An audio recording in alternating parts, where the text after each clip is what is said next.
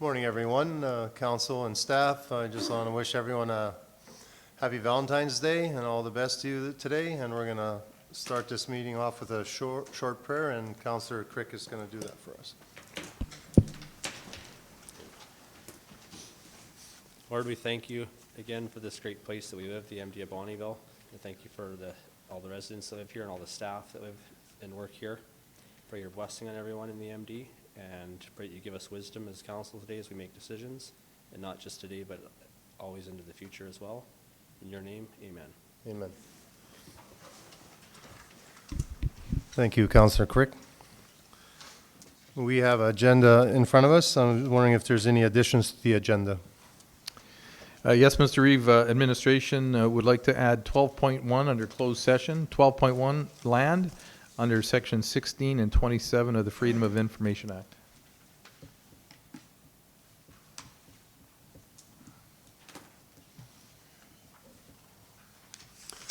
Thank you, Mr. Hogan. Is there anything else? Okay, seeing none, I'll need adoption of the agenda. Okay, thank you, Councillor Slipchuk, for making that motion. Any discussion on that? Seeing none, I'll call for the vote.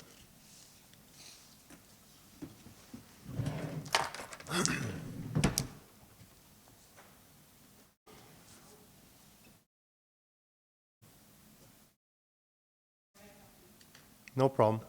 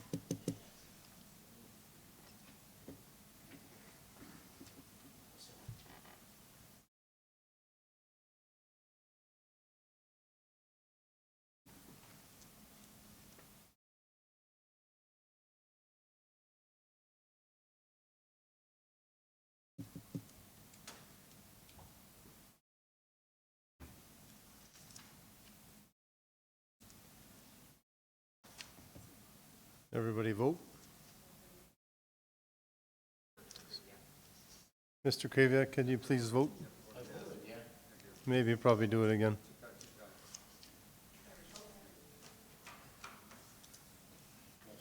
Okay, that's carried. Thank you.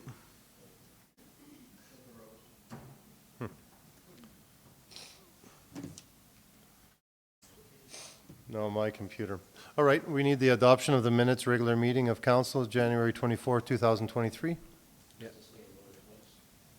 Okay, thank you, Councillor Swaggart, for making that motion. Any discussion on that motion? Seeing none, I'll call for the vote.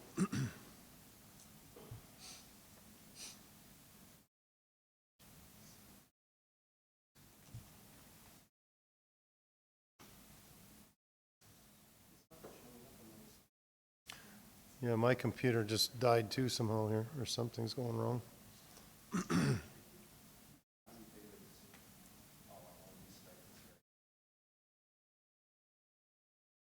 That's carried.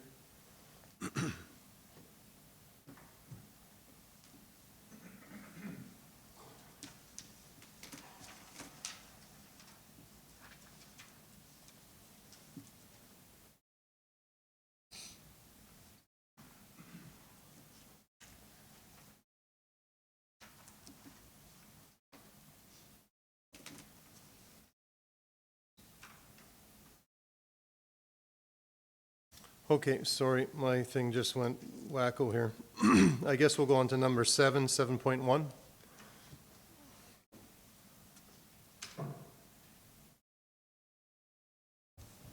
Good morning. Morning.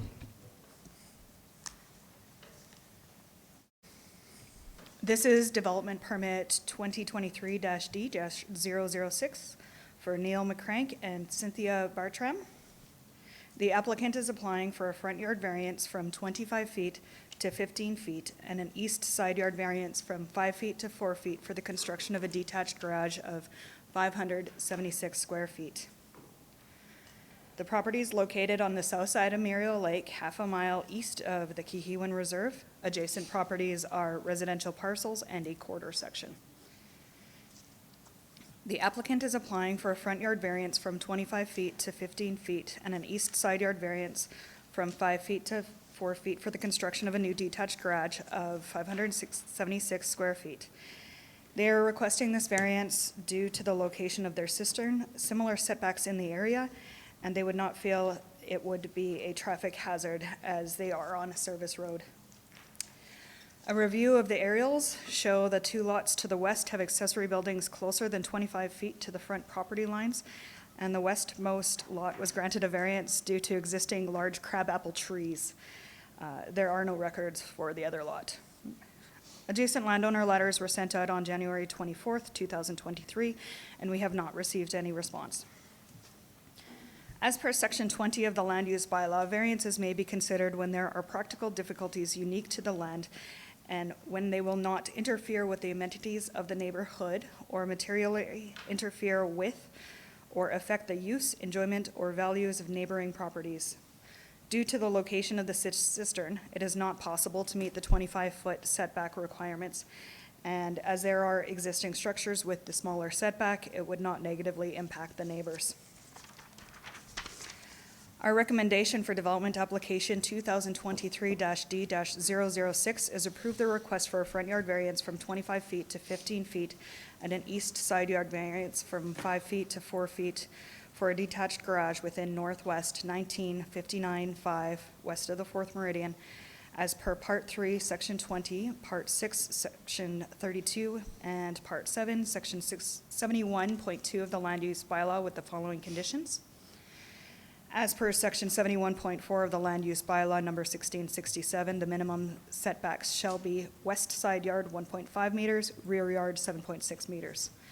An approved building permit is required as per the Alberta Safety Codes Act. Applicable electrical, gas, plumbing, and sewer permits are required as per Alberta Safety Codes Act. Building waste materials shall be contained on site in a waste bin or covered/enclosed trailer as per Section 3 of the nuisance bylaw number 981. As per Section 32 of the Land Use Bylaw number 1667, an accessory building shall not be used as a dwelling. A permanent accessory building shall not be located on an easement or utility right-of-way. An accessory building shall be a minimum of shall be set back a minimum of 2 meters as per fire code regulations from a principal dwelling. Building location to be staked out by an Alberta Land Surveyor, CET, or other approved designation in Alberta and submitted for approval by the MD of Bonnyville prior to the commencement of construction. Upon foundation completion, but prior to inspection, an Alberta Land Surveyor building certificate shall be provided to the Development Authority. Thank you. That was a mouthful. Yeah. Yes, go ahead. Yeah, I'll make the recommendation, or the motion that we, council approves the development permit as recommended by the staff. Okay, thank you. Can we put it up on the screen? Robin, I'm gonna have to get IT. My thing just crashed there again for some reason.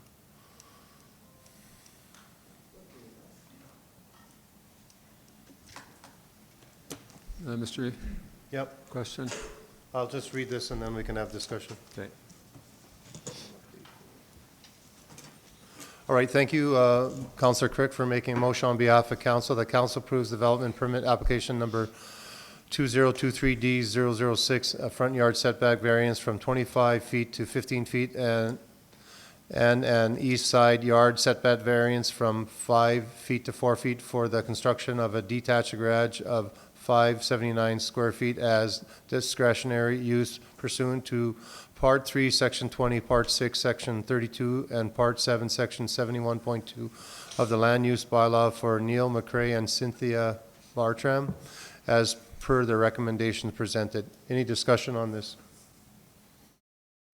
Yes, Councillor Swaggart. Just had a question about the, I'm not too concerned about the front yard setback because you've made the point that other residents have that same setback. I'm just wondering about the side yard setback. It's not a lot, but to go from 5 feet to 4 feet, I'm not sure what the reasoning was? Or with the, like, why? Just to provide extra clearance from the driveway. Provide extra clearance from the driveway.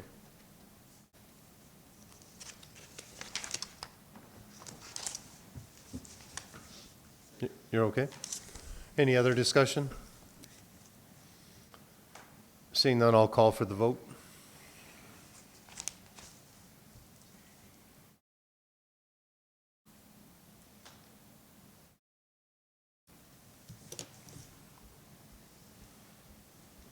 What did I do wrong?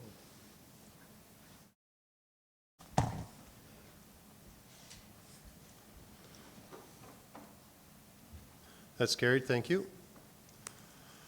On to 7.2, please. This is development permit 2023-D-011 for W. Rick McCarthy and Margot Falara. The applicant is applying for a front yard variance from 125 feet to 63 feet for the renovation and construction of a secondary suite. The property is located 2,000 feet north of Township Road 632 and Range Road 461 at the end of a road allowance ending in a lake. Adjacent properties are quarter section remnants, one with residence. The applicant is applying for a front yard variance from 125 feet to 63 feet to convert the existing house into a shop with a secondary suite. This will enable the landowner to construct a new house on the land and utilize the existing. The suite will contain one room, one bathroom, one kitchen/dining/living room, and is 972 square feet. This complies with Section 59 for secondary suites. Adjacent landowner letters were sent out on January 24th, 2023, and we have received no responses. As per Section 20 of the Land Use Bylaw, variances may be considered when there are practical difficulties unique to the land and when they will not interfere with the amenities of the neighborhood or materially interfere with or affect the use, enjoyment, or value of neighboring properties. This house was constructed in approximately 1965 and is located after the road allowance curves away from the property. The road allowance is unlikely to be developed as it continues on into a lake. Recommendation for development application number 2023-D-011 is approve the request for a front yard variance from 125 feet to 63 feet for a secondary suite within Southeast 2663-6 west of the 4th Meridian as per Part 3, Section 20, Variance Authority, Part 6, Section 59, Secondary Suites, and Part 7, Section 69.2 of the Land Use Bylaw with the following conditions. As per Section 69.6 of the Land Use Bylaw number 1667, the minimum setback shall be side yard 6 meters, rear yard 6 meters. An approved building permit is required as per the Alberta Safety Codes Act. An applicable electrical, gas, plumbing, and sewer permits are required as per the Alberta Safety Codes Act. Buildings waste materials shall be contained on-site in a waste bin or a covered/enclosed trailer as per Section 3 of the Nuisance Bylaw number 981. As per Section 63 of the Land Use Bylaw, number 1667, the suite shall have a minimum floor area of 500 feet. So the suite shall have a maximum floor area of 1,076 square feet. The suite can contain up to 4 rooms, comply with Alberta Building Code and any provincial regulations. Thank you. Just looking for a motion, gentlemen. Just have a question. Yes, go ahead, Deputy Reeve. Good morning. So they're just grabbing a shop right now, they're just converting it to a, to a suite, correct? They're going to be adding on a shop, correct? Correct, okay, thank you.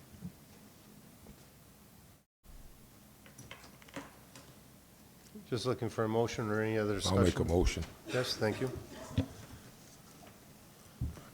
Thank you, Councillor Sipchik. Making a motion on behalf of council that council approves development permit application number 2023-D-011, a front yard setback variance from 125 feet to 63 feet for the construction of a secondary suite as a discretionary use pursuant to Part 3, Section 20, Part 6, Section 59, and Part 7, Section 69.2 of the Land Use Bylaw for W. Rick McCarthy and, sorry, lady, I can't pronounce that name, for Lara, as per the recommendation presented. Any discussion on this motion? Can you say that again? That's the name we wanted. Good job. Very Mr. well Reeve? done, Mr. Kraviak. Any other discussion? Yeah, Mr. Reeve, just a Yes, question. go ahead. I look at the aerial photo, and it looks like a huge area. Is there, that's like 30 acres or 50 acres or something? It's 10 acres. Or it's 10? Yeah. Okay, it looks big. But 10 acres is pretty good size, and there's stuff all over that acreage. I'm just surprised they needed a variance when they've got like 10 acres to play with. Through the Reeve to Councillor Swigert, they want to utilize the existing building. They're adding And on to that building, correct? Yeah. And because it's considered non-conforming, we need a variance granted for them to be able to add to the building.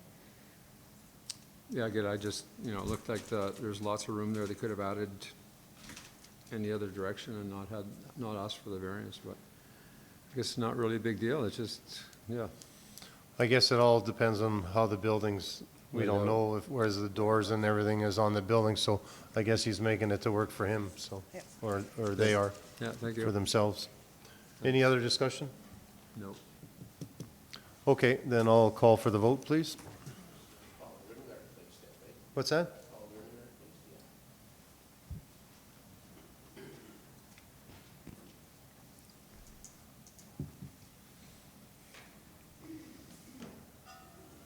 That's carried.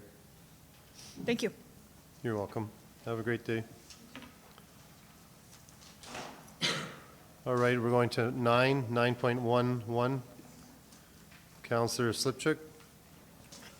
Okay, I'm going to read notice of motion submitted in accordance with Section 17.2 of Bylaw Number 1787, Procedural Bylaw, presented by Councillor Don Slipchuk. This notice of motion is read into the council record on February 14th, 2023. The motion as read will be debated on February 28, 2023. Title: To support Ukrainian refugee families displaced by the Russian invasion of Ukraine. Whereas many Ukrainian families have been displaced by the war, and whereas these displaced families have become refugees and in many cases have immigrated to Canada with no belongings. And whereas we have a vibrant and long-standing Ukrainian community locally that would be a good cultural fit for these displaced families. And whereas the MD of Bonnyville has the resources to assist some of these families with their relocation to Alberta.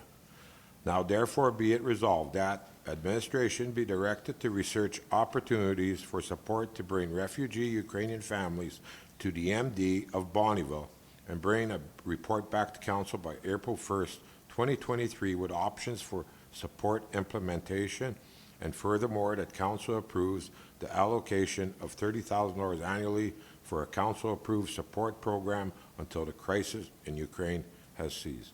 Thank you. Thank you, Counselor Slipchuk. That's for information.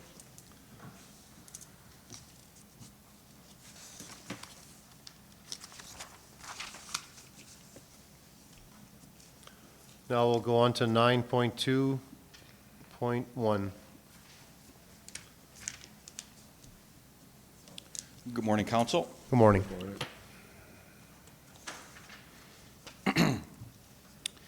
Today, we bring the Corporate Services 2022 fourth quarter quarterly report.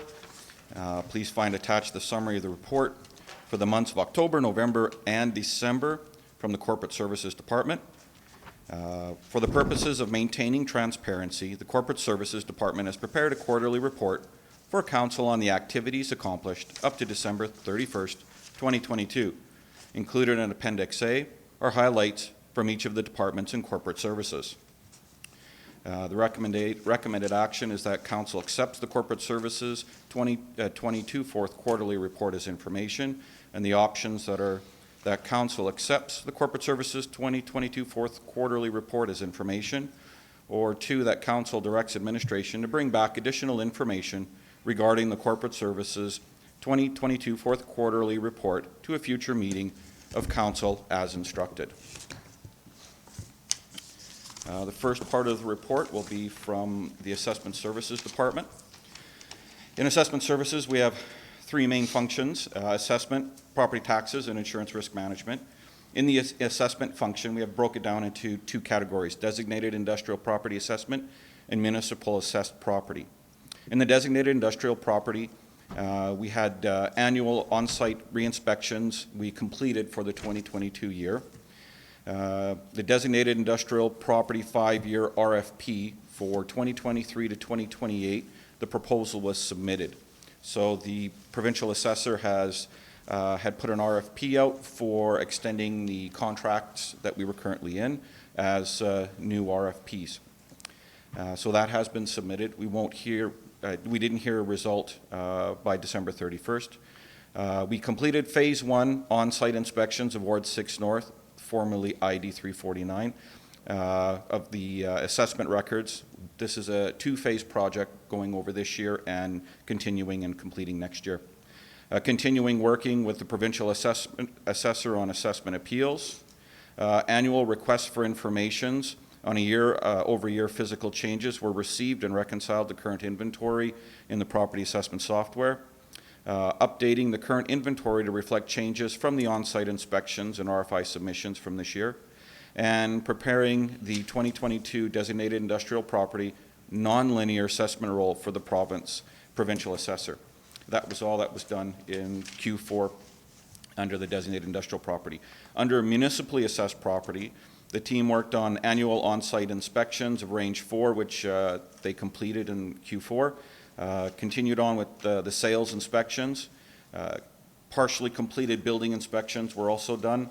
Updating the current inventory in our assessment system to reflect the changes from the on-site inspections, and preparing the non-designated industrial assessment roll, which will be completed for February 28th of this year. In the tax area, the team responded to property owners, lawyers, realtors, bank inquiries, and tax searches and certificates. Dealt with some reprints on tax notices. Also had to update the roll and send out new tax notices for any. The 305, 330 MGA just refers to changes on the assessment roll or the tax roll that's made during the tax year. Monthly property auto paying processing, annual tax notification processing, and preparing the property tax public auction. And on the insurance risk management side, continued coordination with the departments and insurance providers for liability recommendations, annual insurance coverage reviews with departments in preparation for renewal, and renewal always happens in the fourth quarter. Process ongoing insurance claims to adjust and update the existing insurance coverage as required. And the last thing is review the municipal insurance coverage portfolio with all the departments and complete all applications and requirements for the 2022-2023 insurance coverage cycle. Are there any questions? Yes, Councillor Swager. We had, a couple of years ago, the province was going to take over all the industrial property assessments in linear, I think. Is that, you made a comment about that, having an RFP put out for another 5 years. So what does that mean? So what the province, up till 2022, the province had an expectation to take over and do all of the designated industrial property assessments within their team at the province. Through these last couple of years, they've now made the decision that they want to continue on with having some contractors working as they figure the internal processes out with staffing and that. So the existing RFP contracts were expiring Q1 of 2023 for March 1st. So in the latter part of 2022, the provincial assessor put out another RFP for municipalities, ours was one of them, just to try and secure contracted services for at least another 5 years. So that would give them some more time to try and see if they can do internal staffing. That was what this RFP was for, to, at least for our municipality, to have contracted services to do their designated industrial assessments. Did I answer the question? Yeah, so but are we doing any of that? They're not contracting it to us, are they? Currently, we are under contract by them. Okay. We've been for a number of years, and now with the RFP coming out, we put another submission in for the contracted services. Okay, so it's us doing it, or we hope to be doing it, right? We Okay. have got we've got notice that we have been awarded the RFP. What we haven't got so far is the actual official contract or anything like that. That's coming later on in Q1. So we're hoping probably in the next week or so, we'll receive a contract and have that signed, and we're good for another at least 5 years, potentially 8. They can extend it for another 3 years. Thank you. Good. Thank you. Any other questions? Thank you very much. Next will be customer service.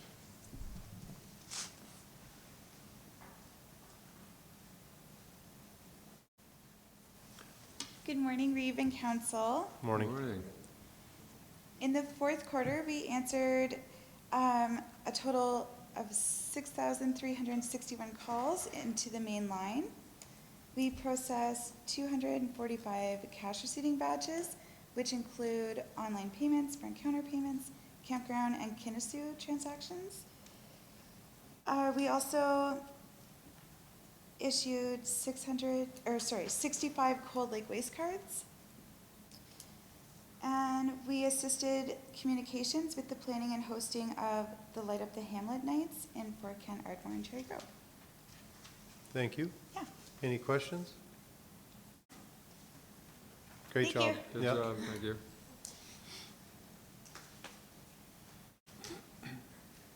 Good morning, Mr. Reeve and Council. Morning. So for fourth quarter, financial activity was as follows. The completion of the 2023 operating budget and the 5-year capital plan, of course, having the approval from council on November 23rd to move that forward. The work in progress tracking, reconciliation, and reporting for all capital projects, just to make sure that we are in balance and everything was accurate. The monthly bank reconciliations and submission of the GST reporting. The billing of the utilities, and including water, sewer, waste, and the bulk water customers. Accounts payable entered 2,362 invoices with a grand total being paid out of just over $40 million. And the receivables, we had invoiced out 380 bills with a grand total revenue coming in for $346,487.06. Any questions? See, no, thank you. Okay, thank you. Have a great day. Thanks.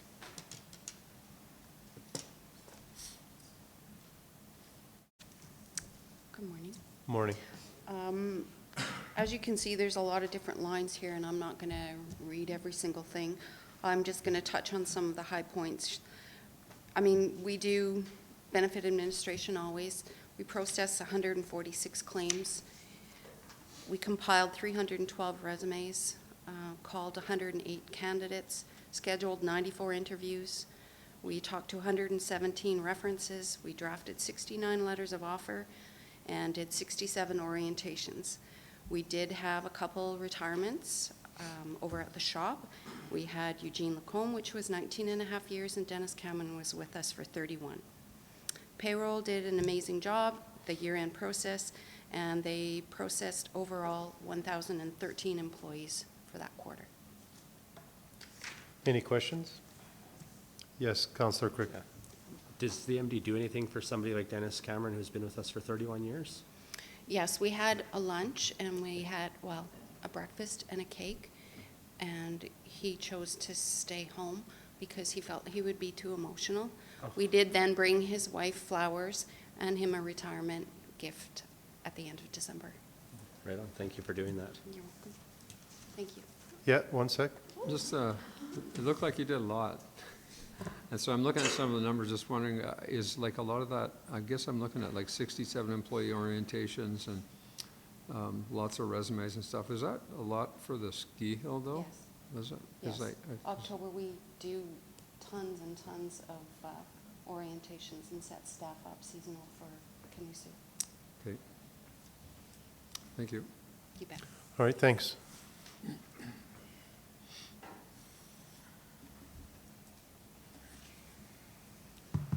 Good morning, Council. Morning. Morning. So in the last quarter of 2022, IT resolved 358 help desk tickets. We've continued to work with departments to migrate SharePoint. That's the file storage. We did electronic bills for utilities with finance. We also set up some new IT equipment and network equipment at the Shaw House. There's a few things I just wanted to touch on. We also recently posted on GovDeals 23 items for auction. Those were new value when we purchased them of about $28,000, and we expect around $3,000 in revenue from that. What else did we have? We did some more upgrades on our phone system internally, and obviously support for BRFA, C2, Glendon. Any questions? Any questions, gentlemen? Okay, thank you. Thanks, everybody. Thanks. Appreciate it. Just probably looking for a motion now from council. Yeah, thank you. Thank you, Councillor Kraviak, for making a motion on behalf of council that council accepts the Corporate Services 2022 fourth quarter report as information. Any discussion on this? All right, I'll call for the vote then.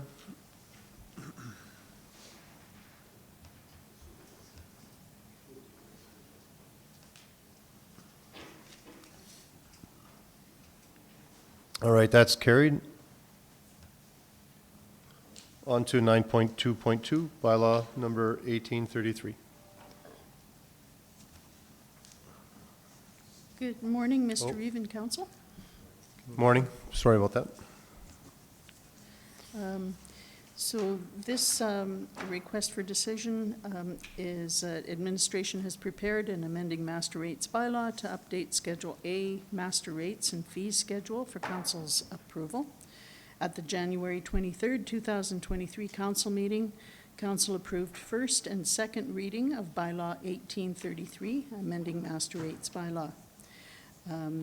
There are several rates and fees that were adjusted as a result of council's approval of the 2023 operating budget on November 23rd, 2022, and this report represents those changes. There are changes made in the transportation area, the waste and resource recovery area, and the water and sewer area. This does align with council's strategic plan and goal number 1.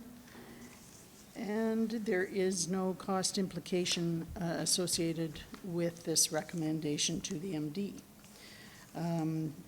The recommended action is that bylaw number 1833, being a bylaw of the Municipal District of Bonnyville, number 87, to amend the master rates bylaw, be given third reading. Thank you. Yeah, Mr. Reeve. Yes, go ahead, Councillor Kraviak. Yeah, I had several calls. Why are we charging for volunteer firefighters when they're volunteering their time? So I'd like to make an amendment to this and to not charge for volunteer firefighters. Sorry, I missed that. Where's that at? If you look under Fire Protection Services Schedule A, manpower, there's full-time, and then beneath that there's volunteer, $35 an hour.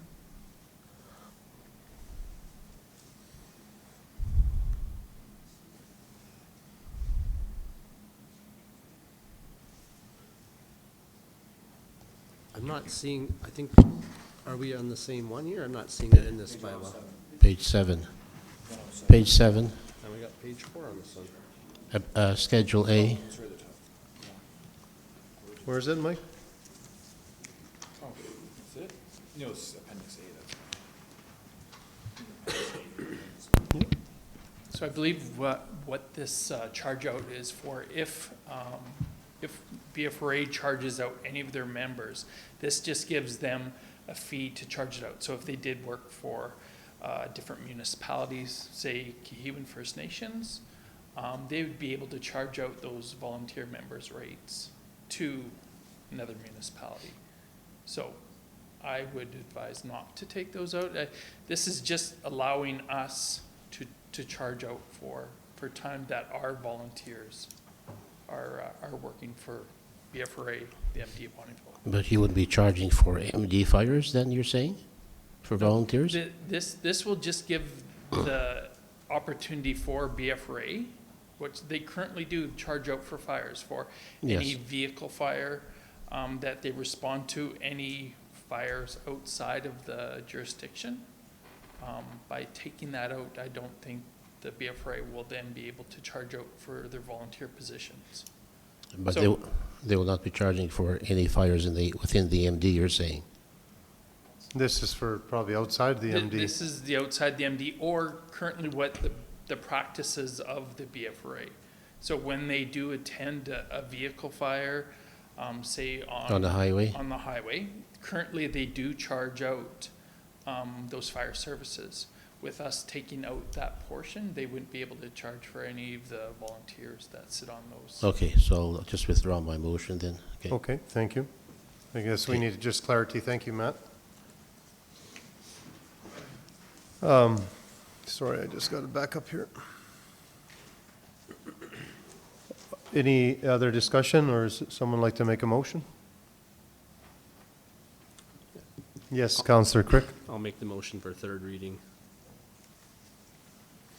All right, thank you, Counselor Crick, for making a motion on behalf of council that bylaw number 1833 being a bylaw of the municipal district of Bonnyville number 87 to amend the master rates bylaw to be given third reading.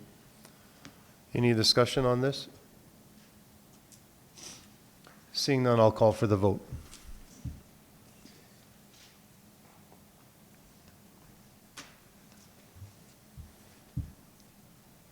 That's carried. Thank you. Thank you. On to policy number 2C023. Thank you, Mr. Reeve. This is RFD recommending that policy number 2C023, the local authorities pension plan policy, be rescinded. Pardon me. Administration is presenting this policy, and it is attached as an Appendix A. As a result of the 2022 audit, policy number 2C023, local authorities pension plan policy, was found to be not in compliance with Alberta Pension Services regulations, which are updated from time to time and are mandatory for administration, for the administration of the local authorities pension plan. A new policy has been drafted and submitted submitted to Alberta Pension Services for approval. The new policy provides guidelines and improved clarity for administration of the LAPP program. Due to its administrative nature, it therefore falls within the scope of bylaw 1120, Chief Administrative Officer bylaw. The policy will be reissued as administrative policy.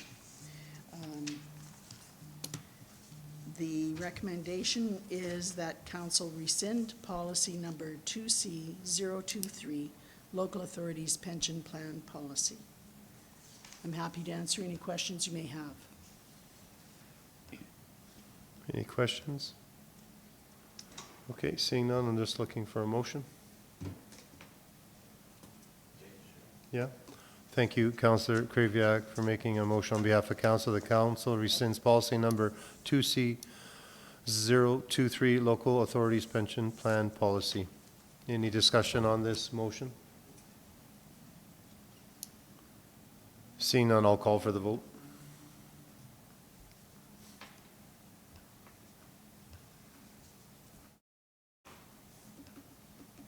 That's carried. Thank you. Thank you.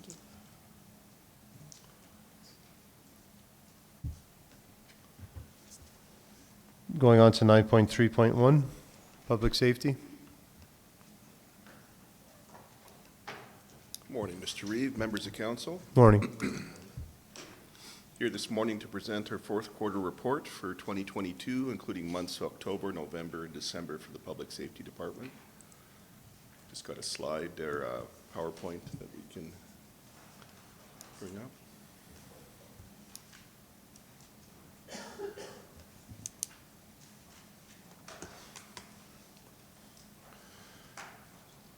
Right, so our first slide includes the patrol volumes. Typical patrol sites include bin sites, landfills, McKinney Ridge, town halls, campgrounds, not so much in the winter, but fire halls and also the greater shops. So you can see landfills and bin sites still remain a large portion of our patrols. Certainly campgrounds are going to get going here shortly as well. We do have partnerships with industry.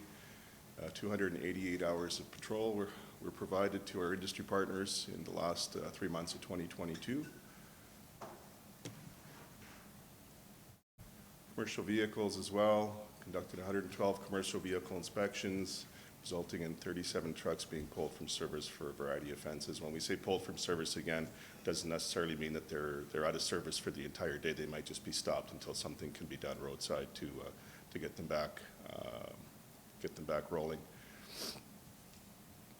3 overweight vehicles were noted, and some of the, again, some images of some of the things that we see. We've got a fuel tank here that's got, looks like some black tape in place of a gas cap. And again, these are all local photos that we've taken from vehicles that we've serviced here. Looks like a crushed airbag as well. There's an oil hub here that's completely empty. Can result in a wheel heating up and eventually coming off. We've got an airline that's broken and leaking air down below this vehicle as well. Sorry about the zoom here. I'm not sure if it's... Got a pitman arm here, the front of a vehicle that's rubbing against a moving tire. So that vehicle is taken out of service as well. Got some loose chains that we see just dangling on the back of a truck, etc. And this structure there was not tied down in any way. It's just sitting in the back of a trailer. Again, these are just from the 3 months that we're talking about. So in regards to the commercial vehicle, we just actually delivered a presentation to an oil field company. We went and talked to their group of fluid haulers. We were invited to attend and gave them a bit of a presentation on what kind of things we're seeing and what we're looking for. So we do have that educational component as well. We are available. We've offered ourselves to a number of different agencies or organizations to come and speak to their staff. So as far as tickets went during that quarter, 453 warnings, 270 provincial tickets. The ratio is definitely much closer than it once was, and 15 bylaw tickets over the quarter. We've got patrol hours, kilometers driven, and number of visits per ward, also per hamlet and per community. Total of 54,436 kilometers driven in this quarter, 4,400 visits to these specific areas, and over almost 1,300 hours spent patrolling these areas. Does anybody want to continue to see that? If I'm going too fast, please let me know. Some of our statistics, dog control and livestock, fairly steady here. Nothing really jumping out. The only one that was a little interesting was a drop from 14 to 5, but I'd suggest that maybe 2021 was the blip more so than 2022. So fairly steady as far as the volume of calls that we're getting. Petty Trespass Act. Only 4 trespass incidents reported within the MD, and then we've got our community standards, which during the winter time is actually very, very slow. We don't deal with community standards or unsightly properties very much in the winter time. Dog safety. 29 dog complaints, 10% fewer than the same time last year. And we're looking for the new consolidated public safety bylaw. It's going to look at increasing some of those fines that have been around at their present number for quite a few years. We're trying to increase that a little bit, see if we can get a little bit more compliance through dog ownership. And then finally, the resource officers delivered 440 presentations to over 9,800 students. We service 23 area schools and 3 school divisions. And additionally, some joint force operations, or JFOs as we call them. There were 18 law enforcement related projects, files, or investigations, and those numbers are actually continuing to climb. I'm just looking at our numbers for last month, and they're looking quite nice. We've got lots of partnership going on out there. That's the report. Any questions? Yes, Councillor Crick. Yeah, right at the very top of your presentation there, the preventing crime slide, it shows the graph, the pie chart with all the different things there. Do you know what percentage or is a comparison as to overall, like all the patrols you do that, because this is all the MD facilities on this chart, right? I'm just wondering what percentage of your patrols and stuff are to the MD facilities as opposed to, say, the road patrols and other stuff that you would do? Well, everyone, I don't have an exact number. What I can give you is anecdotal information. And what I can tell you is that as we're traveling to these bin sites and that kind of thing, we focus on traffic. We look for violations or equipment problems, that kind of thing, and we do some educating and also some enforcement in that regard. Concerning, like, I'm not sure what else we would be patrolling. You know, private residences for crime prevention patrols. You know, we don't really do that. We do the visibility piece, but you know, we don't go onto people's homes anymore to deal with property inspections or anything. The vacant home check program, that's been eliminated. So I'm not sure if I'm answering your question adequately. I'm not sure either. Do you want to rephrase it or in some way, and maybe I can give it another shot? Yeah, it looks to me like this chart here, if I add up all those percentages, I get 100% of your time, right? But I Yes. realize that's not 100% of the time right there. That's only, I don't know what percentage of that time is doing these patrols here. Yeah. Right. And I'm wondering what percentage of the peace officer's time is doing what's shown on this pie chart. Well, as I said before, so when we're going to do these things, we're actively dealing with enforcement on the way, so there is a blend. Basically, what you're seeing here in this pie chart is we have certain locations in the MD that are geo-fenced, right? So when you're outside of that area, you're not necessarily calculating that time. This is crime prevention. These are specific patrols that are, so as soon as you cross a geo-fence line into a marker, for example, we have our bin sites geo-fenced. So as soon as an officer crosses an invisible line via GPS, it triggers an entry into that area. And then we can also see how long they've been in that area and how many times they've been in that area over a set period of time. So what we're seeing here is just the information that you're ready, you know, it would total 100%, but it certainly isn't 100% of our time because it's just the time that we're spending in that geo-fenced area. I hope that makes sense. Yeah. The rest of it, we're in between those geo-fenced areas on our way to a call or on a traffic project or something along those lines. Mr. Reed? Yes, go ahead.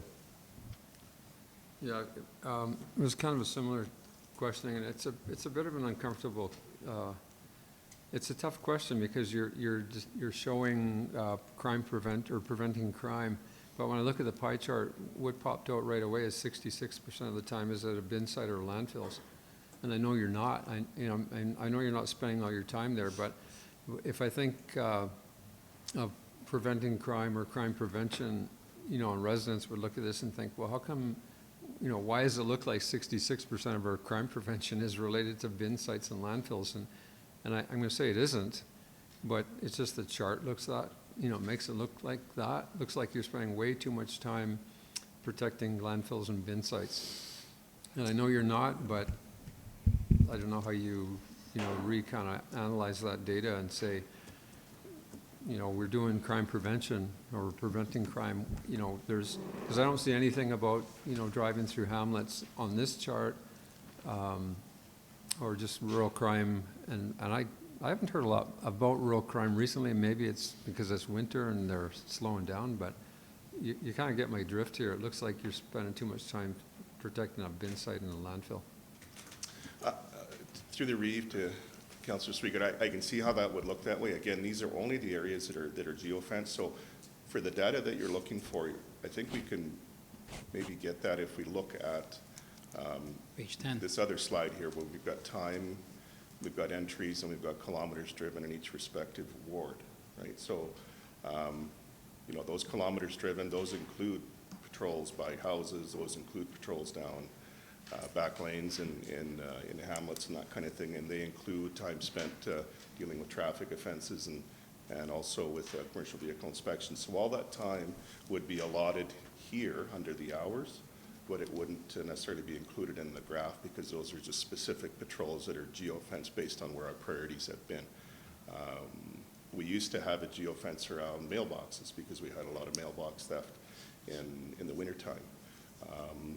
Additionally, geofencing town halls, you know, community halls and that kind of thing. So we sometimes sit. We'll sit in a parking lot for a while because that's part of it. We need to be seen that we're actually paying attention to the bin sites and that kind of thing. So, and the other thing that we have to remember too is that we do have criminality at the bin sites, and we do have other issues as well at the landfill. We've had people drive through our landfill gates. We've had people come in and steal and pillage through some of the rubbish. So we do have criminality there, and we have people working by themselves sometimes, you know, away from others. So that's one of the reasons why it's on the list of patrols. Thanks. Very good. Yeah. Yeah, Deputy Reeve Fadeo. No, I was just saying that like everything is on page 10, it is Yeah. detailed there.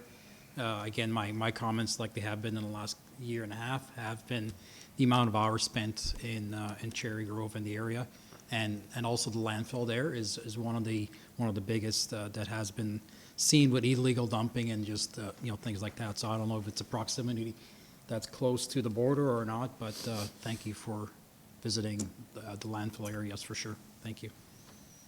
Yes, thank you. Councillor Slipchuk? Yeah, just focused on the kids slide there, the school resource officer. Last year, we did 440 presentations. Going forward this year, because of our cutback, what do you foresee us dropping that, or do you have that figured out yet? Yes, through the Reeve to Councillor Slipchuk, we have had to make some adjustments to the SRO program. I look forward to bringing in a presentation to council in the next 30 to 40 days with a bit of a you know, a breakdown Update? of what we've had to do. Yeah, we did have to make some changes. Okay. Absolutely. Thank you. Any other questions? Okay, just looking for a motion. I'll make a motion to Okay. accept as information. Thank you, Councillor Slipchuk, for making a motion on behalf of council. The council accepts the Public Safety 2022 fourth quarterly report as information. Any discussion on this? Seeing none, I'll call for the vote.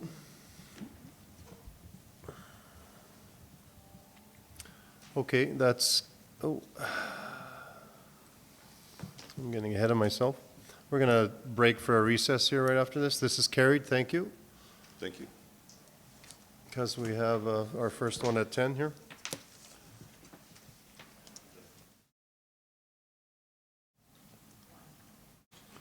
Okay, welcome back. We now have a delegation from the Bonneville Health Foundation.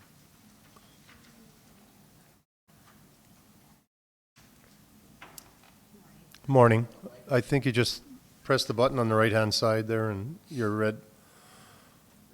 There you go. Perfect. Oh, it's red on my side now. This is my first time here, so good morning. Reeve Klinsky and councillors, my name is Dawn Weber. I'm the Executive Director for the Bonneville Health Foundation. Thanks for taking the time to hear a little bit about the foundation and the growth that we've had over the last few years and what we have on the horizon. So to start, I would like to just fill you in on my role with the foundation.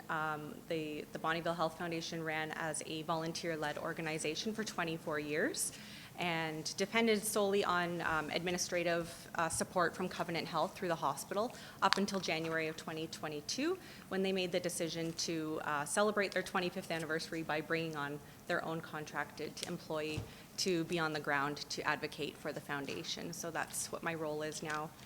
I also wanted to give you kind of an umbrella overview of the foundation and its work, because it has grown over the past decade, and we've taken on some new funds, so I want to make sure that you know all about the funds that we care for. So our area of greatest need at the Bonnyville Health Foundation continues to be supporting our local hospital with purchases of new hospital equipment, funding programs, and education within the hospital. And those are all given to the hospital based on grant requests that we receive on an annual basis now every June to our board of directors. Underneath our area of greatest need, we also care for the funds for the Bonnyville Community Cancer Clinic, and that is one of the funds under our umbrella. We currently are caring for approximately 100 patients per year with chemotherapy and immunotherapy in our clinic at the Bonnyville Health Center. One of our other funds is the Tyler Chislett Memorial Fund, and that is our fund that cares for local mental health initiatives. We have some great collaborations right now with the Hive Youth Group, and we also have a really great program called our Comfort Kit program, where we're providing kits that are made up of items that can comfort people in moments of distress that may affect their mental health at the hospital.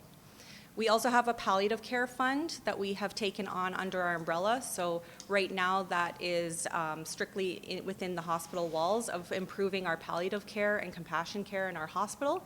But we are looking at some growth in the future to try to expand palliative care funding within the community. And lastly is our long-term care department, and that is the department where we care for our seniors. We currently have 30 residents in our long-term care department at the hospital, and it's our goal to continue to improve the dignity that the care is given to our seniors at our hospital as well. So just wanted to summarize all the funds that we take care of under our registered charities umbrella, and remind you that our board has a very strategic plan with our calendar of events that we currently have set out until 2024, and any requests that fall under our umbrella for those causes will come to you from myself or on letterhead from the Bonnyville Health Foundation. There are lots of well-intentioned individuals in the community that host third-party fundraisers on behalf of those funds that are under our umbrella, but if they are from the foundation, they will come directly from us. So on to today's request. As you know, it will have been 4 years that we have been able to host a hospital gala by the time we host in 8 weeks on April 15th at the C2 Center. So we're really excited to bring our hospital gala back to the community, and the community is also excited. We sold out 700 tickets in 15 minutes on December 1st. So this is a very anticipated event. We did have some ups and downs since 2020. Our 2020 gala was canceled 12 days before the event, so we suffered some losses there with vendor deposits, and we made a quick recovery in 2021, and then when I joined the team in January of 2022, we went back to the drawing board to develop some fundraisers that weren't solely dependent on having an annual gala, but we are excited to bring this one back. So we are bringing this back as an exciting theme, A Night in the Emerald City being where the Wizard of Oz lives, and we're going to have some creativity and theatrical elements to this event to make sure that it's something that really resonates with the community and motivates them to give to the causes that we take care of. We'll also be using this gala as a platform to help educate our community on those funds that I spoke of, so that our entire community is aware of the funds that we take care of and all the different areas that they're able to contribute toward different areas of health that are meaningful to them. So what we are asking for is a Ruby sponsorship from the MD of Bonnyville in the amount of $10,000, and this will surely be an investment toward this event and help us use it toward creating even more funds for the hospital, the area of greatest need, and also we will be raising funds that night for all of the other areas that I've mentioned as well. I'm happy to answer any questions about the foundation itself or the event that we have coming up. Councillor Swigert? Yeah, thanks. Just a question about the equipment. You say state-of-the-art equipment, but what actually do you need? What do we need? Currently, our upgrade that we're working on right now is replacing the bassinets in the maternity ward. So bassinets run for about $5,000 a piece, and they need 8 for the maternity ward. So that's our current equipment upgrade. The bassinets that are currently in the hospital are from the 1960s. So this will be a real modernized style of bassinet that encourages moms and new babies to be able to stay close together. And the materials that it's made from, actually the baby can be rested in it without being wrapped in blankets, because it absorbs the body heat, and it's safe for babies to be put in right away. So that's one example. We also have on order right now a vein finder for our ER. A vein finder runs around $12,000 to purchase, and this will make it easier in the emergency department for patients that have veins that are hard to find for emergency IV use. Thank you. Welcome. Any other questions? Well, thank you on behalf of the MD for coming out and doing this presentation. Thank you. Yeah, have a great day. Thanks. Just looking for a motion now, council. I'll move that we accept it as information and direct the administration to bring back more information at a later date. All right, thank you, Councillor Crick, for making a motion on behalf of council. The council accepts the presentation from the Bonneville Health Foundation as information, and furthermore directs administration to bring their requests for funding support to a future meeting of council for consideration. Any discussion on this? Yes, Councillor Did we buy a table or 2 tables for this yet, or I'm not sure where we're at with that?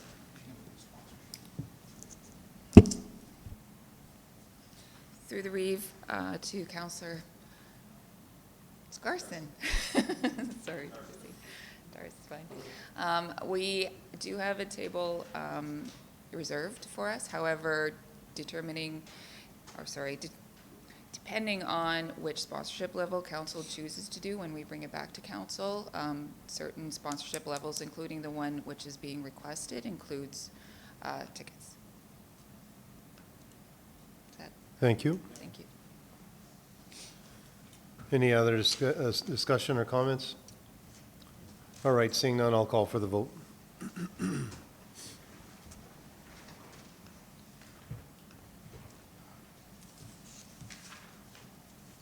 That's carried. Thank you.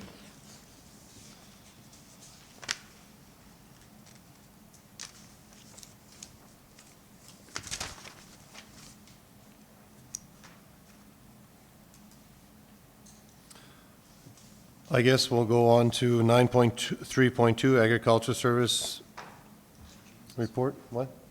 Oh, is James, is that our next delegation? Oh, I thought you guys were together. I apologize. Mr. Reeve, Yes. we do have one member of that delegation joining virtually, and they are not Ready to go? We haven't connected with them yet. Okay, so give me a notice. So we'll do the report here, and then we'll see if we hook up.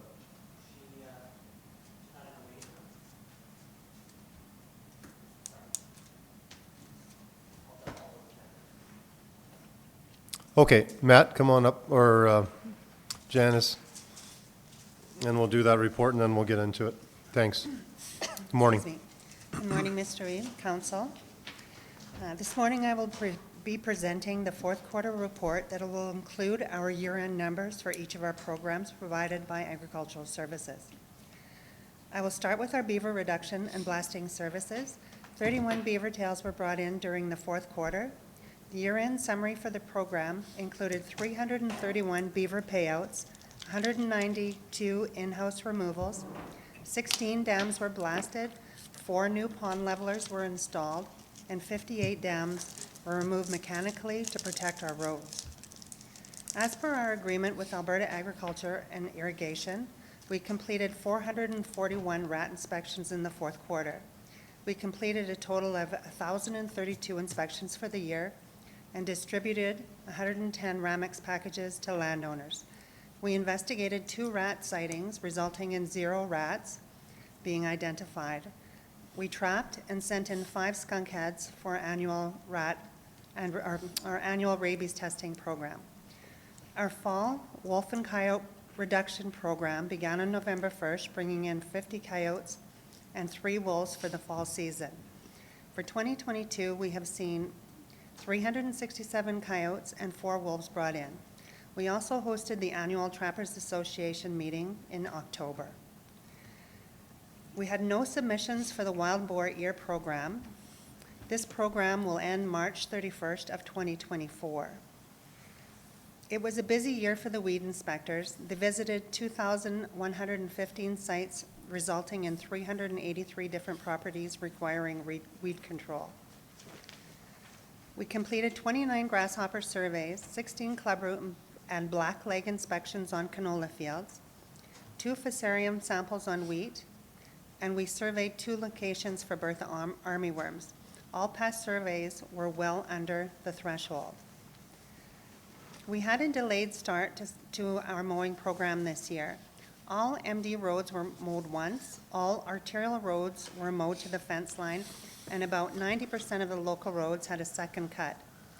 With the dry late season, there was not enough growth to justify the cutting of the last 200 kilometers. The subdivision mowing completed 2 cuts on all subdivisions, 3 cuts on all of the hamlets, greater shops, MD border signs, and the tree farm. The MD yard and airport were mowed every 2 weeks throughout the growing season.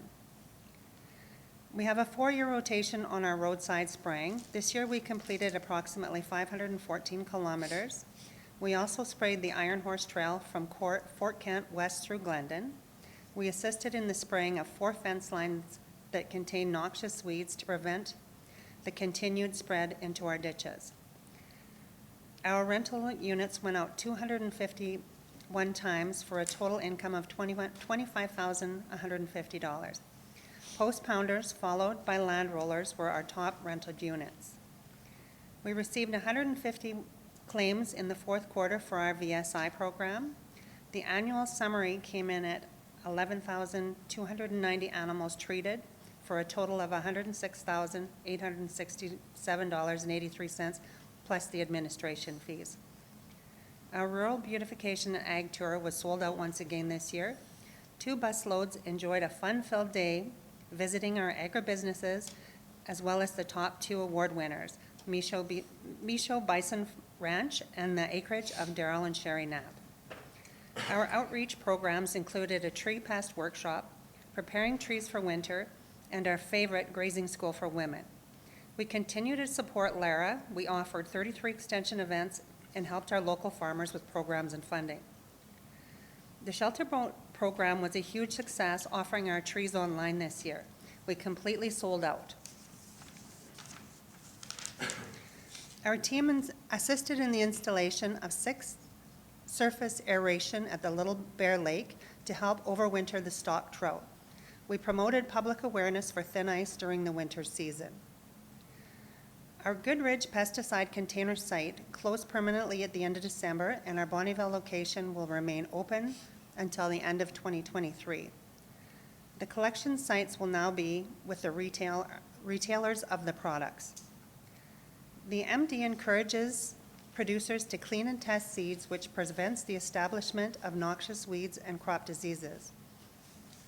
The Bonnyville Municipal Seed Cleaning Plant passed its annual audit this year with a score of 94.45%.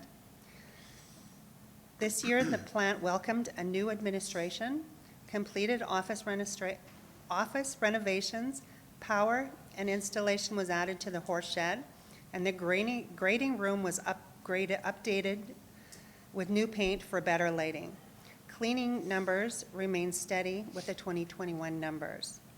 I'm now happy to answer any questions. Councillor Slipchuk? Yeah, you mentioned that you got 16 clubroot and blackleg on canola this past time. Has it gone up every year? Is it going up, or are we getting control of it? In 2023, we lowered the number of fields we have been inspecting. We used to inspect all canola fields, and clubroot is spreading at the rate of about 10 miles a year. The 16 we inspected were not positive cases, but we do expect it still to be spreading. So what's our course of action we could take that we can help prevent that or educate the landowners? Or? Yes, each year we put on a clubroot information course, and we talk to all the producers on good rotations of their crops. Okay. Thank you. Any other questions, gentlemen? Yes, Counselor Swaggart. Thanks, Janice. I'm just curious, I sit on the Municore board, and this is maybe out of your wheelhouse or whatever, but when the water line was put through, part of the completion of that water line from Cold Lake to Bonnyville was to make sure that trees were planted back. And so I'm not sure what we have heard about this, but when the contract ended, they had planted some trees, but a lot of them just died because they were just small trees put in and weren't watered and died. But there was like $64,000 or something that was supposed to go back to Municore to help replant trees or whatever. I just wonder if the MD knows anything about kind of the area within the MD that Municore may be looking at trying to get trees back in, and if we had any input at all in kind of helping them. I'm not sure.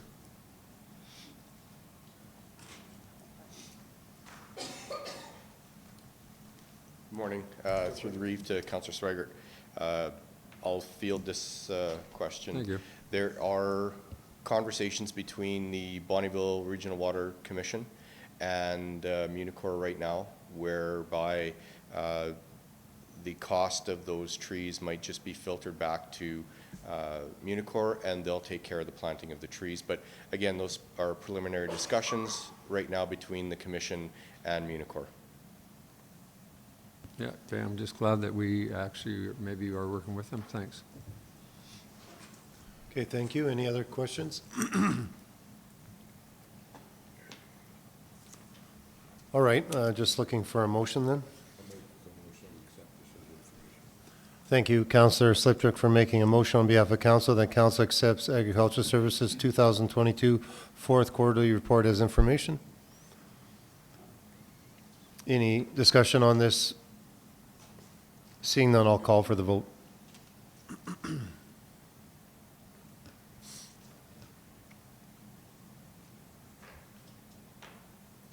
That's carried. Thank you. Thank you.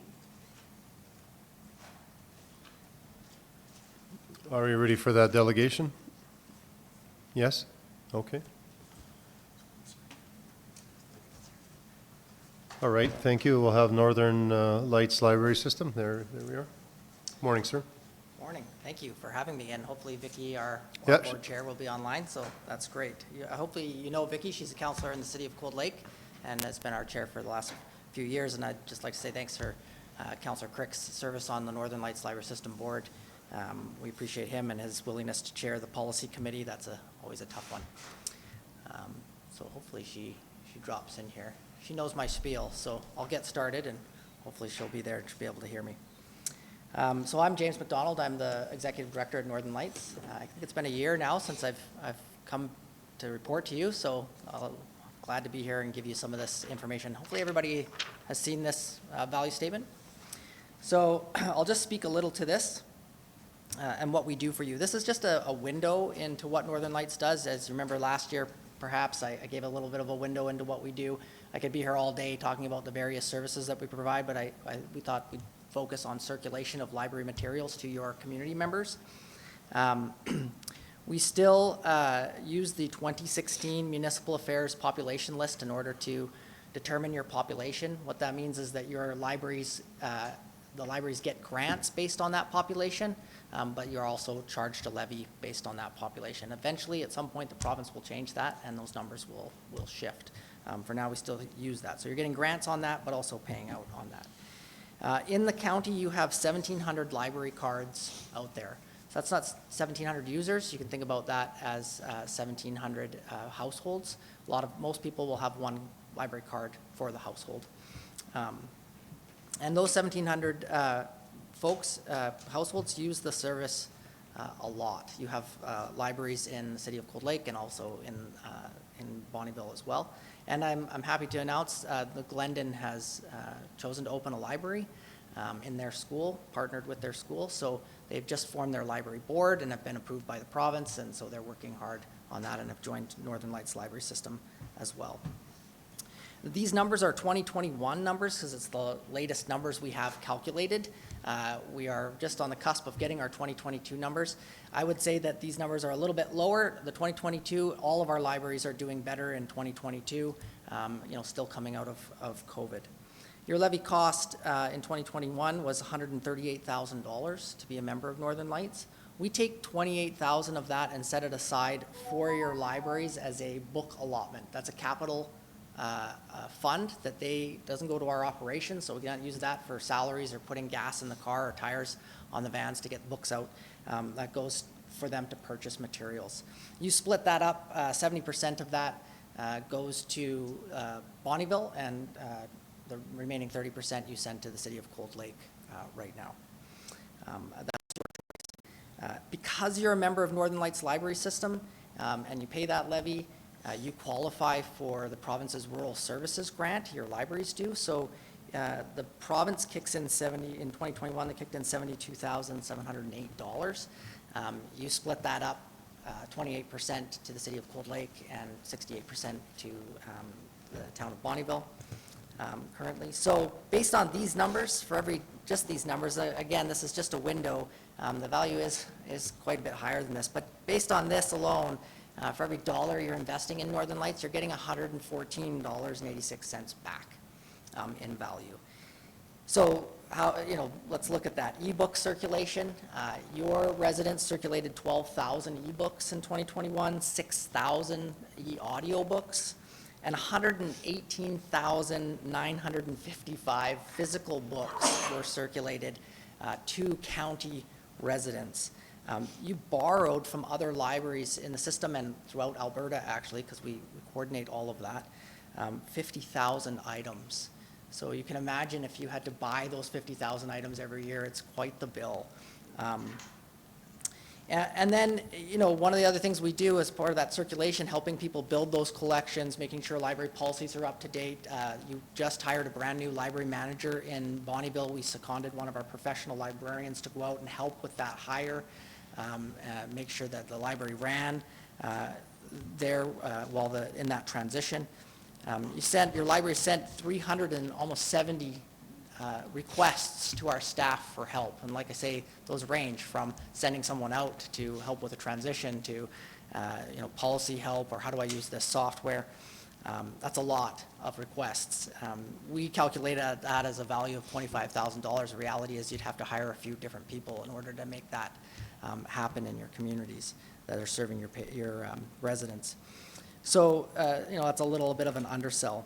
But really, ultimately, the value from this is $4 million worth of value going back to your communities as a result of your membership.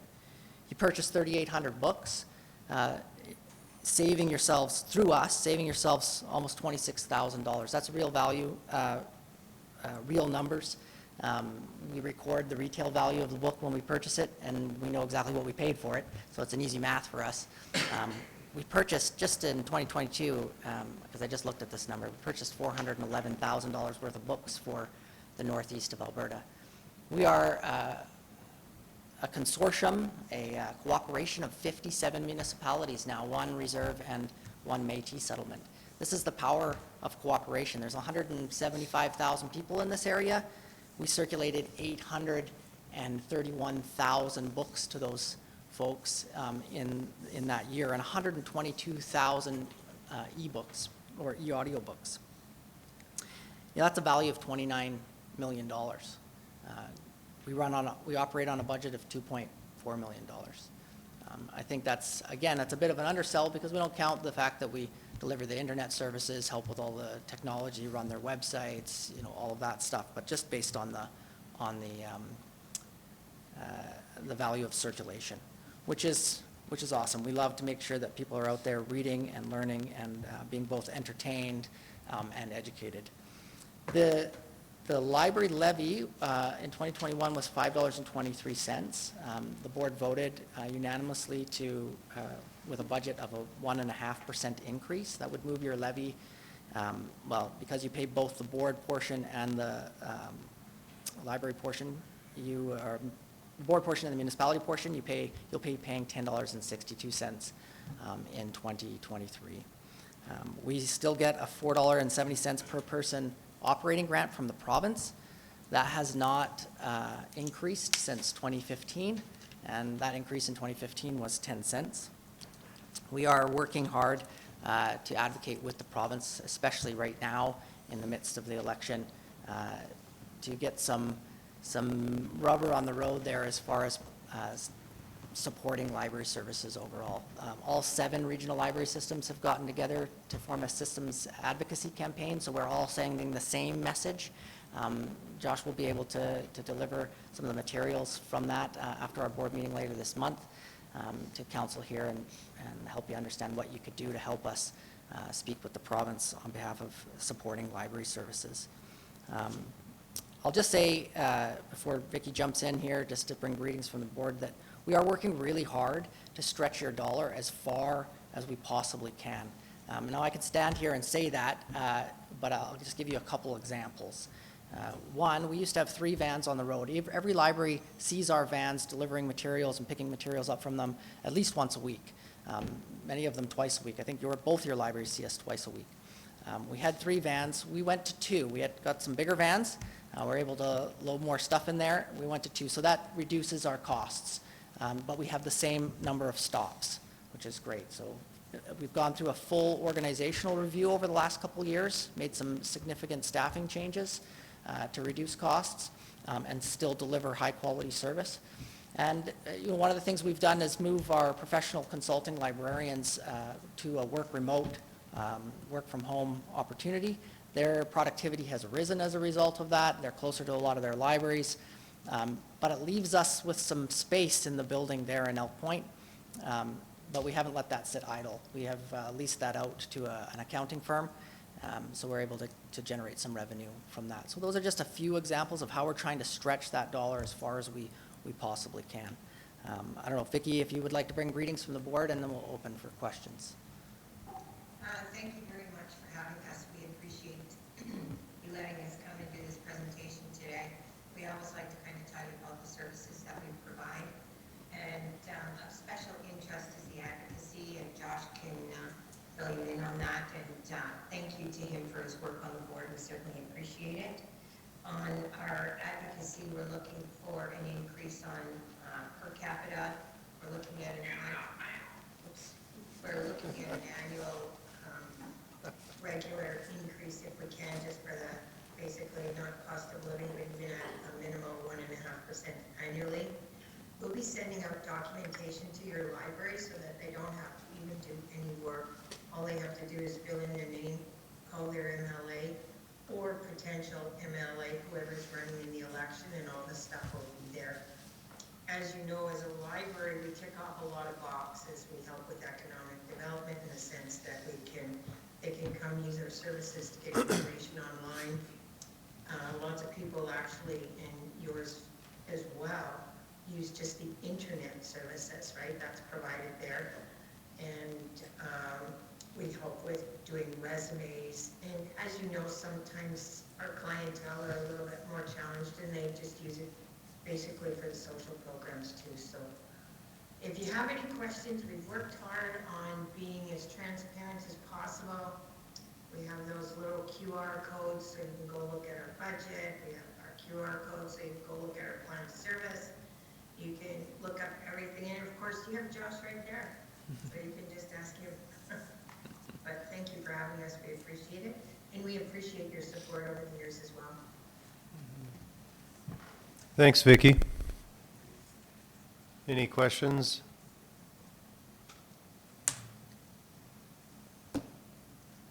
Thank you for your presentation. Appreciate it. Thanks, Vicki. Have a great day there in Cold Lake. Thank you very much. Same to you guys. Bye now. Bye.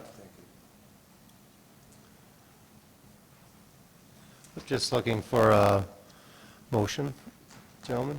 Yeah, okay.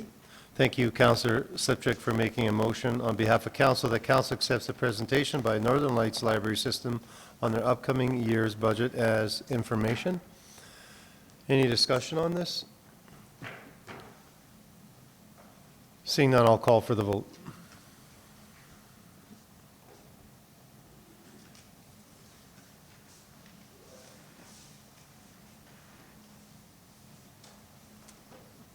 That's carried, thank you.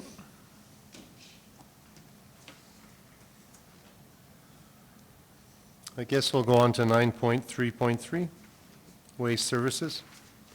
Morning. Good morning, Council. I'm here to present the fourth quarter report for the Waste Services Department. Starting off, here's a list of the landfill visitors to each of the sites over the quarter. At Ardmore, we had 2,779, Fort Kent, 1,491, Goodridge, 284, Hilda Lake, 1,057, LaCorey, 1,311, Mirror Lake, 176, and Therian, 730, for a total of 7,828 landfill visitors, which is down 33.9% overall from quarter three.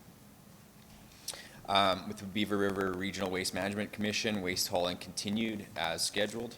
The new compactor trailer to service the transfer bins at the MD landfills was still undergoing modifications.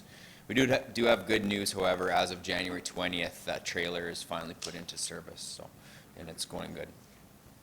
Also in the fourth quarter, administration continued working with the City of Cold Lake to develop a charge account so MD residents could drop off their bagged household waste and recyclables at the City of Cold Lake landfill.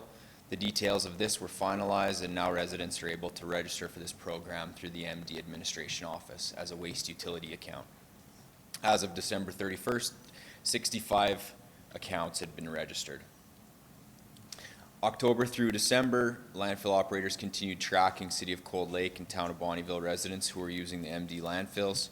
We were doing this tracking to gather data to report back to the Waste Reduction Committee about the percentage of landfill users who are not MD ratepayers. In October, the deteriorated asphalt of the Cherry Ridge bin site was resurfaced with recycled asphalt from the yard. By resurfacing the site with recycled asphalt, the project cost approximately only 5% of what it would have cost if we would have repaved that site. This was the third site we completed work on in 2022, following Murray Lake and the North Shore Heights bin site. In November, the Murray Lake West bin site on Township Road 601A was permanently closed as the site was located on private property and the new owner had other plans for the 124-acre parcel. Signage was placed at the site directing residents to use the town landfill or the model developments and Muriel Lake South bin sites. In December, the Alberta Recycling Management Authority, otherwise known as ARMA, received a ministerial order to extend the electronics recycling pilot project, or e-pilot as it's referred to.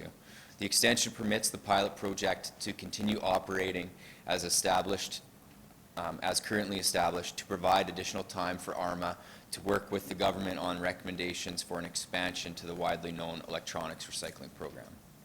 What this means for us is we will continue to accept over 600 types of electronic items for recycling at our sites.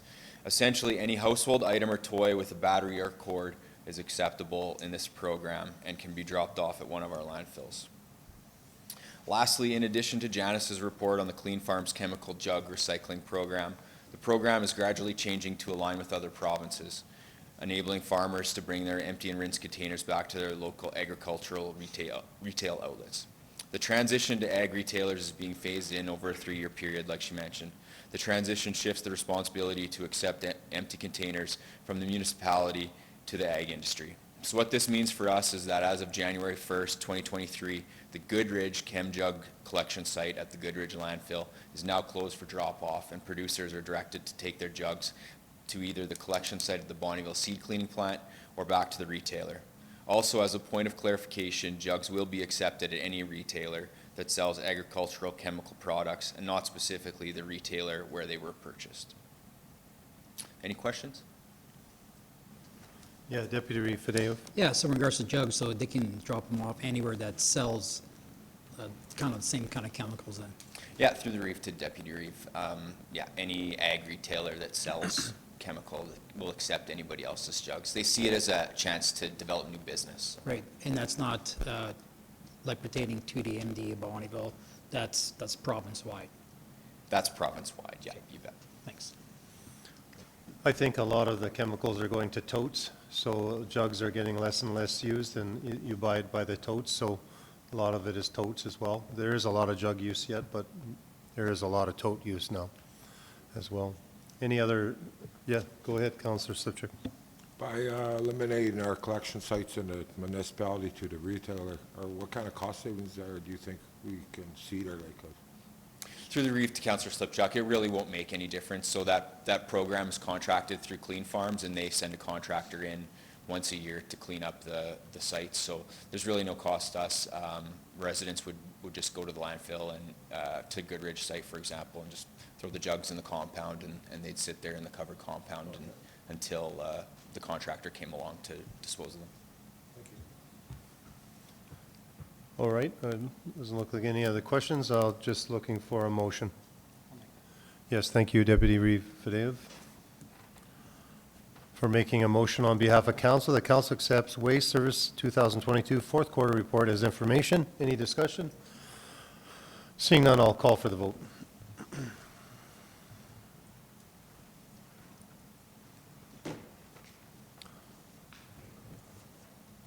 That's carried, thank you. On to 9.3.4.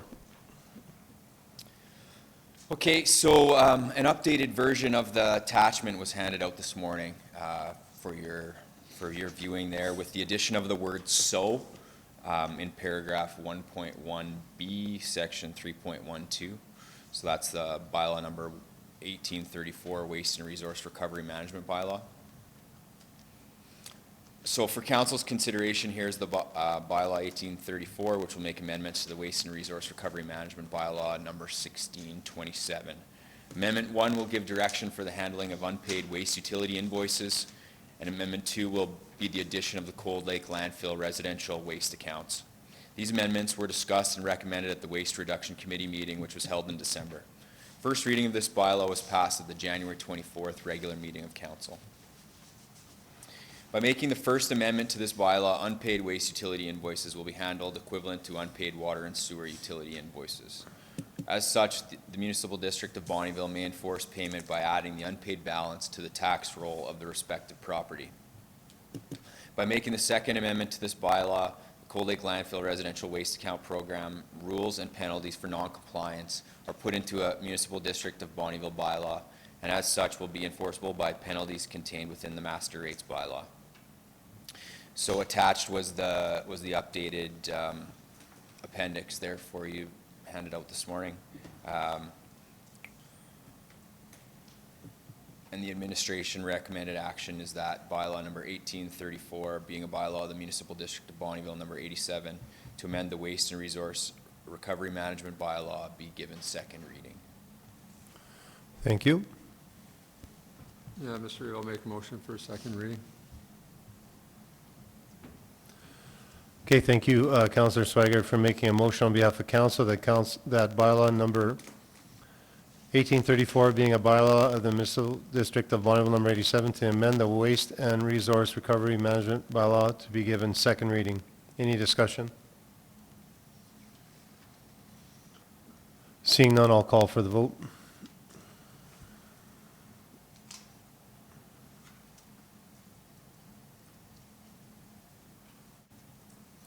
That's carried, thank you.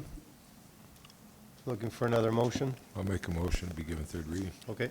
Thank you, Councillor Slipchuk. On behalf of council, that bylaw number 1834 be given third reading. Any discussion on this? Seeing none, I'll call for the vote.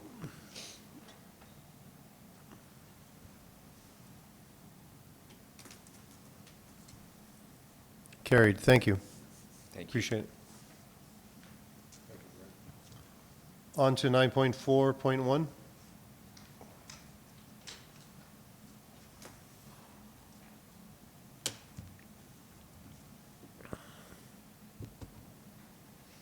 Good morning.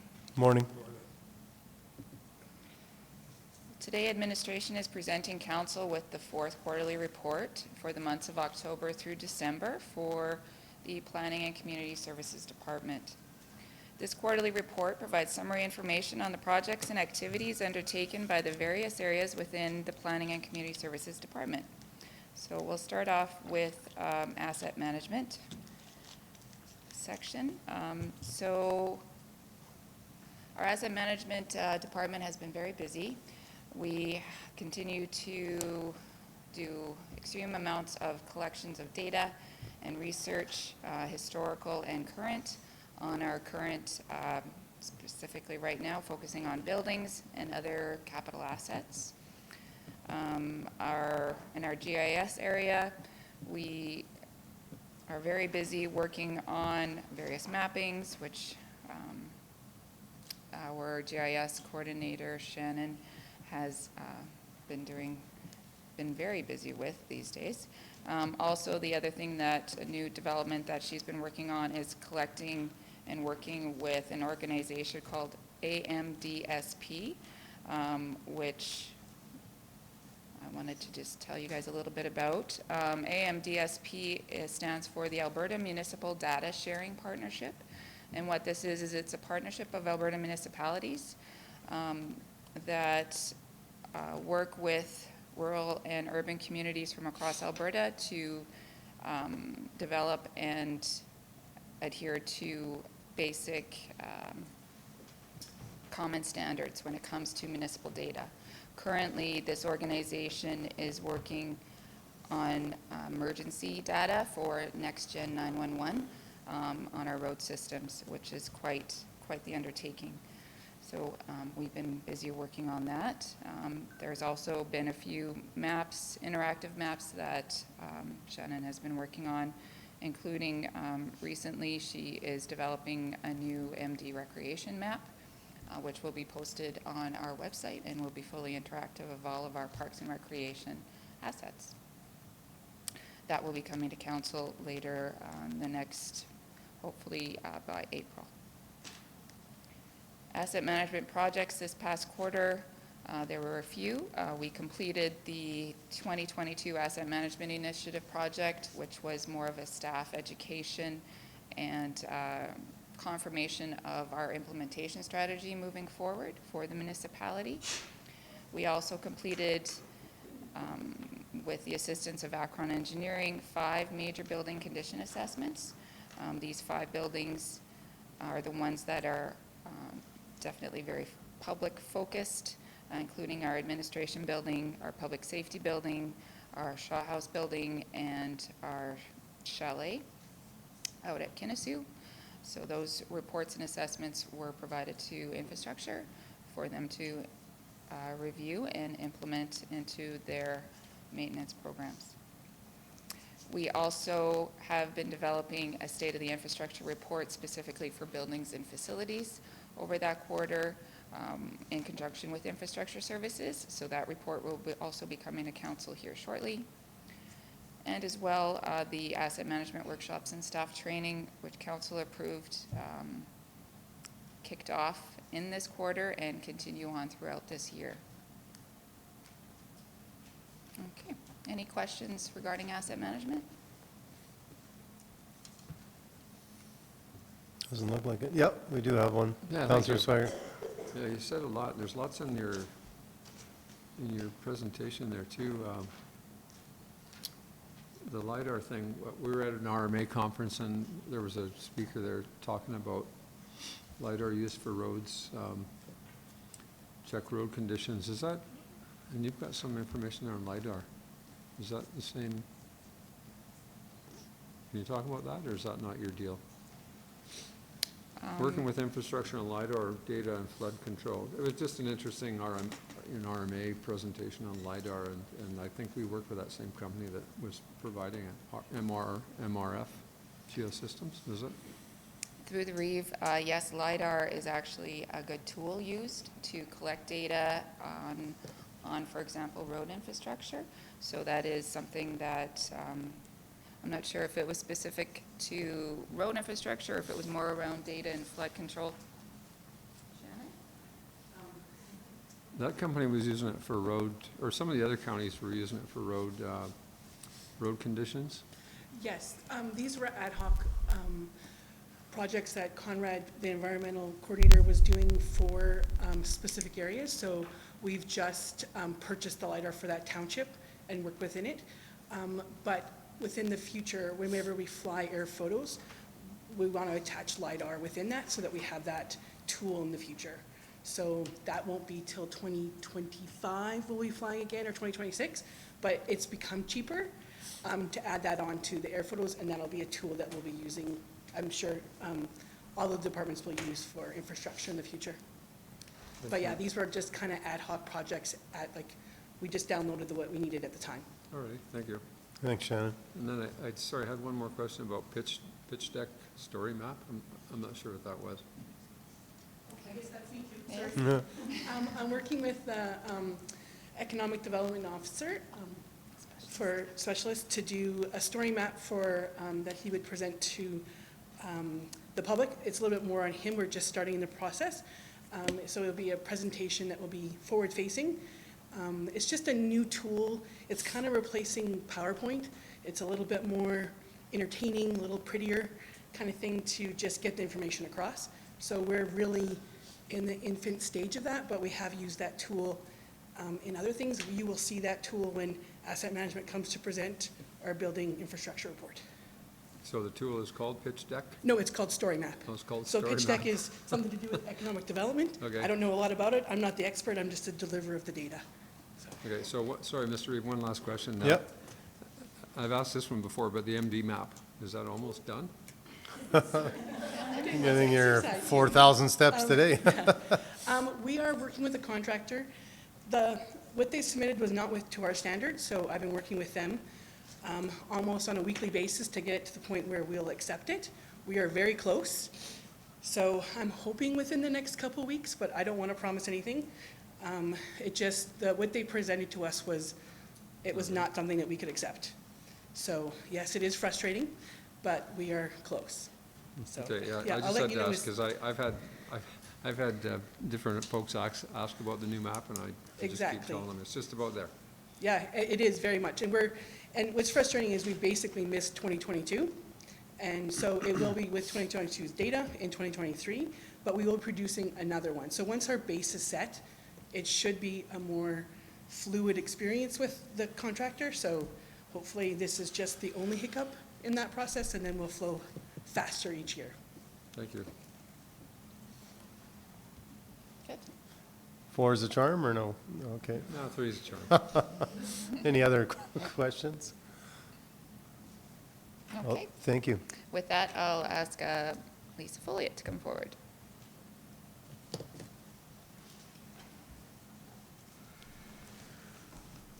Good morning, everyone. Morning. Morning.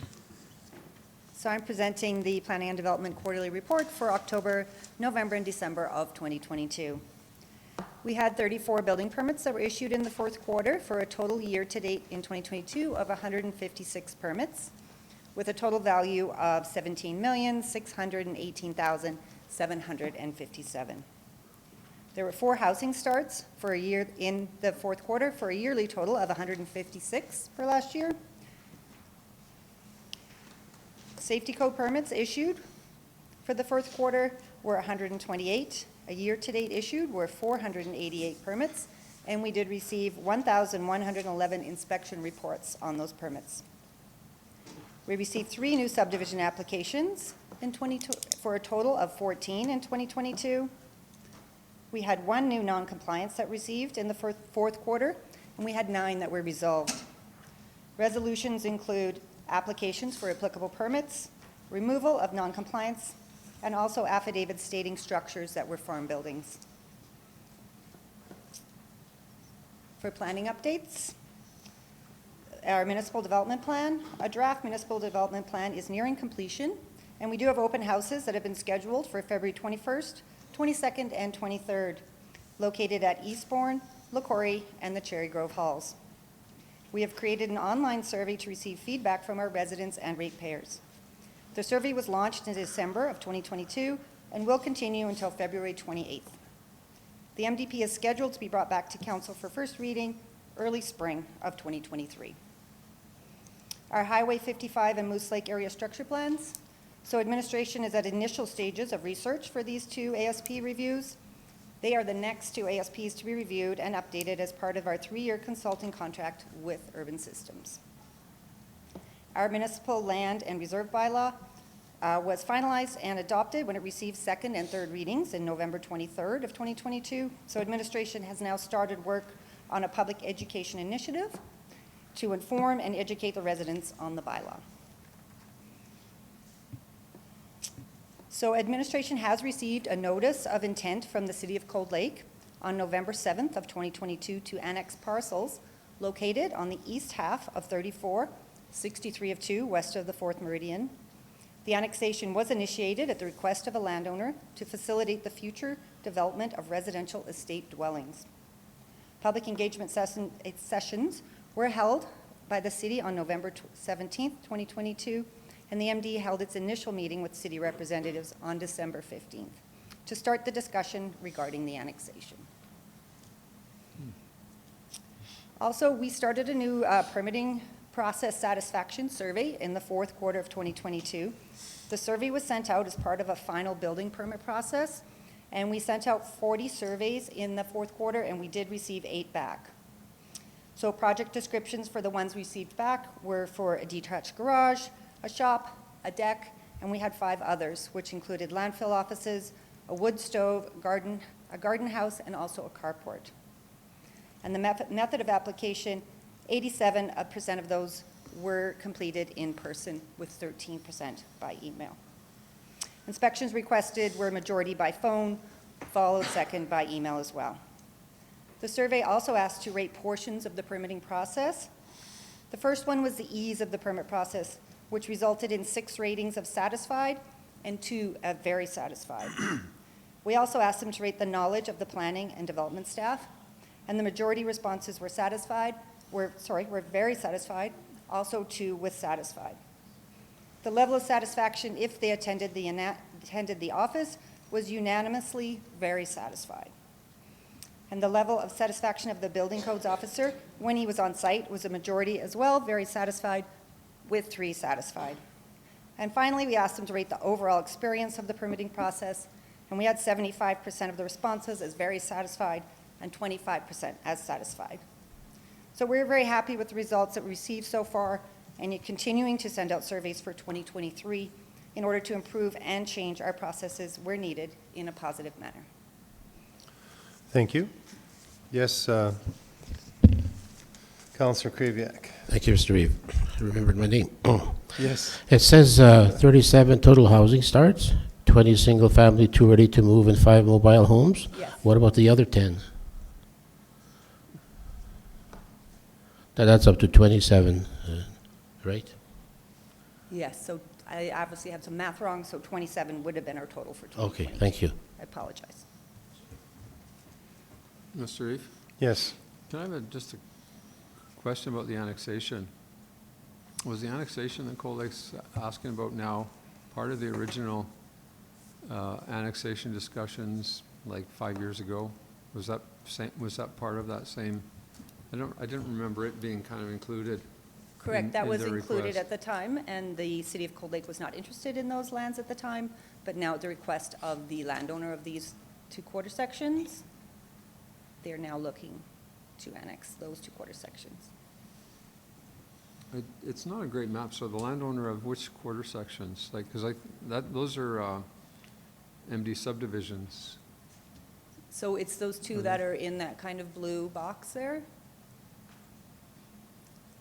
To the right, outlined in yellow, is the City of Cold Lake. Right. And so it's the one of, There's 2 quarter sections, one on top of the other. and those are the areas. What's the,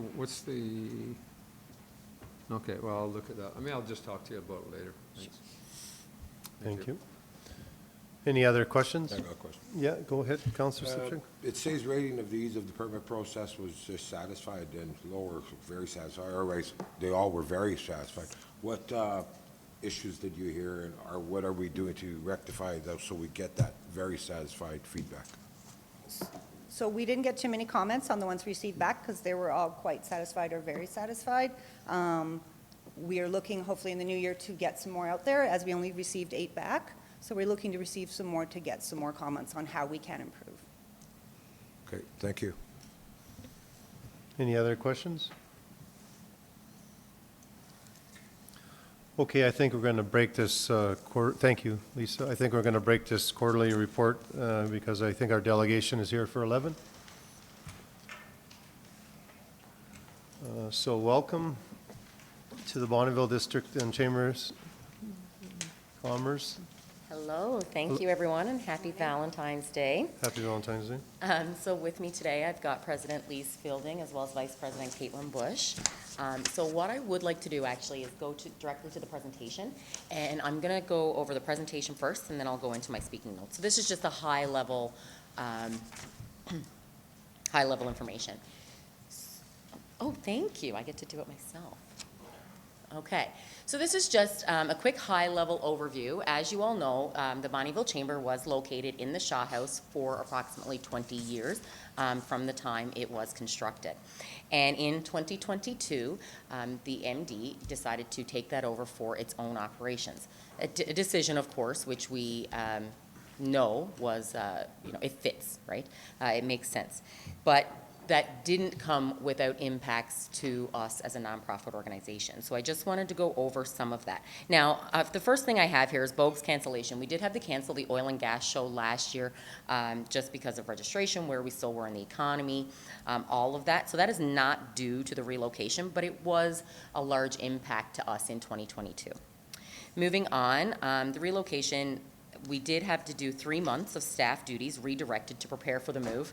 You can imagine 20 years in the building, we had acquired quite a few items, and so that had to all be dealt with.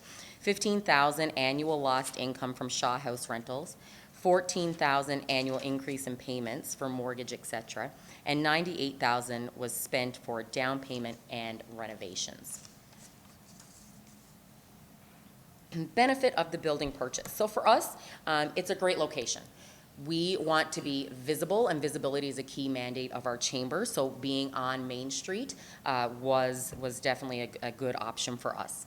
Other available locations would cost more per month in rent than our mortgage. Our mortgage is quite affordable. Also needed a lot of renovation. Yeah. Because all of the other spaces that were available were too large. So we would have needed to build walls and do quite a bit of renovations inside each and every one of the rentals that were available. So we would have spent basically the amount we did for down payment and renos in the current building we had, because it didn't need much for renovations and upgrades, on renovation, a space that we would have been renting, plus having increased a higher amount of rent. So when we put down the nuts and bolts of it and brought it to the board, it was a decision to purchase that building. But one thing also, visibility is key in this space. We do still have a space that we offer available, a boardroom space that we offer for free to nonprofits and at a nominal fee for local businesses and home-based businesses. And it has been used very frequently by several organizations, namely the Bonnyville Health Foundation and the Clayton Bellamy Foundation for the Arts. So now I'm going to scroll down. Some of our programs and events upcoming this year, we are busy. We've got a lot of new things, Leadership Essentials, our AGM. Level Up Lakeland is a new workforce development event that is all-encompassing. So we know businesses are doing more with less. So there's going to be workshops in the morning. We're also going to have a component, a business buy and sell. So we have professionals in business exit planning and strategy, as well as business acquisition coming. And then from 2 to 7, there's going to be a career fair. And from 7 to 9, we have a keynote speaker. That's on April 12th. Then we have the Bonnyville and District Oil and Gas Show. Woohoo! It's finally back this year, which we are very excited about. There's a lot of excitement around the industry right now, and I can certainly see that coming in support and conversations that I've been having with producers and industry about the show this year. We're going to have 6 BSN meetings, 4 EARN events, which is our speaker series, variety of workshops, chili cook-off, golf scramble, our Resiliency Runs Deep Awards, the Chamber Christmas Craft Show and Expo, and we're going to have a Chamber Community Christmas Party. We noticed a lot of businesses in the last year wanted something that they could all come together for a Christmas party, and we decided to offer that this year. So 2023 equals 75 years of the Bonnyville supporting of the Bonnyville Chamber of Commerce supporting the Lakeland. We were established in 1948. So this is our 75-year anniversary, and we're really proud of that. What we're going to do is we're going to have a sponsorship wall or member recognition wall, which I will speak about here in just a moment. And I'll go back to my chamber ask. I'll do the last 2 slides in a moment, but for right now, I'm just going to go to my letter.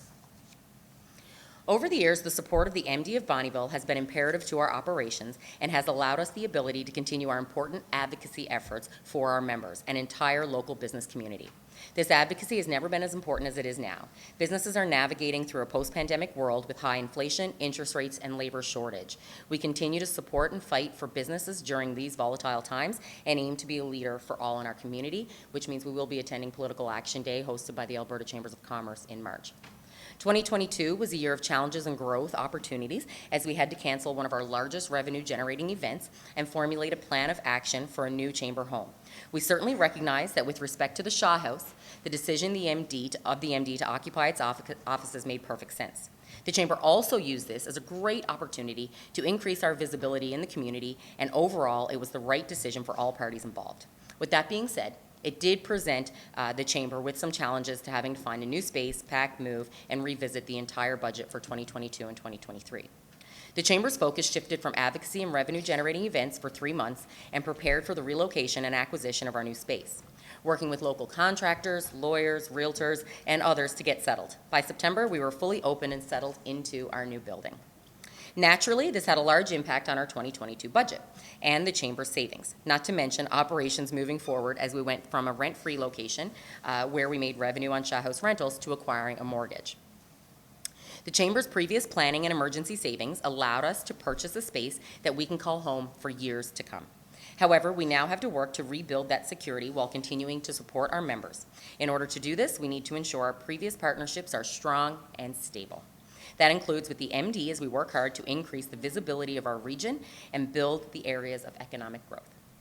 We have taken strong measures to recoup some of the costs, which include moving from 3 full-time staff to 2 full and 1 part-time staff member, selling the Chamber vehicle, and adding additional events that will benefit our members and region as a whole. As we start 2023, the Chamber wants to present Council with our plan for the year and additional opportunities for sponsorship. We request that you continue to approve the Community Association grant in the amount of $15,000, continue to sponsor the Bonnyville and District Oil and Gas Show in the amount of $10,000 in partnership with the Town of Bonnyville for event registration. I'm just going to go down to this. And consider adding sponsorship for Level Up Lakeland, the region's first workforce development event in partnership with Community Futures Lakeland in the amount of $7,500 for Platinum sponsor. And the last request is to commit to a one-time sponsorship of $10,000 for a 5-year recognition on our sponsorship and member recognition wall. That's what this is just a general mock-up, and I'll kind of explain what that is. This wall will display the strength of our business community and municipalities, with the trunk and branches displaying the Chamber and community partners, including the MD, supporting the long-standing businesses who have been in operation for 10 years or more. They will be recognized with each with a leaf. This sponsorship allows us to recognize these businesses in our office for 5 to 10 years. We will have the ability to add businesses as they reach the 10-year milestone. It will also allow us to continue offering the Chamber's board space at no cost to nonprofits and low cost to local businesses. This space is already being utilized on a regular basis. During Small Business Week in October, the Chamber will host an unveiling and have a ceremony to celebrate businesses recognized. We will also celebrate our 75th anniversary of supporting the Lakeland. Yes, we were formed in 1948. The Chamber has stood the test of time, and now with our new space, strong vision, and dedication to the Lakeland, I know we will be here for another 75 years. And that's that. Okay, thank you. Any questions, comments? Okay. Oh, come on, guys. You're going to be that easy on me? I guess so. It's your lucky day. Right? Well, thank you for the presentation, ladies, this morning. Thank you, Yeah, guys. you guys have a lovely day. And can we just exit now as well? Or do we? Sorry? We can leave now? Perfect. Thank you, guys. All right, just looking for a motion, gentlemen. Yes, Councillor Crick? Yeah, I'll make motion one that we accept it as information and bring the staff back, or ask the staff to bring back more information on the funding request. Okay, thank you, Councillor Crick, for making a motion on behalf of council. The council accepts the presentation by the Bonnyville District Chamber of Commerce as information, and furthermore directs administration to bring back additional information regarding their request for funding support to a future meeting of council for consideration. Any discussion on this motion? Seeing none, I'll call for the vote.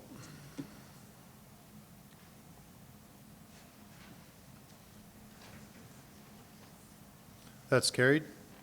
Thank you. On, back to 9.4.1. Thank you, ladies.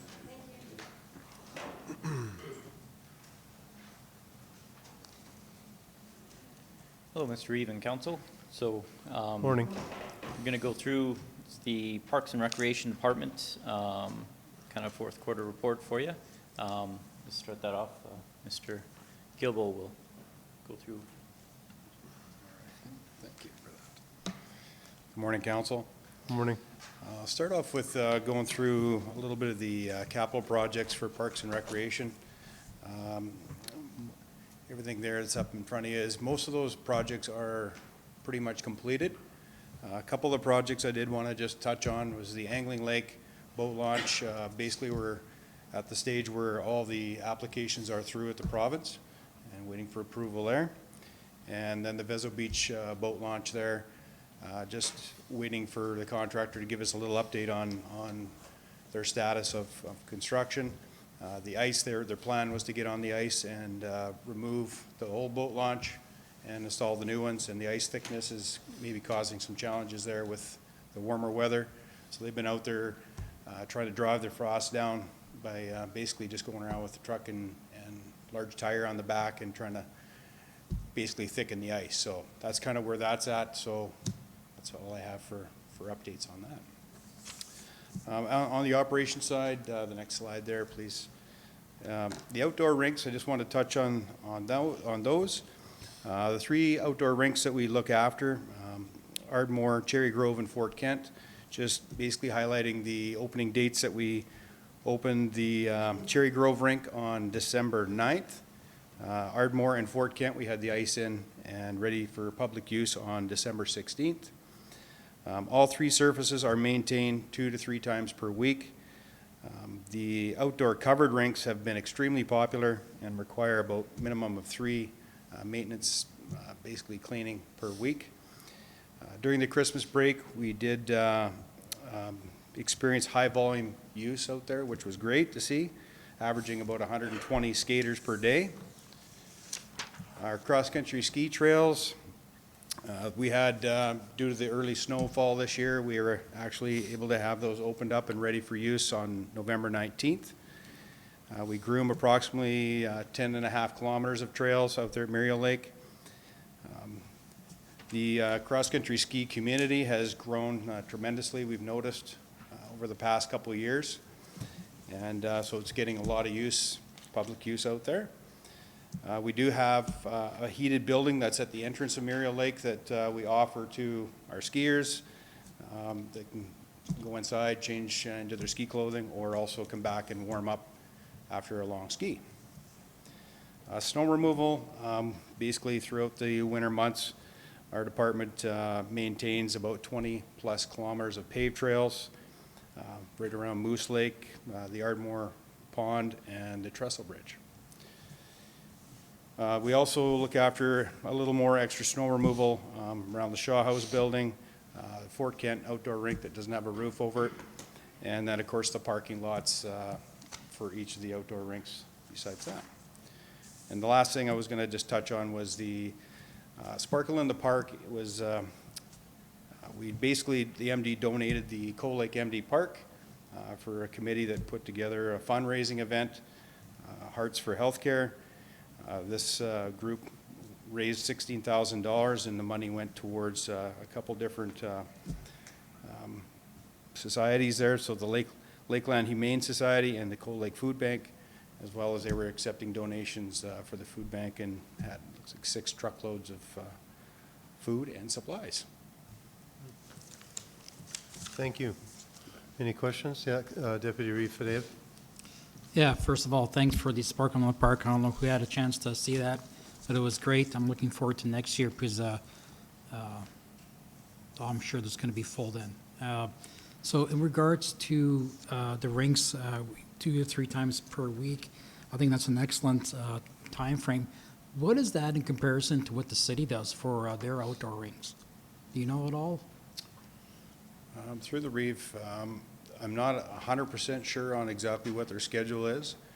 I guess our thought was, so far it's been good for us. I mean, when we go to do the ice on them. We basically schedule for Monday, Wednesday, Friday, and so it's been working well. And it was the only time we noticed a bit of a difference was over the Christmas break with the extended use. Was maybe if it was enough or not, but because the ice can tend to get beaten up pretty badly if that extra use. But other than that, we've kept up fine, and the ice condition is good. Yeah, the reason I was asking is just because every time I drive by the rinks, either in Cold Lake or Cherry Grove, is that I always see our guys out there, but I never see the city of Cold Lake being there. So I'm just kind of seeing what the norm was. So just a technical question on my curiosity's part. Okay. So yeah, cool. Okay, thanks. Thank you, guys. Thank you. Just a question about the warm-up shack at Murray Lake. How do people access that? Is that just like for group skis or something, or? Yeah, through the Reeve Council. That is, it is on an alarm system, so if somebody is interested in gaining access to that building, they phone in, there's a waiver that we have them fill out, and then they issue us a code, a 4-digit code, and then they just go on a list, and that gives them access to a punch code to get in the front doors. And then we have, I guess a record of who's coming and going inside the building, so. Okay, thanks. Yeah, thanks. That's a question I had. I didn't realize we had that, but then the way it worked. So that's how you keep control of it. Yes. Right? Someone can't just walk in and trash the place kind of thing. Yes. All right. Thank you. Any other questions? Okay, thanks, gentlemen. Go ahead, Moan. So I'll touch on just a little bit for Kinnessoo Ridge and highlight some of the biggest activity, obviously, through that first quarter before Christmas there is snowmaking.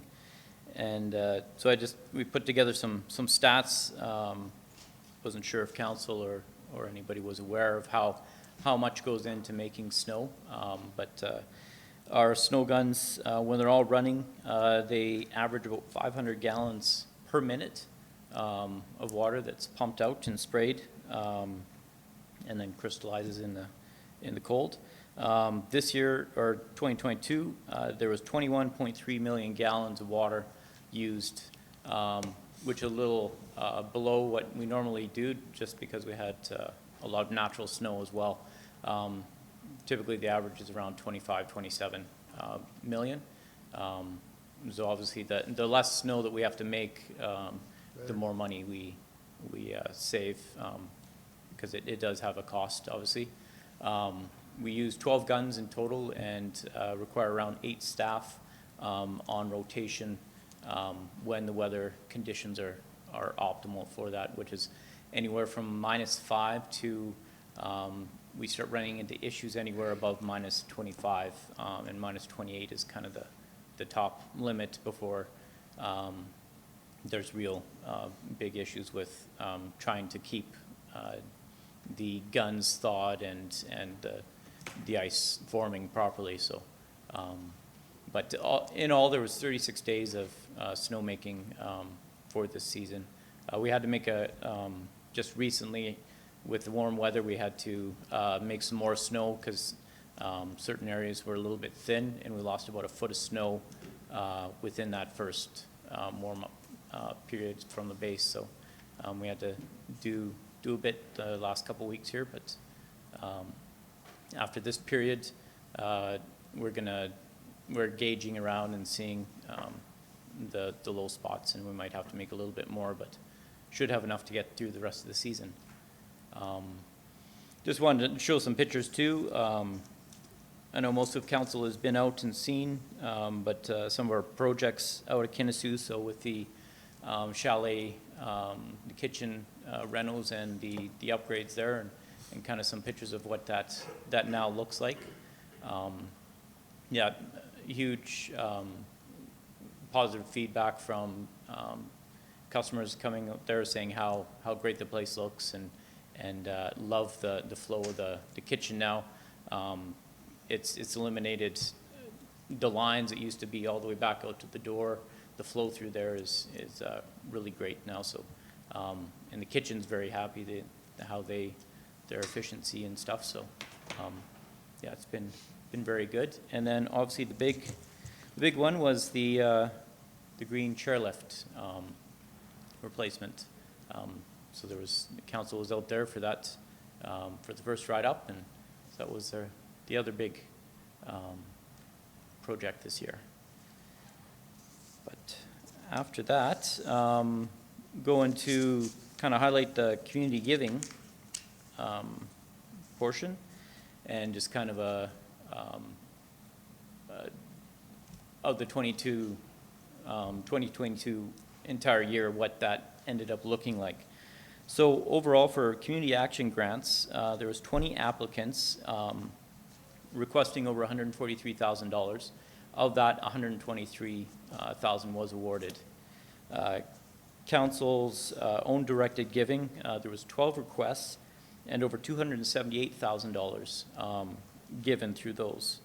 Through the donations, sponsorship, and recognition policy, there was over 94 applicants and $73,000 awarded through that. MD vouchers, those were given out, it was $7,200.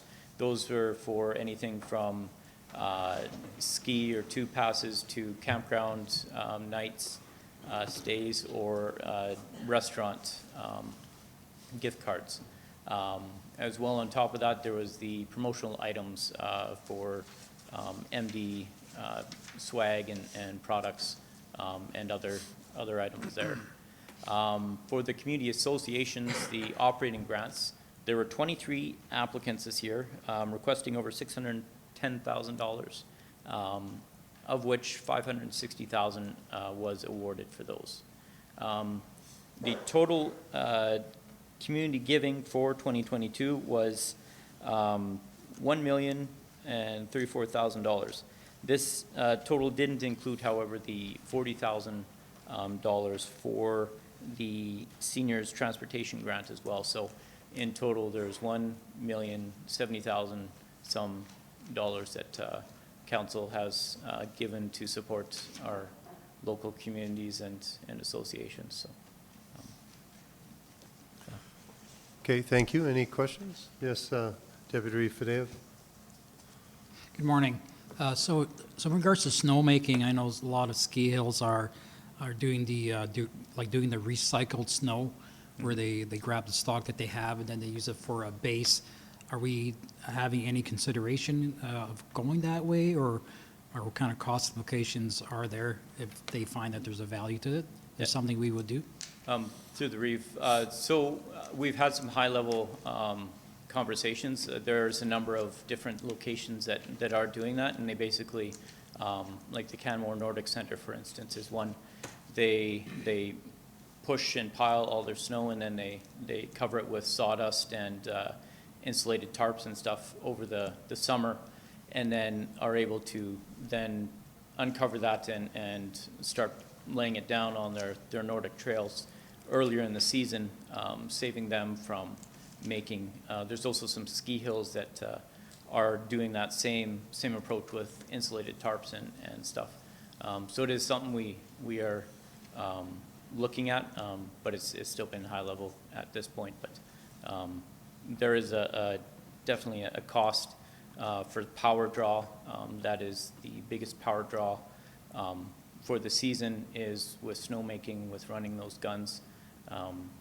So if there's ways that we can reduce how many times those guns are functioning or need to run through different kind of sets and staggering them, or through having some leftover snow and trying to maintain that, is definitely things we're looking at.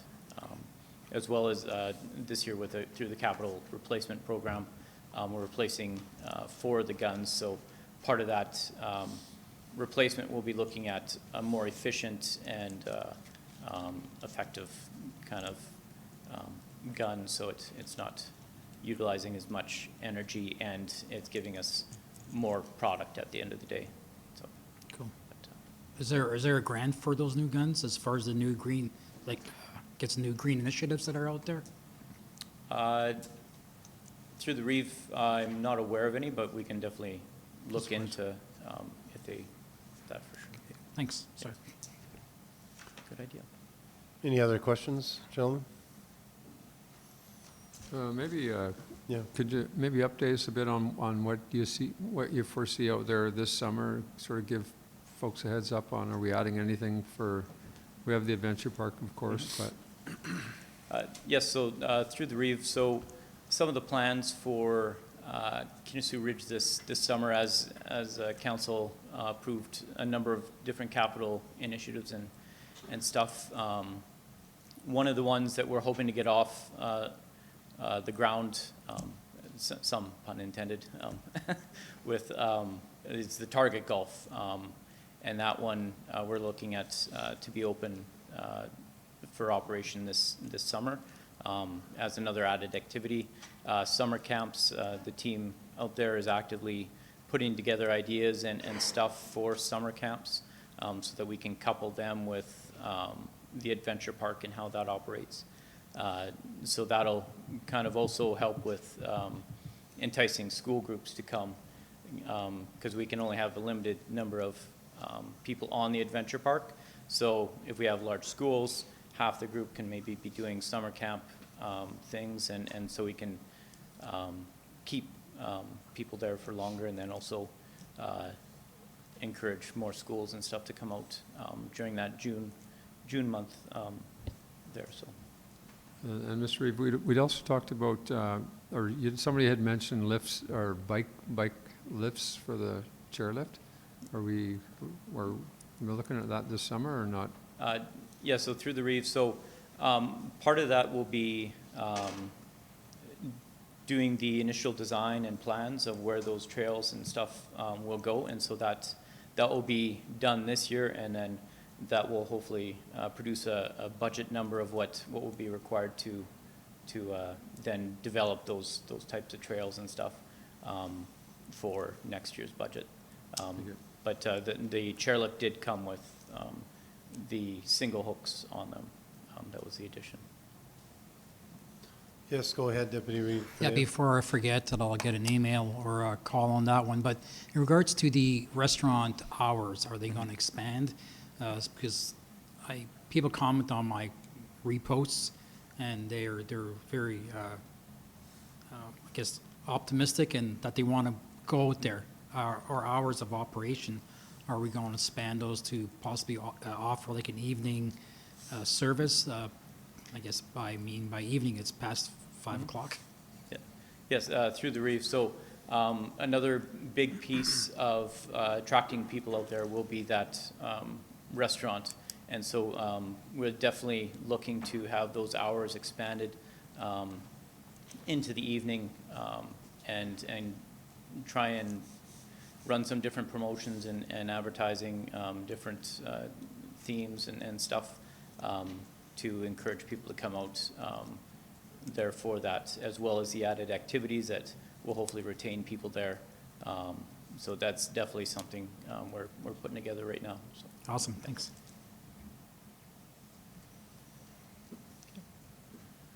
Any other questions? Thank you. Okay, thank you, Mr. Reeve, Council.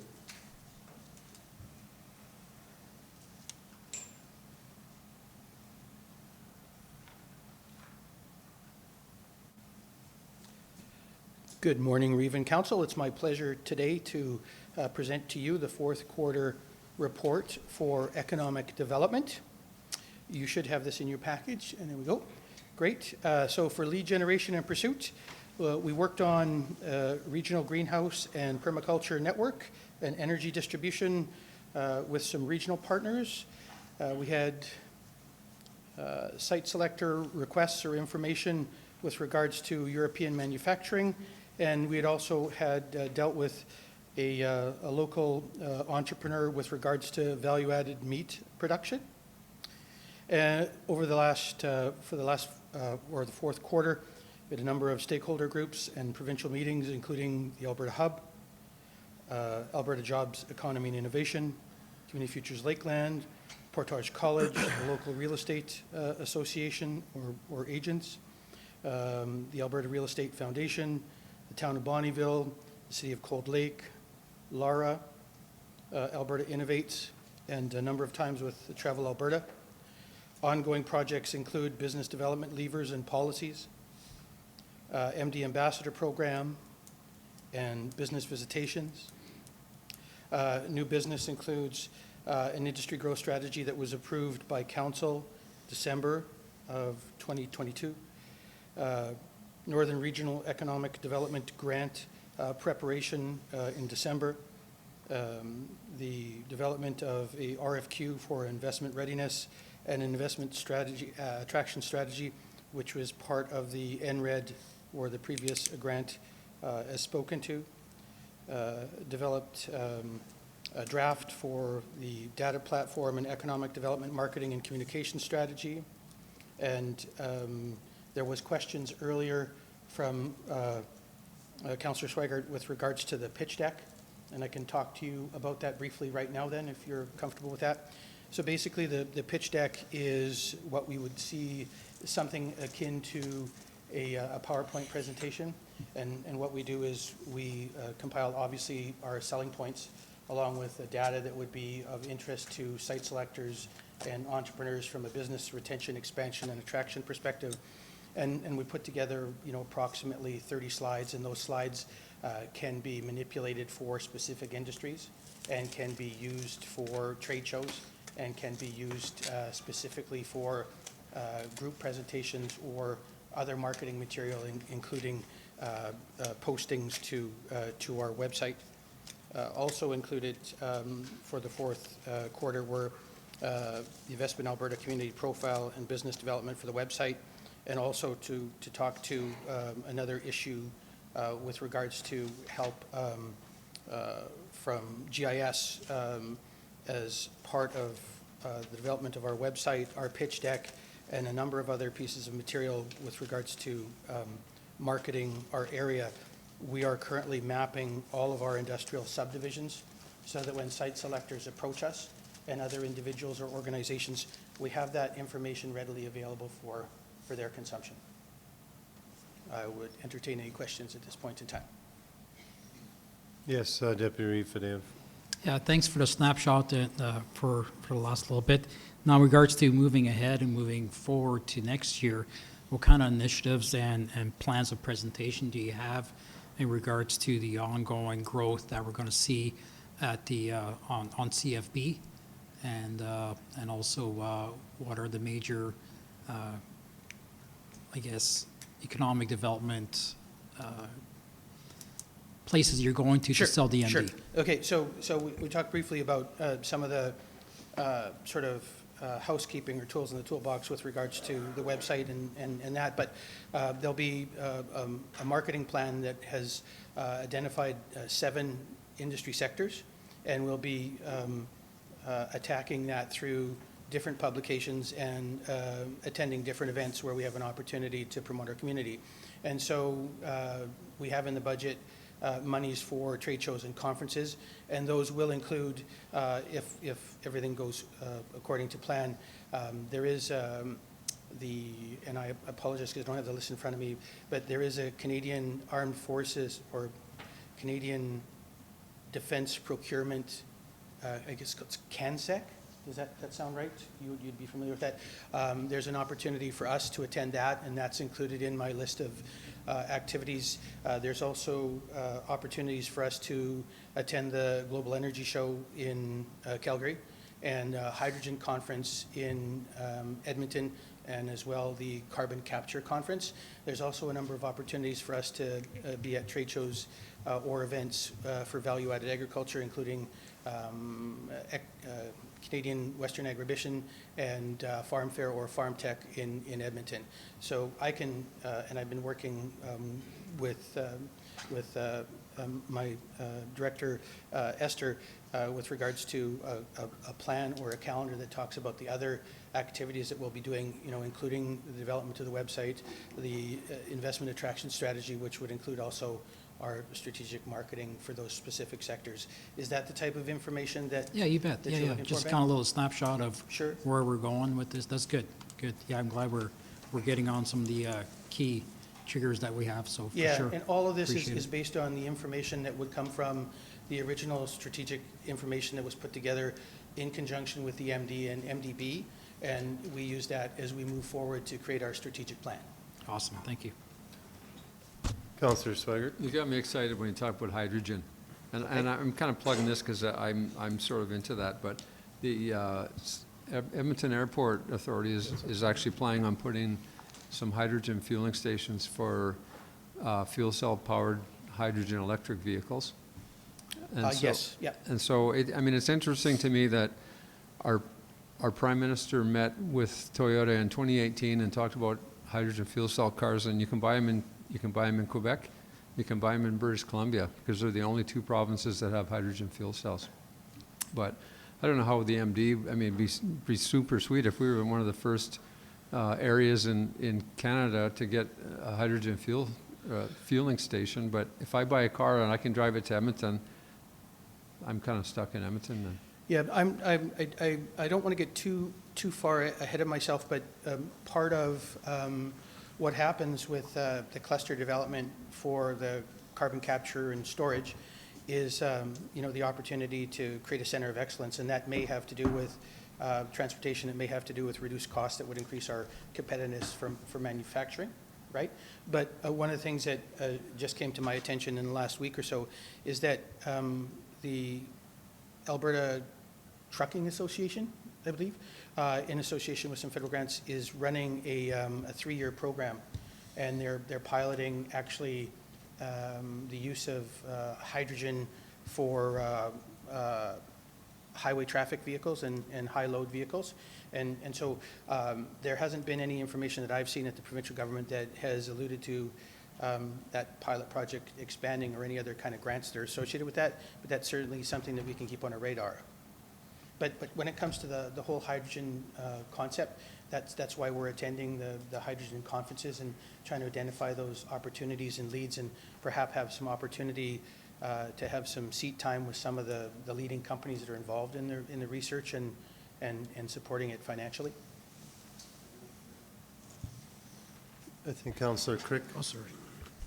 Thank you. Yeah, I just had a couple of questions in regards to the first 3 items on the list there in the lead generation and pursuit.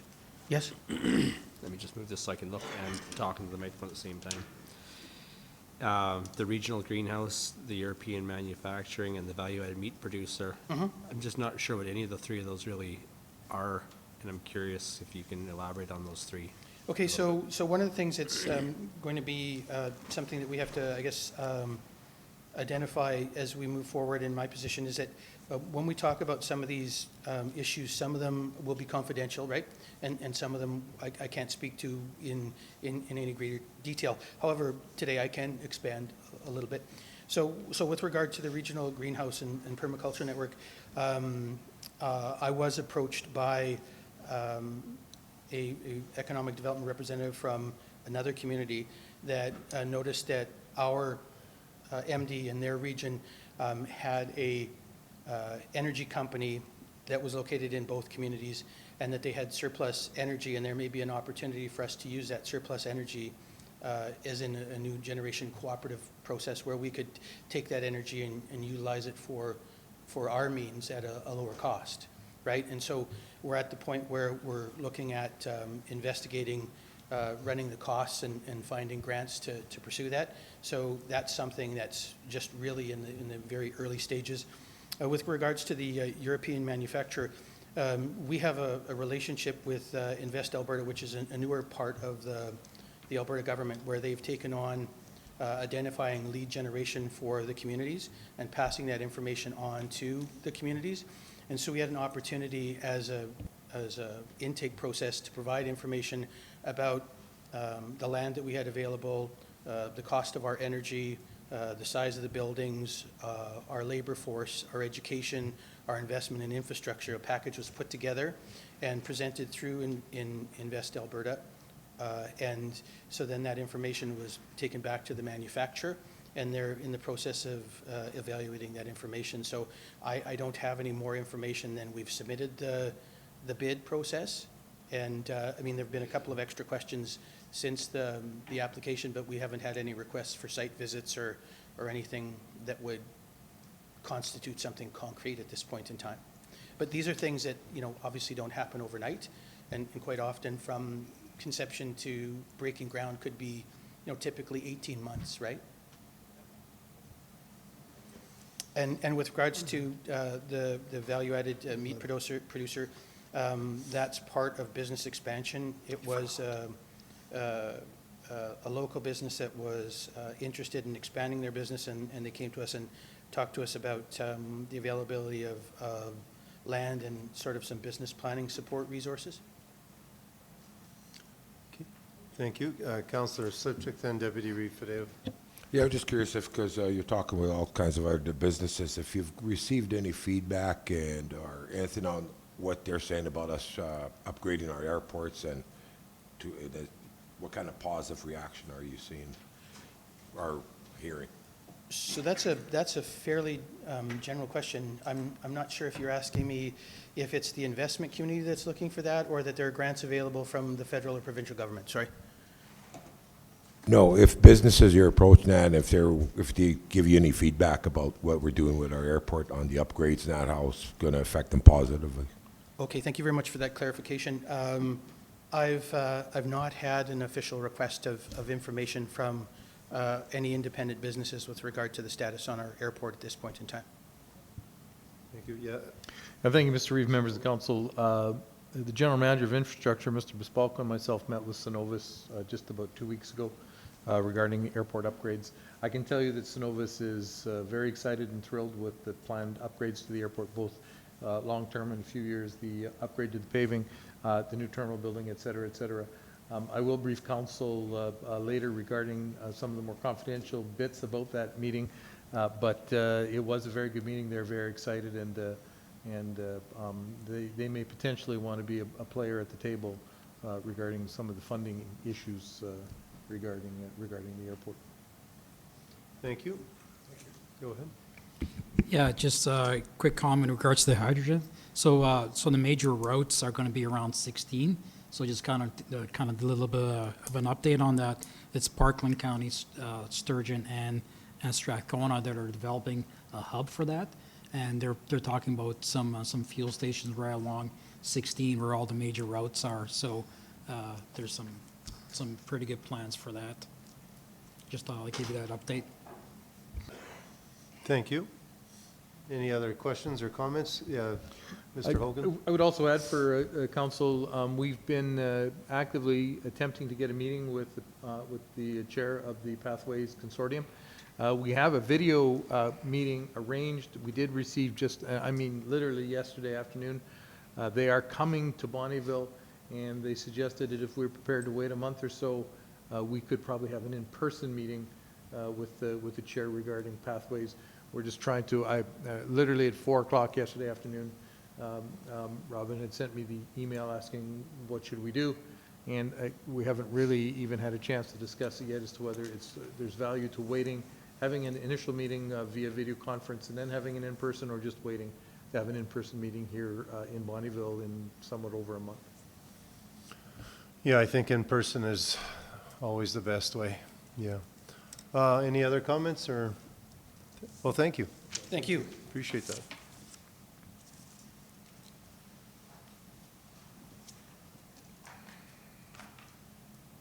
I guess I just need a motion though, I guess. I'll make a motion to accept this full quarterly report, this information. Okay, thank you, Councillor Slipchuk, for making a motion that council accepts the Planning and Community Services 2022 fourth quarterly report as information. Any discussion on this? Seeing none, I'll call for the vote.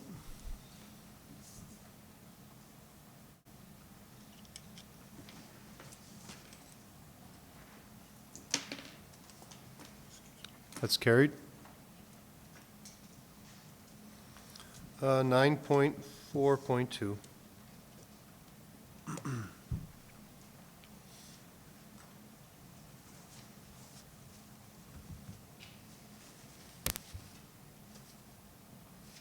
Potash College will be hosting their Student Scholarship Fundraising Dinner for the first time since 2019 this year, and are requesting funding support from the MD of Bonnyville. Portage College Student Scholarship Fundraising Dinner will raise money towards their student scholarship programs. These scholarships allow the institution to financially support more students who may not be able to afford post-secondary education.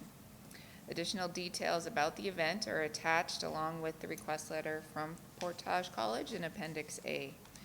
As well, Appendix B is the various sponsorship packages that are available and just the various support opportunities. There are a few, depending on which direction council would like to go, there, again, taking a look at those options in Appendix B, there are quite a few different options. Depending on your choice, the costs and source of funding vary. So if council chooses to not direct the usage or the application through existing policy grant programs, one possible source of funding is council's giving budget, which is currently, the balance is $42,840. The other option, should council choose a sponsorship and or a promotional item donation up to a $2,000 value, that source of funding would be the donation and sponsorship policy, which currently has a balance of $27,005. As well, the third option, should council choose a sponsorship between $2,000 and $5,000 awarded through policy, it would be through the Community Action Grant budget allocation for 2023, which is currently at $165,000. This option would be subject to the successful application submission by Portage College. So just a few highlights of the possible sponsorships. They vary from $12,500, which is currently sold to Synovus. So really, you're looking at anywhere between a promotional item donation all the way up to a $10,000 sponsorship level, or the other alternative is to attend and just buy event tickets. So there's Okay. quite a few options. Thank you. We have some questions. Councillor Crick, then Deputy Reeve Fadeo. Certainly. Yeah. I did look through this thoroughly, and well, one point of interest, there's no reference to it in our strategic plan, but more importantly, there's, I guess I was, in giving it some serious thought, just got thinking, like, if we supporting a Portage College scholarship, that's great. I'm not really sure how it's awarded exactly. There was some lacking information, I guess, on their letter of request to us. And I think we'd be better off as an MD to have our own scholarship where we can direct where that money goes to something that's an actual need for the MD. And I'm thinking specifically in the area of veterinarians or even doctors. Those are both areas that we're quite short in the MD. And so I would like to make motion number 2, and we can discuss it further, but that we're also an add in there to bring back additional information with a scholarship. I think I've actually, I could kind of give Stephanie some stuff ahead of time, so yeah, if you want to put that up, and then we can discuss that too. And I just think this would be a great opportunity for us to be intentional in helping our local farmers and our healthcare system with a doctor, or our healthcare system, rather than just giving money to the college for them to decide where it goes in a scholarship, to something that we could actually be very intentional about where we want to put that money. All right, thank you. I guess we have a motion. Thank you, Councillor Crick. We have a motion from Councillor Crick that council directs administration to bring back additional information regarding the funding request by Port College for the student scholarship fundraiser dinner and options for the MD of Bonneville to create their own scholarship program for medical or veterinarian student from the municipality to future meeting of council as requested. Any discussion on this motion? Yes, Deputy Reeve Fadeo. Yeah, if I can make a friendly amendment to that, why does that have to be just medical? Sorry. Thanks. If I make a friendly amendment to that, why is it just medical and veterinarian? We're big, 80% of our money coming from is from from the oil field as well, so any kind of trade probably, if I could add that as well to that, that'd be, You could add it to the motion. I guess the reason I put the motion this way is because I feel these are kind of two big gaps that we have in the MD. And I don't think the oil field sector, the trades is really a big gap that we're currently suffering from. yeah, So, right now, but it could be in the future. Anyway, that just kind of, yeah. Could be. I kind of had the same question along the lines of, about the scholarships with Portage. What kind of parameters are, they're giving? What kind of criteria do you have to have to apply for this? I'm all about scholarship and bursaries, but I'm just wondering what the parameters are for their bursaries and scholarships. So I guess the more information is needed. Mr. Reeve, if Deputy Groupadilla would like to propose that amendment, then we would just need a vote to approve that amendment, or? You still want to make that amendment? I'm okay with what, I mean, we just have a conversation and we'll kind of direct it towards that, but. Just conversation then? Yeah. Okay, thank you. Any other comment? All right, is there any other discussion? Go ahead, yes? Mr. Reeve, just wanted to point out that this specific event is actually happening on March 3rd of this year. So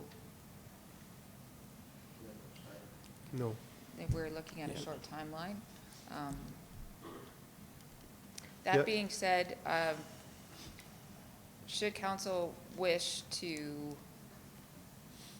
direct administration to consider this through the donation and sponsorship policy, which equates to no greater than a $2,000 request, that is something that we can do at the administrative level. However, it's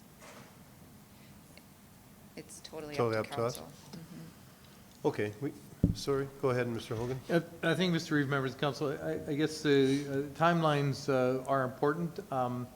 However, I think if I understand Councillor Crick's request, the creation of a scholarship program that would be managed, regardless of what that amount would be, that would be managed by the municipality for one or two particular students coming out of the MD on an annual basis, probably will take more time than March the 3rd to craft that policy.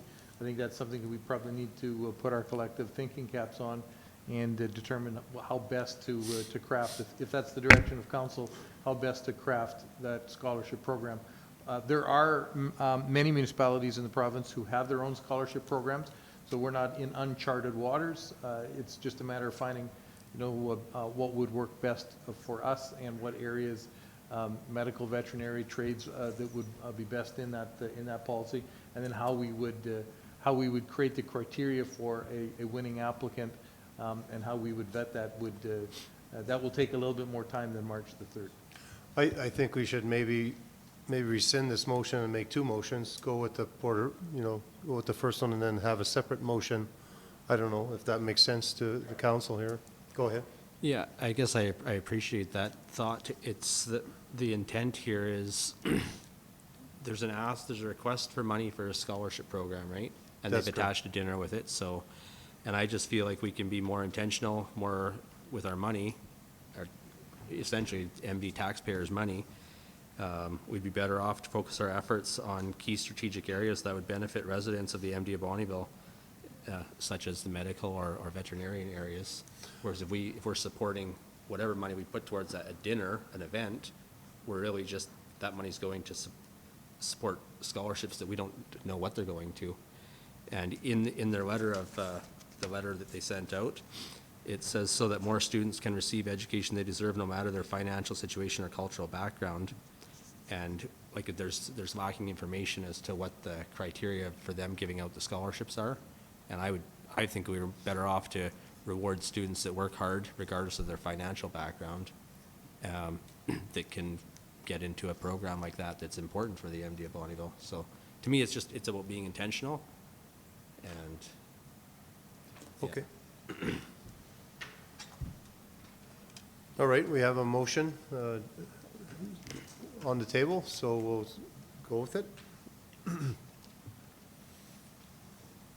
Okay, any other discussion? Any other comments on this?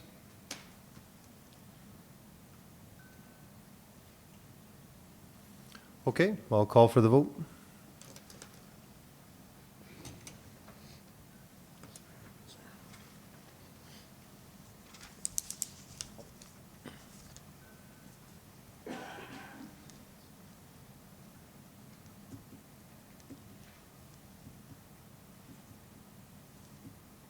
This is carried. Thank you.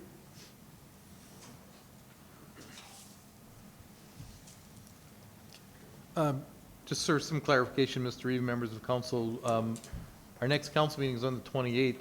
I don't believe that administration is going to have the time to put together any of those options for council for the next council meeting. So the request for the March 3rd or March 4th, I forget the date, what is council's wishes regarding the particular request by Portage College? Mr. Reeve? Yeah, good question. Just my comments, I agree with Councillor Crick. It's MD taxpayers' money. You know, I mean, it's a good cause. It's in Lac La Biche. I'm sure students from here would go to that college, but I think we just need way more information. And like the CAO was saying, it's too late. If we wait, it's too late. But so if we're interested at all in sponsoring this, I mean, it's a tough one because it's you know, they're trying to get kids to come to the university and give them bursaries or whatever, but a lot of this money will go probably to support the dinner and bring in the 2 speakers and stuff. So it's an interesting one. It's like how much of the money we give them would actually go, you know, toward their scholarship dinner, or sorry, toward their scholarships to the students, and I don't know. So I mean, if we want to give anything, I'd say maybe give, like Esther said, give $2,000 to the event, but right now I wouldn't be kicking in a bunch of money into. But you don't need a motion for that, Esther, correct?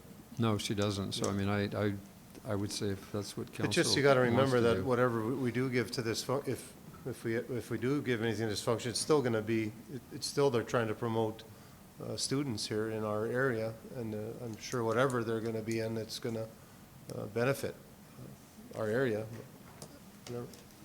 Any other comments? I don't know. Cold Lake has also a college, right? So how much money do we support? Well, they haven't asked for anything. I know so they haven't, so I don't know, it's a tough one. I would just rather have, right now, to get it done with, give them the authority to send $2,000 out. Well, they don't need I don't think you need the authority from us to do that, correct? If they. Through the Reeve, normally, if this request would have asked us for $2,000 or less, we would have just processed this through administration. Right. It does meet the requirements of the donation and sponsorship policy. Yes. However, given that it was quite a number of options, we wanted to bring it to council to see if you guys wanted to go above that amount, or if you'd like to attend the event. Yeah, Councillor Scarson. Yeah, I think that honestly, this discussion over $2,000 is pretty minute, to be honest. I think though that we have, like Councillor Crick said, I'd rather put that $2,000 into a student's pocket than, you know, an event for this, right, in a different county even. So I'm just willing to say I'll go with number 3, accept this information, and work on the motion that we just agreed upon there, working on a scholarship of some sort, right? So. Okay, well, do we need another motion for information, or the one we did for 2 is good enough for now? Through the Reeve, if council would like to just leave this as going through our sponsorship and donations policy, that you could make that a motion, actually, if you'd like to make it just a formal, please proceed, direct administration to advise them to apply through the current municipal grant policies. Okay, can we write that up as a motion? Would that, you would be interested in that? So what's the max amount for that? 2,000. It would be a value of up to $2,000 if they choose, or they could submit a application to the Community Action Grant if they want to go above $2,000 but under a $5,000 ask. Yeah, I mean, if I'm being honest, I'm really not interested in that, but it's up to council, I guess, so. Yeah, Yes, go ahead. Yeah, I guess, sorry, the intent of the motion there was kind of unclear with bringing back more information on that request, and I realized there's a time frame there, so I think the intent is really that we're just receiving it as information, and we're gonna proceed with our own, developing our own scholarship for something that's very important to the MD volleyball. That being said, sorry about that. Was it off the whole time? No. Yeah, the intent was, it wasn't really clear about the whole bringing back information. The intent is that if we're gonna put money towards scholarships, that we should be putting it towards something that's very meaningful and intentional for the MD. So if we need another motion, I just think we should have dealt with the Portage College, and if you had your own motion after, you could have. Okay. That's just the way we didn't solve anything here. But, okay. Yeah, sorry. Yeah, thank you, Mr. Reed, members of council. We can certainly put together for a committee hall meeting, a draft of a potential scholarship program. But we have two issues, I believe, in front of council right now. One is a potential scholarship program, and one is what do we do with the request. And I think, I won't speak for Ms. Campbell, but I'm not clear whether you want us to give 2,000 Or or not. some amount out of. I'm not clear either, sorry. So I just some clarity there, and maybe a couple of motions to, the first motion I think is fine, that sends us off to go do a scholarship program and bring it back to council. But let's deal with Portage Correct. College. So what do you guys want? Well, I'll make the motion that we just accept the request for it as information then. Okay. And then Thank it's you. just done, and we don't have to direct them to apply for anything. They can, if they want to, they can, but we don't have to direct them that way. Just receive the Okay. information. Okay. Thank you, Councillor Crick, for making a motion that council accepts requests for funding by Portage College for the student scholarship fundraising dinner as information. Any discussion on this? Yeah, go ahead. Okay, so let's, because they're sort of partner communities and we want to have that, kind of maintain that relationship, do you want to just have admin ask them if they want to apply through our community action grant for $2,000 or whatever? They can do it, but, so we don't have to do anything. We can just ask admin to have them Okay, yeah, but we're apply.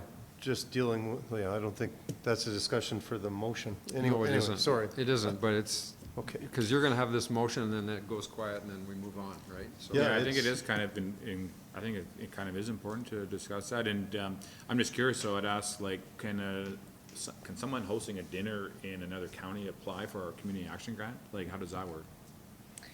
Through the Reeve, because it is Portage College, which is also located within the MD boundaries in the city of Cold Lake, it is eligible to apply. So then, like, this is I guess it's kind of a weird one, because it's like it's for a for-profit business, right? Like the Portage College, are they eligible to apply for a community action grant?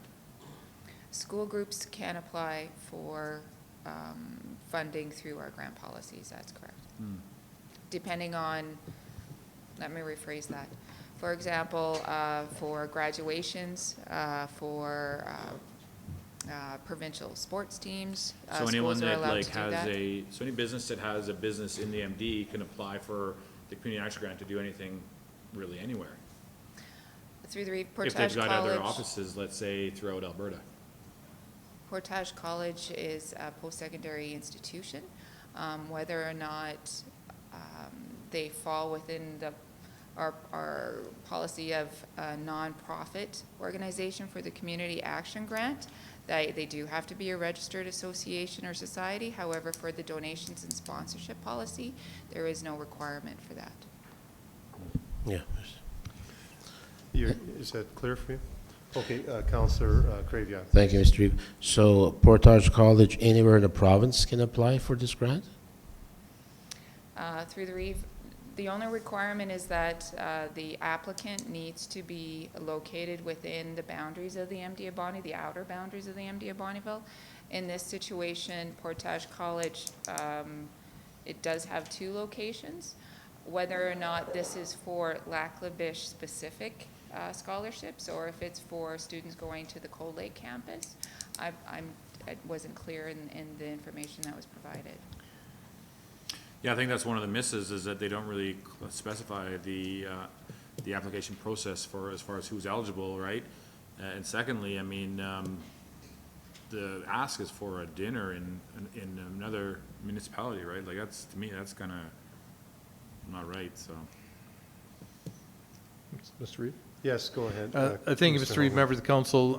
Just so council understands, given that there is some, even if there was a grant application through the Community Action Grant for the 2,000 or less, I wouldn't be approving of that bringing it back to council because there's obviously some question about that. We do, however, though, apply grants outside the MD, golf tournaments and yes, private individuals and private businesses for often get small grants and donations in lieu of through that policy. If council would like, we can certainly bring that policy back to be relooked at. However, in this particular case, if a grant application did come through, I would bring it back to council because obviously it's obviously there's some question about it. So, okay.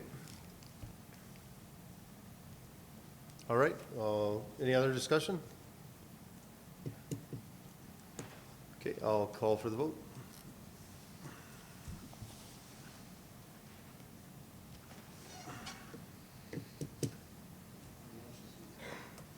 Thank you.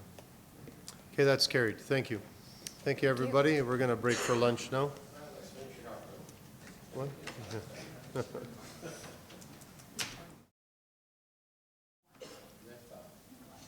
Welcome back.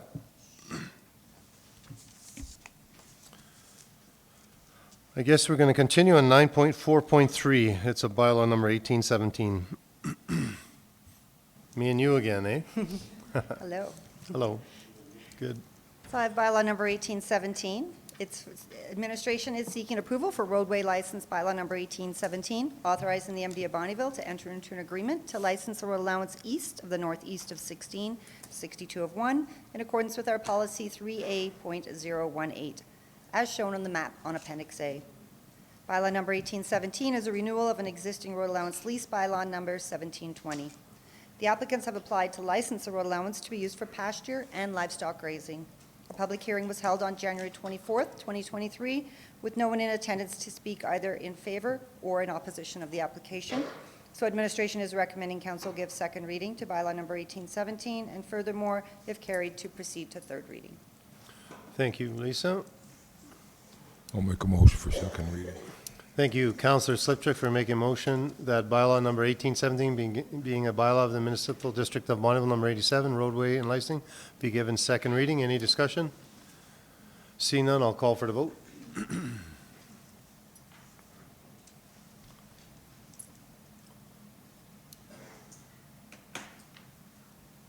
That's carried. Thank you. Looking for third. Thank you, Councillor Crick, for making a motion on behalf of council that bylaw number 1817 be given third reading. Any discussion? Seeing none, call for the vote.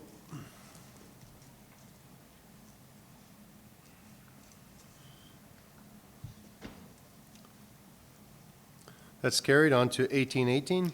Bylaw number 1818 is to license a road allowance east of the southeast of 3, 64 of 7, as shown on the map in Appendix A. Bylaw number 1818 is a renewal of an existing road allowance lease number 1729. The applicants have applied to license the road allowance to be used for accessing 2 existing well sites. The public hearing was held on January 24th of 2023 with no one in attendance to speak either in favor or in opposition of the application. So administration is recommending council give second reading, and furthermore, if carried, to proceed to third reading. Thank you. Just looking for a motion. Thank you, Councillor Kraviak, for making a motion on behalf of council that bylaw number 1818, being a bylaw of the Municipal District of Bonnyville, number 87, roadway and licensing, be given second reading. Any discussion on this? Seeing none, I'll call for the vote.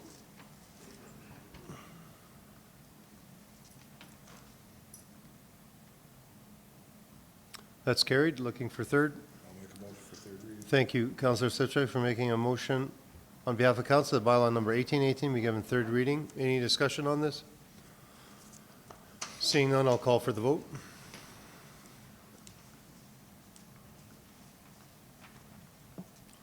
That's carried. Thank you. We're going on to 1819. So bylaw number 1819 is to license a road allowance west of the northwest of 10, 61 of 4, as shown on the map in Appendix A. It's a renewal of an existing road allowance lease bylaw number 1723. The applicants have applied to license the road allowance in order to be used for accessing an existing well site. Public hearing was held January 24th, 2023, with no one in attendance. Administration is recommending that council give second reading to bylaw 1819, and furthermore, if carried, to proceed to third reading. Thank you, Lisa. Thank you, Councillor Swager, for making a motion on behalf of council that bylaw number 1819, being a bylaw of the municipal district of Bonneville, number 87, roadway and license, be giving second reading. Any discussion on this? Seeing none, I'll call for the vote.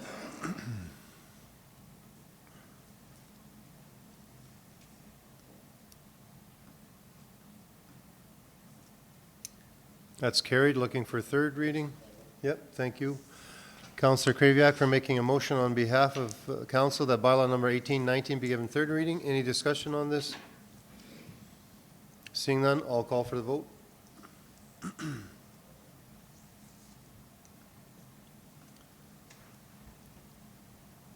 That's carried. On to 1820. So bylaw number 1820 is to license the road allowance east of the east half of 1064 of 7, as shown on the map in Appendix A. Bylaw number 1820 is a renewal of an existing road allowance lease, bylaw number 1727. The applicants have applied to license the road allowance to be used for accessing 2 existing well sites. Public hearing was held on January 24th, 2023, with no one in attendance. Administration is recommending that council give second reading to bylaw 1820, and furthermore, if carried, to proceed to third reading. Okay, thank you. Make a motion for second reading. Thank you, Councillor Sipchak, for making a motion that bylaw number 1820, being a bylaw of the municipal district of Bonneville, number 87, roadway license, be given second reading. Any discussion? Seeing none, I'll call for the vote.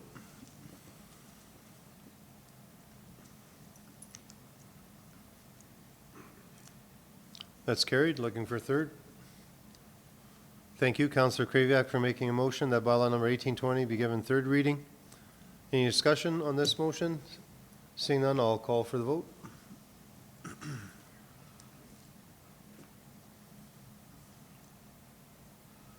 That's carried. On to 1821. So bylaw number 1821 is to license the road allowance east of the northeast of 2461 of 8, as shown on the map on Appendix A. Bylaw number 1821 is a renewal of an existing road allowance lease, bylaw number 1738. The applicants have applied to license the road allowance to be used for cattle grazing and temporary bale placement. Public hearing was held January 24th with no one in attendance. Administration is recommending council give second reading, and furthermore, if carried, to proceed to third reading. Thank you, Lisa. Thank you, Councillor Crick. On behalf of council, that bylaw number 1821, being a bylaw of the municipal district of Bonneville, number 87, roadway license, be given second reading. Any discussion on this motion? Seeing none, I'll call for the vote.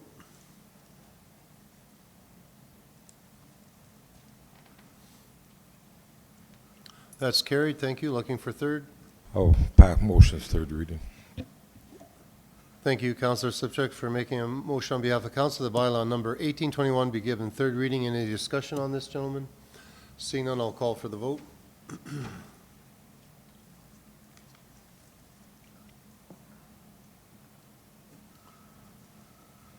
That's carried. On to 1822. So bylaw 1822 is to license the road allowance east of the northeast of 964 of 6, as shown on the map in Appendix A.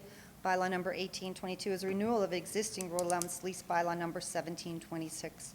The applicants have applied to license the road allowance to be used for grazing purposes and also to deter public trespassing and mischief. The public hearing was held January 24th, 2023, and the applicant was present and requested approval to use a locking mechanism on the gates across the roadway to prevent the public from trespassing on their property. As this is not permitted as per policy section 2J, administration is not recommending council approve this request, and as such have not incorporated this into the proposed bylaw or subsequent agreement. Administration is recommending council give second reading to bylaw 1822, and furthermore, if carried, to proceed to third reading. Thank you, Lisa. I'll make a motion for second. Okay, thank you, Councillor Slipchuk, for making a motion on behalf of council that bylaw number 1822 being a bylaw of the municipal district of Bonneville, number 87, roadway licensing, be giving second reading. Any discussion on this motion? Seeing none, I'll call for the vote.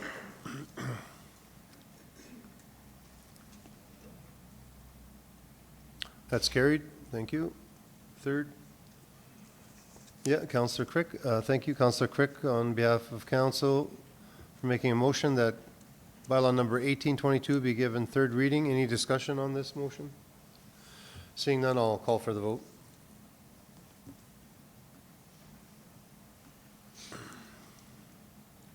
That's carried. On to 1823, please. So bylaw 1823 is to license the road allowance west of the southwest of 3, 64-3, and south of Plan 032-3389, Block 1, Lot 1, as shown on the map in Appendix A. Bylaw number 1823 is a renewal of an existing road allowance lease, bylaw number 1725. The applicants have applied to license the road allowance to be used for pasturing of cattle. Public hearing was held on January 24th, 2023, with no one in attendance to speak. Administration is recommending council give second reading, and furthermore, if carried, to proceed to third reading. Thank you. Make a motion for second reading. Okay, thank you. Thank you, Councillor Slipchuk, for making a motion on behalf of council that bylaw number 1823, being a bylaw of the municipal district of Bonneville number 87, roadway and licensing, be given second reading. Any discussion? Seeing none, I'll call for the vote.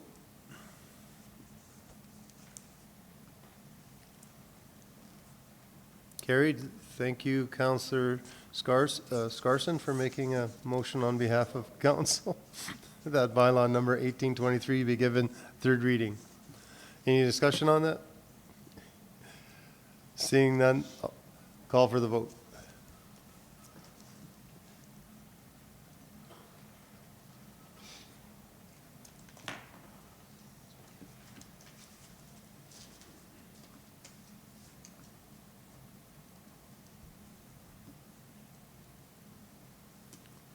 Carried.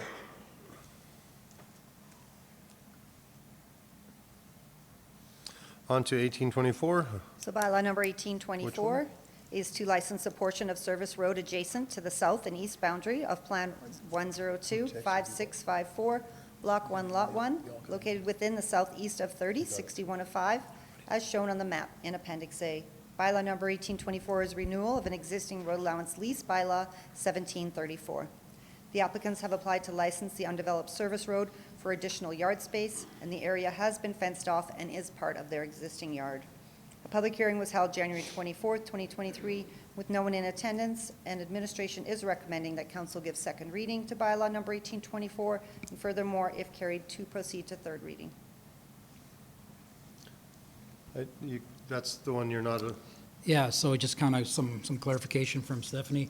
We got that email in regards to bylaw, a bunch of bylaws that we walked out on, and this one here was Councillor Swaggart was on this one, so, what's that? It was a 2-minute period, and there was nobody to speak in favor of it or for it, so doesn't mention it. Doesn't?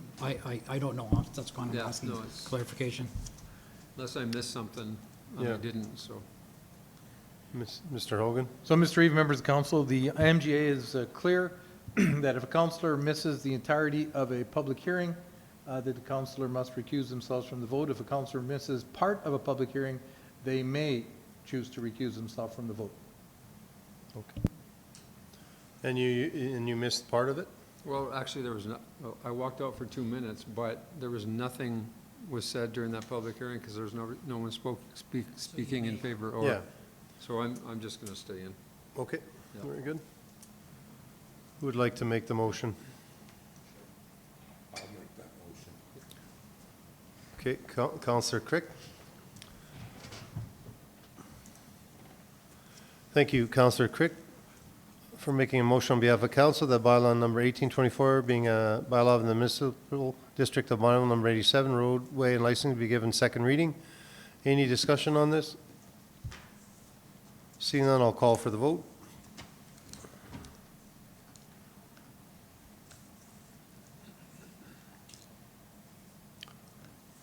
That's carried. On 25, I was gone for 4 minutes, so I will leave. We still have third reading Oh, though, sorry. right? I thought- That's okay. thought it was I'll make third a motion for third Okay. reading. Thank you, Councillor Slipchuk, for making a motion on behalf of council that bylaw number 1824 be given third reading. Any discussion on this, gentlemen? Seeing none, I'll call for the vote.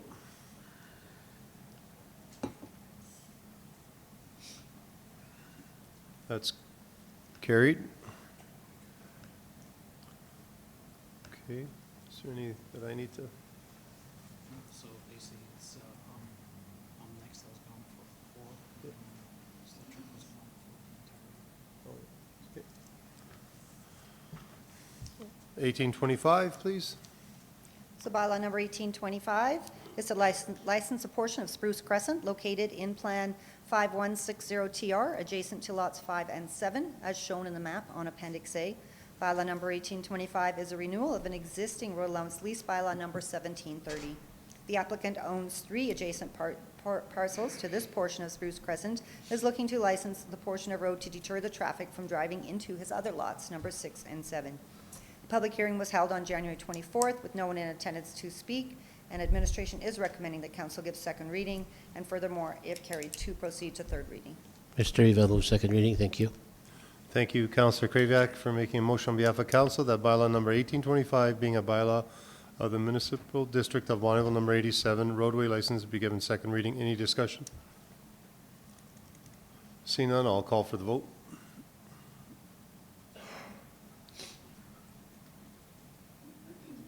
That's carried. I'll make a motion for third reading. All right, thank you, Councillor Slipchuk, for making a motion on behalf of council that bylaw number 1825 be given third reading. Any discussion on this motion? Seeing none, I'll call for the vote. That is carried. Thank you. Okay, Councillor. So bylaw number 1826, administration is seeking approval for roadway license bylaw 1826 to license multiple road That's him. multiple road allowances as shown on the map in Appendix A. Bylaw number 1826 is a renewal of an existing road allowance lease bylaw number 1722. The applicants have applied to license the road allowance to be used for grazing of cattle. A public hearing was held on January 24th, 2023 with no one in attendance. Administration is recommending council give second reading to bylaw number 1826, and furthermore, if carried, to proceed to third reading. Thank you, Lisa. Councillor Crick, thank you for making a motion on behalf of council. That bylaw number 1826 being a bylaw of the municipal district of Bonneville number 87, roadway and license be given second reading. Any discussion, gentlemen? Seeing none, I'll call for the vote.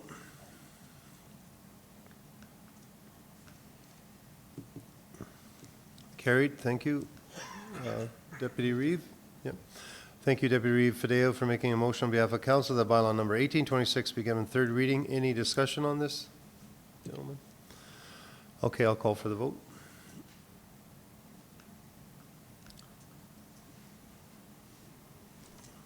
That's carried, thank you. See here for 1827? What's that? That's good, okay. 1827? I have my last one here for you today. Bylaw number 1827 is to license the road allowance lease east of the east half of 24/64/7, as shown on the map on Appendix A. Bylaw number 1827 is a renewal of an existing road allowance lease bylaw number 1728.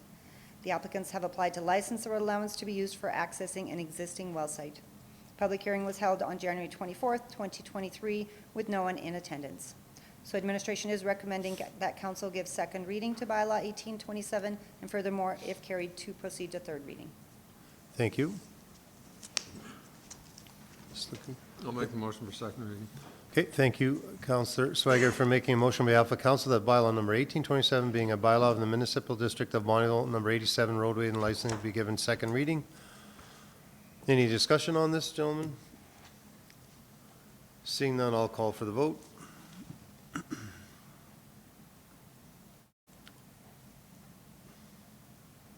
That's carried. Councillor Kraviak, you're good? Thank you, Councillor Kraviak, for making a motion on behalf of council that bylaw number 1827 being given third reading. Any discussion on this motion?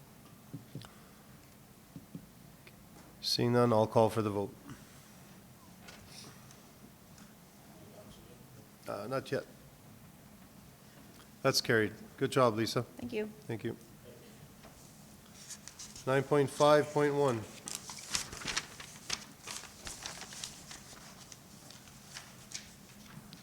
Good afternoon, Council. Good afternoon.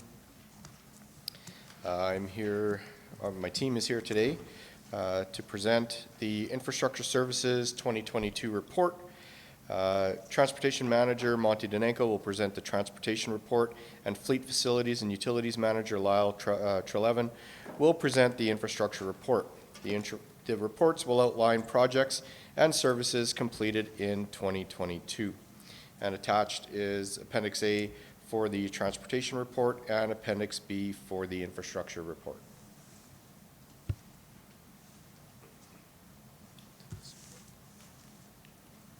Good afternoon, Council. Good afternoon.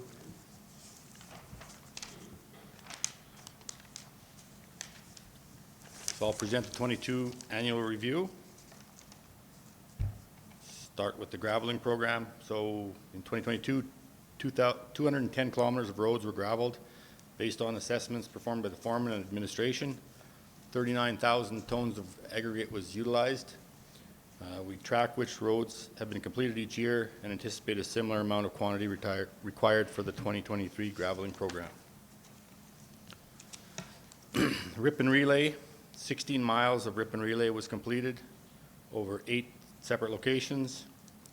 Just over 30,000 tons of cold mix was utilized. There's 31,000 tons remains for the 2023 season. Patching, 3,750 tons of cold mix was used for patching area roads, and 3,300 tons remains for the 2023 season. The shoulder pull program, a total of 13 miles of shoulder pulls were self-performed at 6 different locations, and an additional 7 miles of shoulder pulls were contracted out at 2 other locations. Work included drainage improvements in ditches and reestablishing proper cross-section of road dimensions to reduce future maintenance costs over the longer term. Administration is currently reviewing the potential locations for 2023.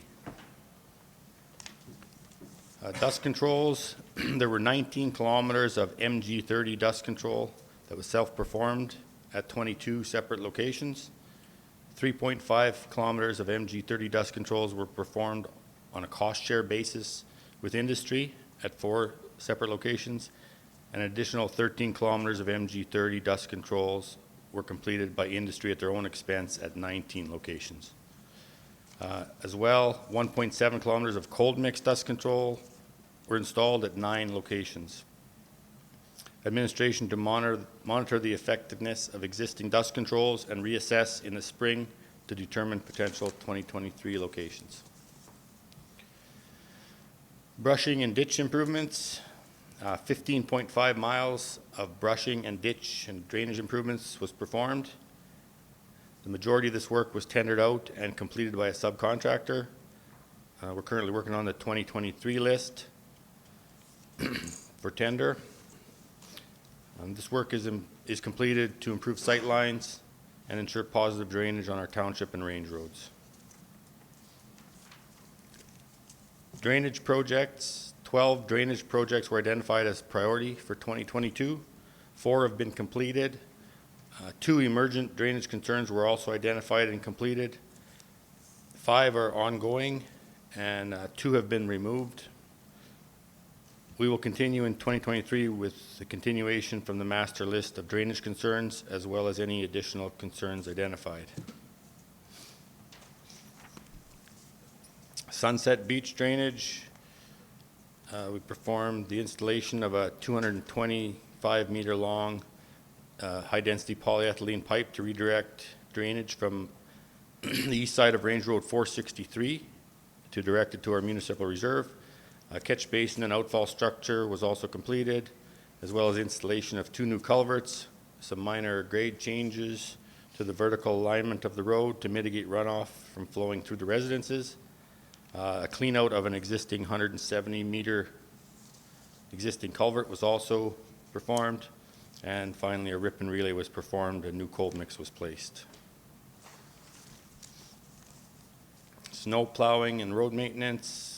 We currently have 10 active beats for the snow plows, totaling about 850 kilometers, and 13 active grader beats, totaling 1,225 kilometers. And after an average snowfall, which we've been getting a lot of this year, we typically can complete these beats within 3 days from the initial snowfall event. We also look after snow plowing and maintenance of 84 subdivisions within the MD, as well as the airport. And that's it. Any questions? Yes, Deputy Reeve. Just, so in regards to your shoulder pull program, so how do you, in your opinion, did that go quite successfully? Are we looking at next year doing our own, or are we going to contract that service out? Through the Reeve to Deputy Reeve Fadeev, we had mixed reviews, I guess, on the subcontracted out. As far as cost and efficiency, the cost itself per mile is comparable, so I anticipate that we will likely be self-performing this year.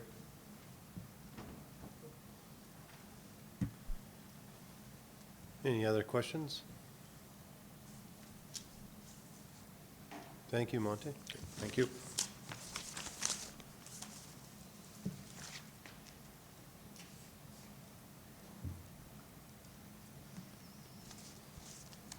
Good afternoon, Reeve and Council. Good afternoon. So I'll take you through some of the stuff that we've done with infrastructure services in 2022. Start off with the bridges. We completed 4 bridge files, although to be truthful, we completed 3. 1 is still in progress. That's the Frog Lake tributary. The boring is complete, the pipe is in, it's just a matter of doing a little cleanup. Next slide, please. Just some pictures there from the construction process. I know you don't often get to see them. You get to see the completed product, but you don't always get to see it in construction.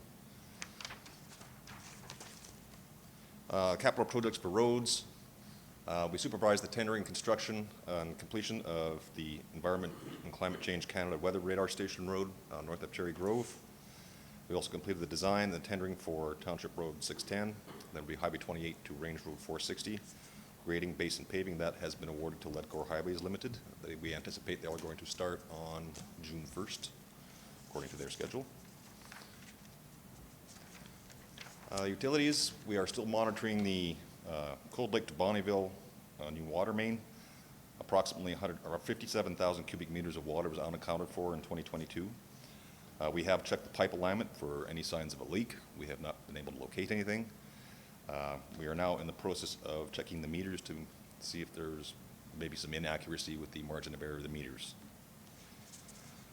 In addition to that, we've removed and replaced a fire hydrant in the hamlet of Ardmore.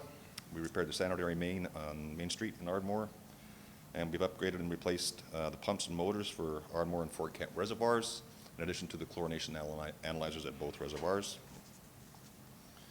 We've also upgraded the alarm systems at Ardmore and Fort Kent reservoirs and installed a new furnace at the Ardmore reservoir.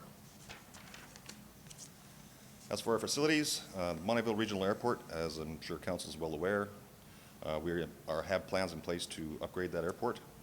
The new airport terminal design footprint has been chosen by Council. As CAO has mentioned, we did meet with Cenovus regarding some of their requests for the footprint of the new building. We expect to hear from them towards the end of this month. The design is essentially complete. We are just deciding whether or not we need to make the building footprint a little bit bigger.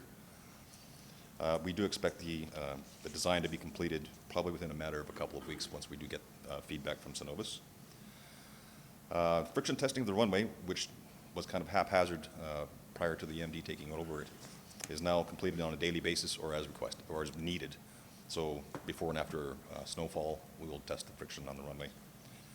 We have a dedicated crew for clearing the runway after snowfall events. We are planning, a lot of plans actually, for upgrading the airport. I expect this year we'll put in a new perimeter fence, at least part of the way around the airport. We are looking into getting a new shop for our new airport, our airfield equipment, establishing a new parking area, and resurfacing the runway, but that's a couple years away, but we do need to start planning for it well in advance. We have selected and have ordered some new equipment, a loader-mounted sweeper, a loader-mounted snow blower, and a de-icer sprayer for the airport. Kinosoo Ridge Resort, the capital projects foreman, Todd Honkala, oversaw and supervised the installation of the new green chair. I think he did a fantastic job. TNU staff and equipment completed all grading and earth moving work associated with the new green chair, We also supervise the excavation repair of some leaking water pipes that they use for snowmaking. And I believe there were 3 different locations. And for the fleet, we purchased a new 40-ton tandem axle Jeep, a 60-ton lowboy trailer, a 40-ton scissor neck trailer, which we just took reception of. We have our Doosan 6.2-ton mini excavator. We got two new pneumatic packers, and we've got a pup for a tandem truck that was a replacement for one that was involved in the accident in 2021. As for asset management, we have completed building condition assessments for the main office, transportation utility shop and offices, Shaw House, Kinnasoo Ridge Resort Chalet only, and the public safety building. We are currently in the process of participating in some asset management workshops as part of a cohort or team of other Northern Alberta municipalities. And we are in the process of gathering more asset information for inclusion in a future asset database. Thank you. Any questions? Yes. I got a question. About the airport, what if you got a full day snowfall, like, could the crew be out there multiple times during that 24-hour period? Yes, that's possible, Councillor. It is possible. It is possible. It's not necessarily, it wouldn't necessarily happen that way. It depends on how heavy it's snowing. Because sometimes you're fighting a losing battle, so you just wait till it quits. Any other questions? Thank you. Thank you. Thank you. Mr. Reeve? Yes. Mr. Reeve and members of council would add that in our discussions with both CNRL and Cenovus, we put in some processes and procedures that our main users are very happy with in terms of airfield maintenance, our communication back to Cenovus, and how we manage the actual snow removal and maintenance, the ongoing day-to-day maintenance of the airport. Cenovus is very happy. We now post all of the information directly on the website. We have a user list on email, so an email is sent out every morning from transportation regarding airfield condition, the shape of the runway, and some other information that may be valuable to air crews flying in. That goes out on a daily basis, weekends included, as well as being posted on the website. Thank you. Go ahead, Councillor Slipchuk. So on that note, do we get feedback from the air ambulance services as well on any issues or anything, or do we ever receive any concerns from them? I have not received any personally. I'm not sure if Mr. Denenko or Mr. Bespalko have. Although the air ambulance is critical, it's not a regular user such as Cenovus, who has 3 flights a week with the Dash 8, bringing in large groups of people. So those are. I would assume that if that group is happy with airfield maintenance, then the air ambulance service is probably similarly pleased. The difficulty with air ambulance is they don't tend to come here during the day a lot. If there is an air ambulance, it tends to come at night. But our crews are on standby. If there is something happens, we do get the phone call from the air ambulance service out of Lac La Biche. And if there is an issue, if it's snowing, then crews will get out here to assist and get something happening at the airport in the event that there is a flight that has to come in on a medevac. So seeing as we're going to be doing upgrades in the terminal at the airport, are we doing any, having discussions with the air ambulance service just to get their feedback, see if they have any? We haven't spoke to the air ambulance service because they're not a user of the terminal building. They fly in, the crews hardly ever even leave the aircraft. By the time they get here, the ambulance is here, they load up and they leave. So they're not really a user of the terminal facility. The terminal facility is industry and general aviation. Having been an ex-air ambulance pilot myself, I can tell you that most of the time we don't even get out. We get out of the airplane to load the patient, and then we're gone again. The terminal is not a factor. We don't hang around. Okay, thank you. Any other questions, gentlemen? Okay, thank you. Okay, thank you, Council. And then, yeah, the team has worked substantially hard over the in the last quarter with all the with the weather that we've been having and all year. So it's thanks to the great team we have at TNU that we're able to present this. Now, recommended action is that Council accepts the Infrastructure Services 2022 report as information. Thank you. I'll move that we accept the report as information and also say thank you for the great work you guys did with all the ice we had this weekend. So. Okay, thank you, Councillor Crick. On behalf of council, making a motion that council accepts the Infrastructure Services 2022 report as information. Any discussion on this? Seeing none, I'll call for the vote.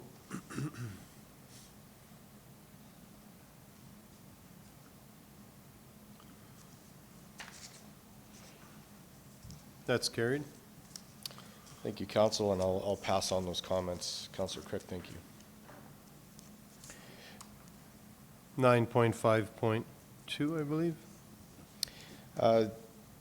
Thank you, Mr. Reeve. This RFD is for the road procedures, road list procedures to rescind. So on July 2016, Council adopted the road list procedures to allow Council the opportunity to review the road construction projects. As criteria for determining road construction has changed and a new policy was adopted, as such, this procedure is no longer relevant. Reasons for the appeal: Council adopted Policy 4A.001, Road Construction and Development Policy, on May 11, 2022. This revised policy has the new criteria for determining road construction projects and has all projects coming before Council for approval prior to construction. Policy contains aspects of procedures that are still current practice while removing outdated items or portions of the procedure belonging elsewhere, for example, paragraph 8. Attached for Council's review is the Appendix A, Road List Procedures. And it is administration's recommendation that Council rescinds road list procedures as it is no longer required. Yes, Councillor Swaggart. Thank you, Councillor Swaggart, for making a motion on behalf of council that council rescinds the road list procedure as it is no longer required. Any discussion on this motion? Seeing none, I'll call for the vote.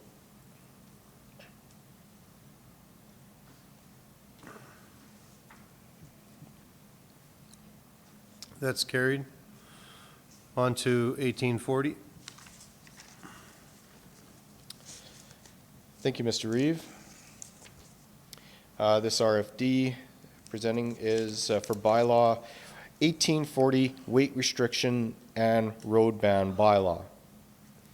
Further to previous discussions by council regarding road bans in the MD, administration has reviewed bylaw 1543, weight restriction and road ban bylaw, and is offering a revised draft for council to discuss. Significant changes include removal for the need of a road ban committee, allowing administration to determine when and where road bans will be implemented and removed. Removal of any reference to a Tridem Axle Certificate, a TAC, as the province no longer issues TACs. Removal of the exemption for agricultural activities, except for the use of farm equipment as defined in the bylaw. Attached for council's review is Appendix A, the revised proposed weight restriction and road ban bylaw, and Appendix B is the current 1543 weight restriction and road ban bylaw. The reference to the strategic plan is goal number 2, enhance safety in the community. The objective, transportation and infrastructure network safety. Reference to provincial or federal legislation. Traffic Safety Act, RSA 2000, Chapter T6, and amendments thereto.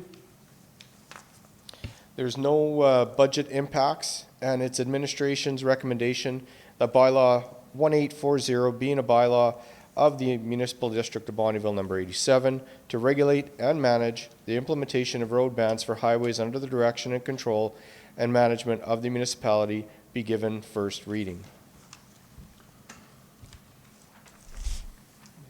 Okay. Thank you, Deputy Reeve Fideo, for making a motion on behalf of council that bylaw number 1840 being a bylaw of the Municipal District of Bonnyville number 87 to regulate and manage the implementation of road bans for highway under the direction, control, and management of the municipalities to be given first reading. Tongue twister. Any discussion on this? Yes. Anybody? Yes, Counselor Slipchuk. If you could just explain 1.4C to me more. Like, farm equipment means implements of husbandry designed and intended for use in farming operations. Like, All right, through the Reeve to Councillor Slipchuk and all of council, the definition of farm equipment means implements of husbandry designed and intended for use in farming operation, but does not include trucks, trailers, or semi-trailers, or farm equipment that is loaded on a truck, trailer, or semi-trailer, or that is towing equipment other than a piece of farm equipment. So what this means is any tractor pulling an attachment, a disc, a harrow, a seeder, that sort of thing, those are exempt as farm equipment. Anything that is, for lack of a better term, that can be registered for highway use is not exempt. So if they have a semi-trailer with a B-train or a bale wagon or a silage wagon on the back of a highway tractor or dump truck, anything like that, those are not exempt under this bylaw. Implements of husbandry, like I said, for tractors, that kind of thing, those will be exempt from the bylaw. Did I answer your question? so the farmer that has a semi and he hauls his sprayer around from quarter to quarter, or his, it's a farm semi and most trucks have, is that going to be farm equipment or is he going to be on a highway? That is not exempt under this bylaw. As it says, if you're hauling something on a trailer, it's not exempt. If that sprayer was going down the road on its own, that would be exempt as a piece of farm equipment. Once it gets on a trailer hauled by a truck, it's not exempt any longer. So if you were hauling water for the sprayer, you have to abide by the road bans unless you come into a road use agreement with the MD to haul 100% loads.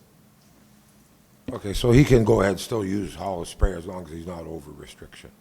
That is, through the Reeve and to all of council, yes, that is correct. If they are within the weight restrictions of whatever the restriction is, 75%, 50%, whatever we put a road ban on for, 90%, they would still be within the road ban. They would still be allowed to haul. Anything over that is not exempt. Thank you. Thank you. Any other comments or questions, or someone like to make a motion? Yeah, Or this is discussion, sorry, right? Yeah, go ahead. I just wanted to ask the question, is there currently an issue with the farmers, the way they're operating, or is this? Through the Reeve to Councillor Crick's question, yes. Simple answer, yes. Our previous bylaw had all ag activities exempt. During seeding season, silage season, the roads do take a pounding from agricultural activities. And as was mentioned in the past council meeting when this was discussed, the road doesn't know if it's oil field, if it's a gravel truck, or if it's a grain truck. All they know is that it's overweight and it's damaging the roads. So we had to put something, we put something in place that allows, if they enter into a road use agreement, to be able to haul the 100% loads. But if not, they have to abide by all ag activities have to abide by the weight restrictions. Did I answer your question? Okay, thank you. You're good? Anyone else?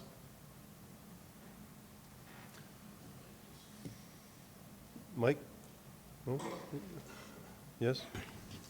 I don't know, like, if the sprayer is, if a truck is hauling a sprayer and the sprayer is overweight, then he gets a ticket, but the sprayer can go by itself on the road, it's okay?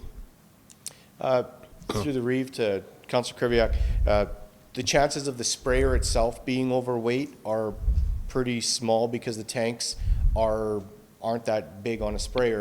I mean, they're big enough to haul that water, but they probably wouldn't be overweight to start damaging the road in the sprayer itself, because they're not designed to carry that much weight, because they're on a dirt surface, for lack of a better term, when they're on the field.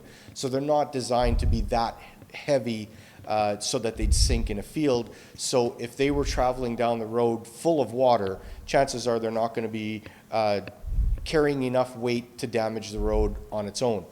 The problem comes in when the trailer or the tractor that's hauling it, I say the highway tractor and trailer that's hauling the sprayer, comes with a tank that is full of water. That's where the sprayer fills up all the time. That's where you get the most damage. It's not the sprayer itself. It's the everything associated with the spraying operations that creates the damage. Yeah, I just don't like this, but thank you. Yeah. So springtime, like top growers, they'll come to the farmers, deliver fertilizer to their yards?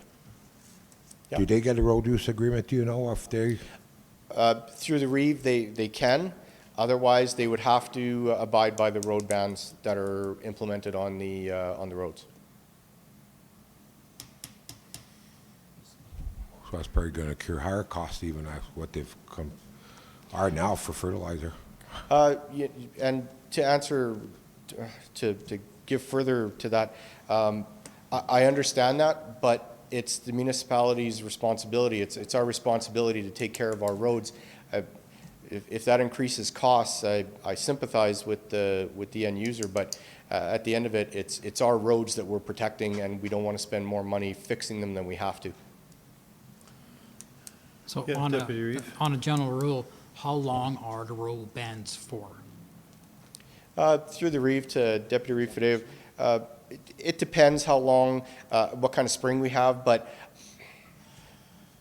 typically maybe 30 to 60 days, depending on how the spring melt is and how quickly the frost comes out of the road, what kind of weather we get in the springtime, whether we get lots of rain, that kind of thing. So it's dependent, and there are some roads that we may have to, keep a ban on for a little longer due to the integrity of the road. So it's a difficult question to answer right now, but it's you can, on average, maybe 45 to 60 days. Okay, and that's just usually in the springtime only?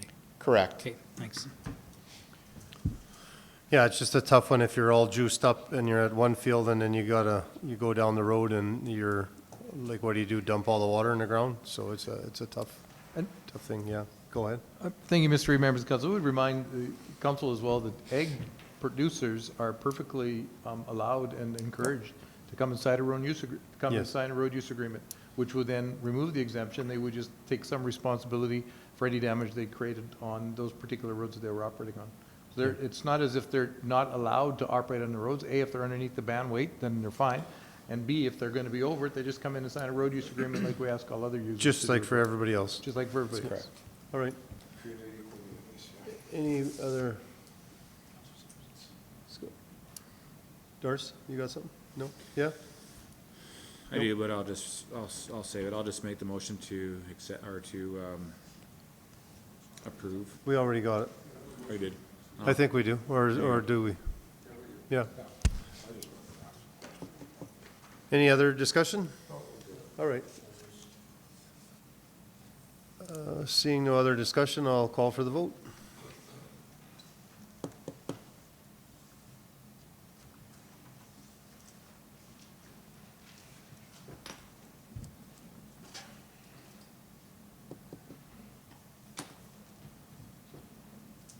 That's carried, thank you. Thank you, Brian. Thank you, Council. 9.6.1.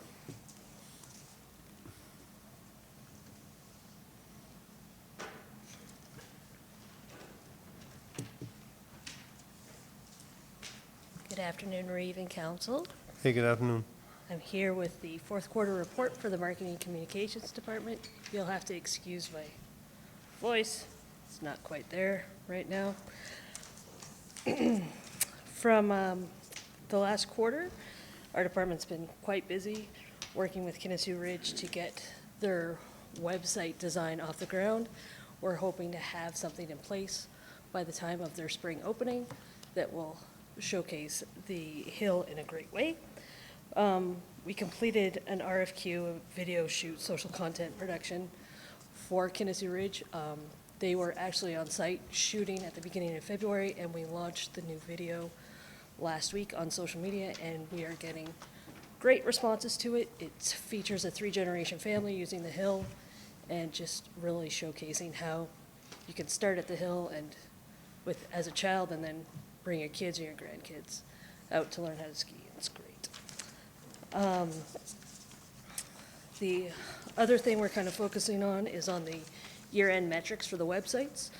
In 2022, for the MD site, we had just under 225,000 visitors to our website, with 276,000 page views, and most of our users for the MD site at this time are desktop users. When it comes to Kinnessoo Ridge, our total visitors, excuse me, were just under 47,000 with 153,000 page views, and with Kinnessoo Ridge, we noticed most of our users there are mobile. There's a lot of people using it on the road on the way to the hill, or using it when they're already at the hill. Believe it or not, it's kind of interesting. And we did a draft of the RFP for rebranding that has gone out, and we're continuing to work on that. The rest of my report has some stats for the websites for that period of time, and just kind of an overview of what we've been up to. So if you have any questions about my report. Is there any data that says where all these website visitors come from? Is it just from our area, or how far does it reach Absolutely. out? We have metrics for where our website traffic comes from. Mostly, it goes in order of unknown, because people have turned off their location services on their devices. Then we're topping out with Bonnyville, Cold Lake, and then Edmonton, Calgary, and then we're getting into like Lac-La-Biche, Elk Point, St. Paul. Usually those are the top, within the top 10 traffic every month. Because you said 250,000 views or something? Or 225,000 Oh, yeah. visitors for the MD website. Right. So. Any other, yeah, Councillor Crick, go ahead. Yeah, I think this is probably the wrong spot for me to ask the question. I'm going to ask anyways. And it's just if we can have maybe not today even, but and maybe our CAO can answer better, but just an update on how we're reaching out, like with changing our advertising budget and how that's going to happen in the future. If we can, maybe when changes happen, if we can just have an update on that. There has been some changes already, especially with Planning and Development Department, with how we are advertising their public hearings for the bylaws, such as the ones that went for second and third reading today. We have established Planning and Development's own section under what is called our Newsflash module on our website. And so when you go to the Planning and Development landing page now, you can see news for the Planning and Development Department, which includes all of the public hearings. It includes all of the citizen engagement opportunities that are coming up for the municipal development plan. It talks about the intermunicipal development plan with Cold Lake as well. And then we've added that to the front page of the website as well. In the last rural review, we did a spotlight on how to sign up for notifications and news through our website so that you can come on and subscribe. Because as soon as we post this stuff on this website, on our website, it can end up either on your phone through a text message, or it can end up in your email box. So we're going to continue with that kind of stuff. But we did have some advertising go out in today's copy of the newspaper actually, for the public hearings that are coming up for the intermunicipal development plan and for the citizen engagement nights that are coming up for the MDP. You're welcome. Yeah, Councillor Slipchuk? Could we go in the future, like you said, you go and click here and click there and all that. Is there something where you could present to us right at council, like how we go and it takes you here and there? Because we get a lot of YouTube viewers. I did see it right on YouTube, and It'd just be another feather in the cap to advertise and show people how it's done, and also so I could learn it.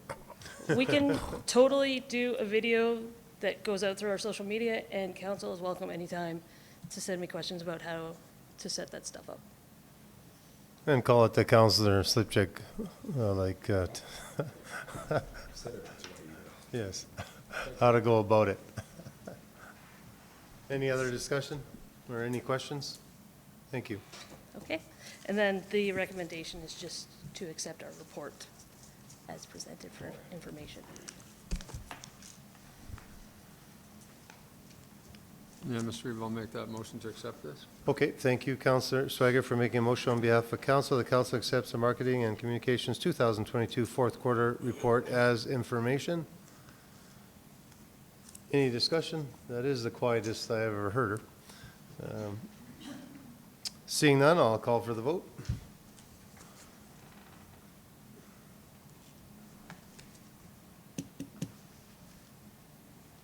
Thanks, Trace. Thank you very much. Carried. 963. Good afternoon, Reeve and Council. Today I'm here to present the Occupational Health and Safety Year in Review of 2022. I'm going to bring up a slide here. For the purpose of this slide, most of the indicators are our lagging indicators, which indicate things after they've happened. Here for the types of incidents, we had incidents. First of all, incidents are determined as incidents because they're either injury to a WCB covered employee of the MD, or there's some sort of loss to the company through theft or property damage. So in 2022, we had 63 incidents divided into those categories there. And then moving down into the injuries side, of those 63 incidents, 23 of them were injuries caused to various parts of the body. If you can just go back up there, please. On the property damage side, 42% of our incidents resulted during driving our vehicles or operating our equipment. That is sort of a normal standard because of the exposure rate for us in driving and operating equipment. One thing I will note that 12 of these incidents could have been avoided by a simple walk around. So in other industries, that is a standard practice.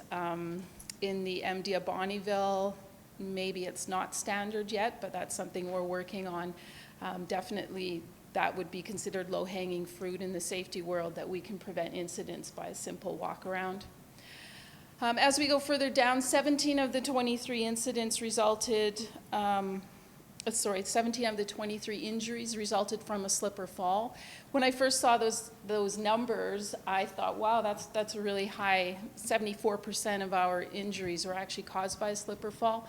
I did a bit of research on that, and I did see that in other statistics, companies are running up to 84% of their injuries actually result from a slip or fall.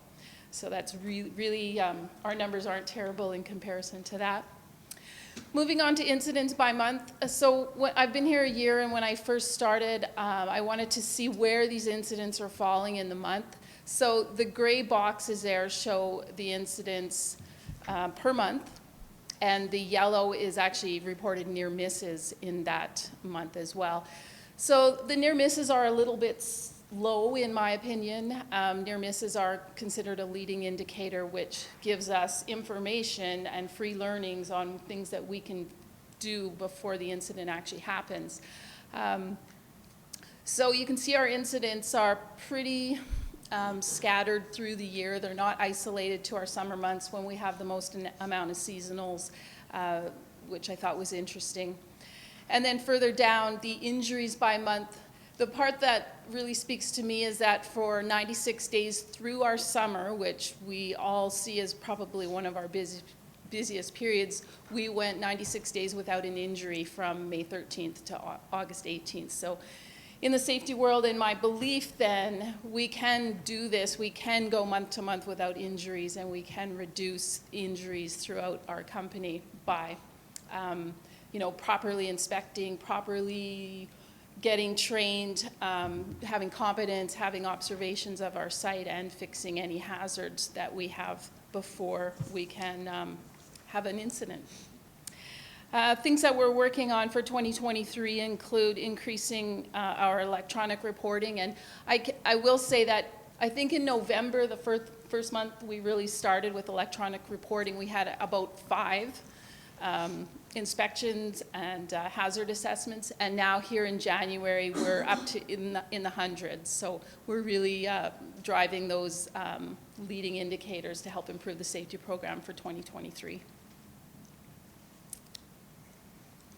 Does anyone have questions? Yep. Councillor Scarson? Yeah, I just asked, so like is 23 injuries a year the norm here?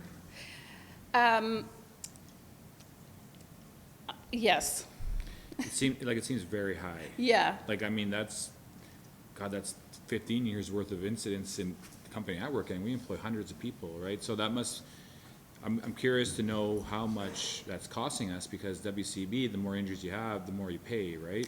Yes. So I mean, I'm not trying to put you on the spot, but are we doing something wrong here? Like, how do we be better at that? Because, I mean, if we had 23 injuries where I work, we'd be run out of town, right? Like, it's crazy. Through the Reeve to Councillor Scarson, you're exactly right. 23 injuries as well, I believed was high when I came here. I will say, however, that our WCB claims on that, we only had 1 lost time claim out of those 23 injuries. And remember, injuries are classified here as events, so they include bruising. We had some like burns, some fractures, some strains and sprains. So while it seems high in comparison to other industries, it's not high in our municipality rate group in WCB. So we are actually lower than comparable municipalities.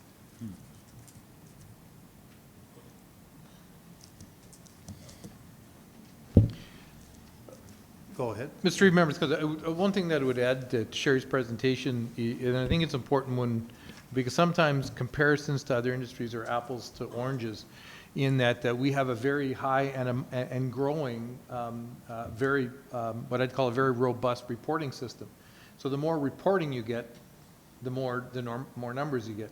I couldn't compare to what is going on in other industries because I don't know what the culture of reporting is. So we have people here, they'll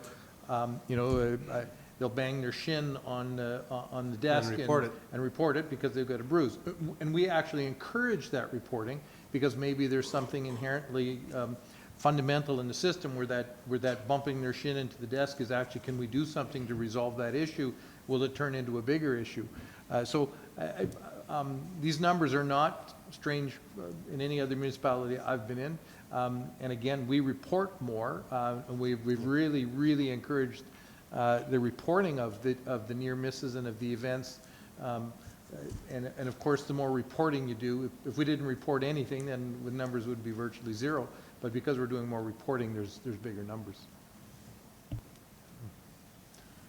Yeah, I don't want to get into a big debate about this, but I'll tell you right now, like, I just look at the hazard IDs, and when I see 5, is that for the year? Is that what you're saying? Like that, yes. Honestly, that number for the amount of employees we have should be probably 500, right? And I mean, that's how you get that number down, right? So I don't know if there's mandates on the amount of hazard IDs that you're reporting throughout a week or a month or whatever, but I can tell you any company in any oil field related industry for sure is, yeah, I mean, most employees are mandated a certain amount of hazard IDs, and the correlation is the more hazard IDs that are recognized, the less injuries you'll have, right? So 5 almost, that's, I don't know how you even get to that low of a number. So anyways, there's just something to consider. There's definitely things we can do to be better. I'm sure that's a really high number, so. Yes, through the Reeve to Councillor Scarson, you're right. HID is extraordinarily low. That is one of the areas the proactive reporting will be targeting to improve the safety program in 2023. Thank you. Any other comments or questions? No? All right. Just looking for a motion then. Or are you? Yeah, you're done.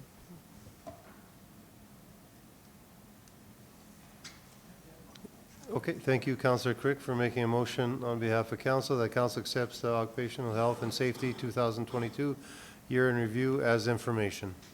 Any other discussion, gentlemen? Seeing none, I'll call for the vote.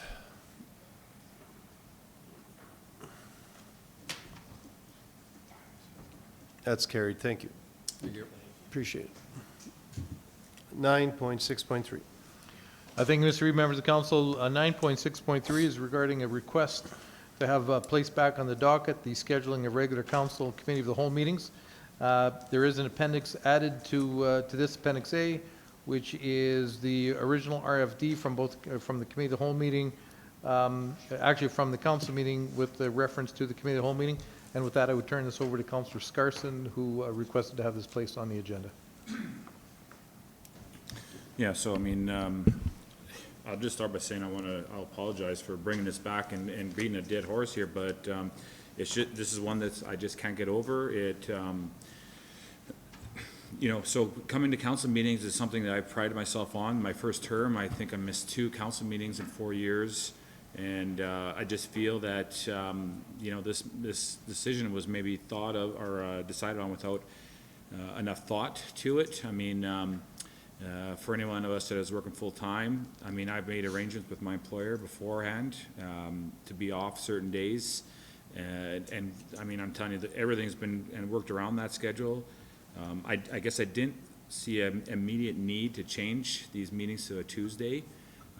I still don't have an answer for that. I mean, yeah, I see that a lot of people are doing Tuesdays, but there's still quite a number of, from the list that we were provided, they're on Wednesdays. We've done Wednesdays forever, and I'm just going to throw out there that if we continue to do Tuesdays, I will miss a lot of meetings, and that's all there is to it. So I don't think I'm in the only boat, and I guess if there is an actual legitimate reason as to why we need to be on Tuesdays, then I guess it is what it is. But just for the fact that it's a better day or whatever, I don't know why, but you know, in the same motion, we ended up canceling 10 meetings at the same time. So I guess I don't really understand, if it was to prevent us from canceling meetings, how do we cancel 10 meetings at the same time as we decided to change it to Tuesday? So I'm just coming back here, maybe a third kick of the can to say, you know, if we're able to, I would like to get that changed back to a Wednesday. Otherwise, I'm just giving my notice that I will probably miss a lot of meetings. And I've heard phone calls, or I've had phone calls and emails asking, hey, why are we changing it to Tuesdays if you can't make it? I say, well, I'm not 100% sure on that. So anyways, I'll leave it at that and do what's necessary as far as suspending the rules or whatever it is to get this back on a vote. But that's where I'm sitting with this. So. Do you want to speak on me? Sorry? So, I mean, I could start with that, and I guess that if it goes through, or if it doesn't, that kind of tells me where we're at, right? And if that's the next thing on the list, I'll make a motion to suspend the rules to have the discussion or make another motion. Okay, so that's number 1 here, correct? Okay, thank you, Councillor Scarson, on behalf of council. That council suspends the rules of bylaw number 1787 procedure bylaw for the purpose of reconsidering resolution 22.540 from the October 26, 2022 organizational meeting establishing a schedule for regular council and committee of the whole meetings for 2023. Any discussion on this motion? I'd like to go into a camera for, have a discussion about this among everybody. So, Mr. Reeve, if council agrees to suspend the rules and have the discussion, then a motion can be made if you so please to go into closed session for that discussion. Yeah, you can't at this time. Any discussion on this motion?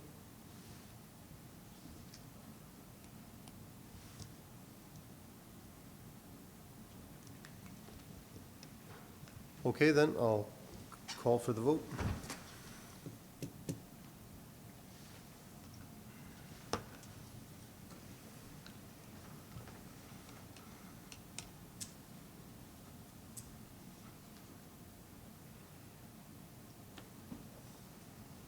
Okay, this motion is carried.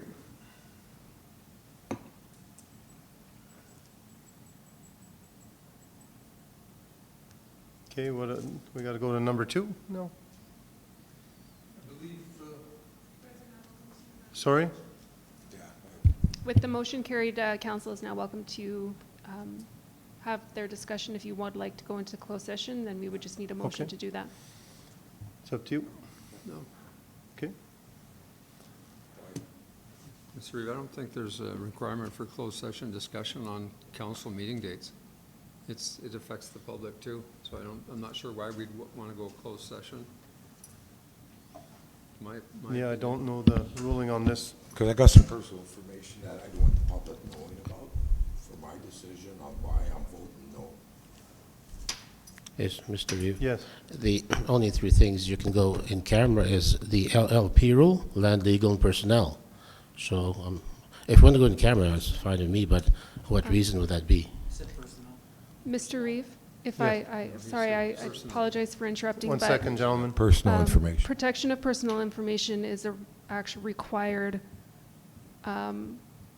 exception to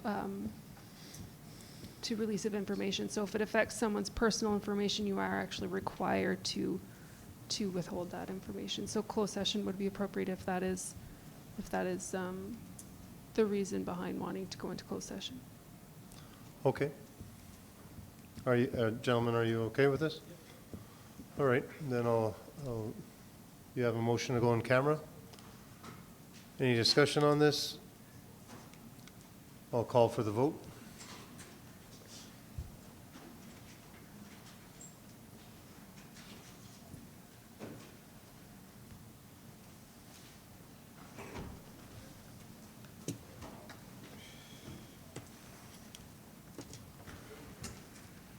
That's carried, thank you.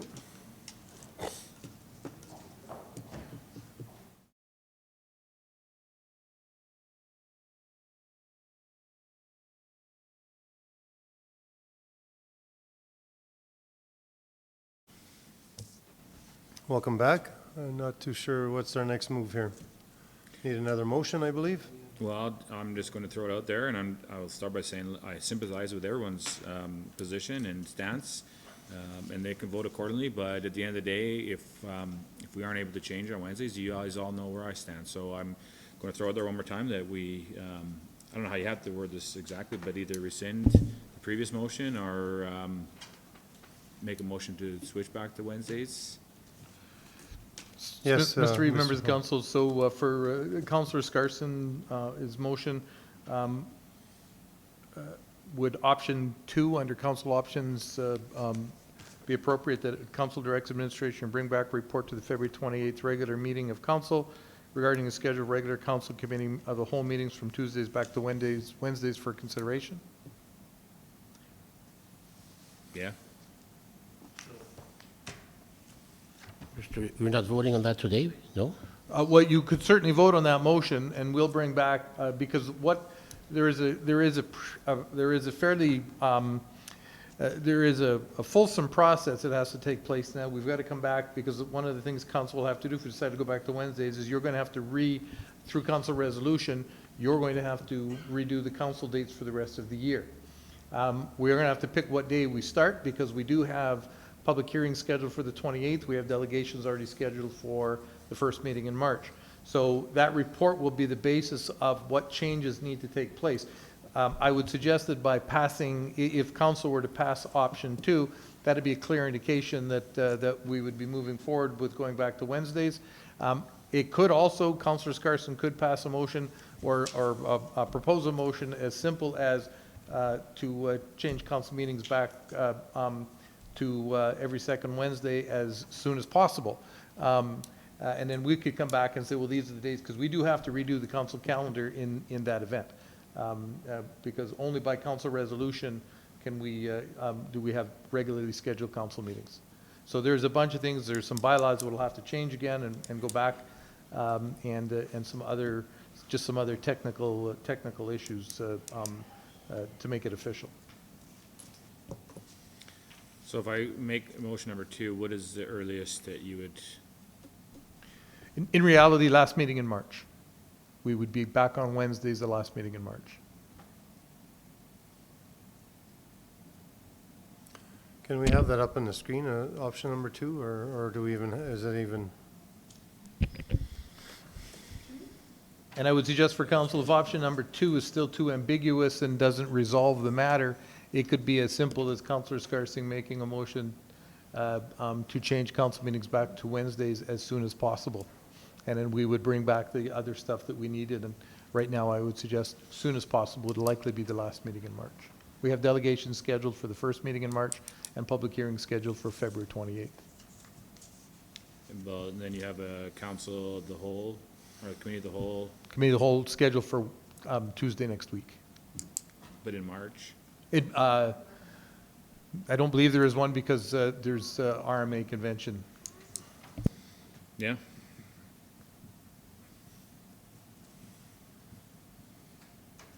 Is this your motion? That is.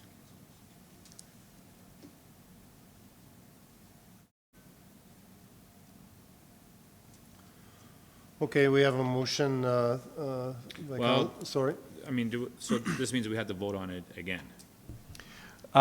Correct. Through the Reeve, Councillor Scarson, correct. This here would mean that we'd be bringing a report back with all of the details that would be required to change back to Wednesdays, and that would have to be, that report would have to be resolved, which is why I suggested a moment ago, if this still is too ambiguous, a simple motion to just move council meetings back from Tuesdays to Wednesdays, and then we will come back anyway with the things that we have to do to start that process. I think it's just better to get it done today, and then if it goes through, you know, and if it doesn't, then you don't have to waste your time, so. So No, that it's not. wouldn't be your motion then? I just add as soon as possible. Right? They'll write, they'll write something else up here and then we can read it.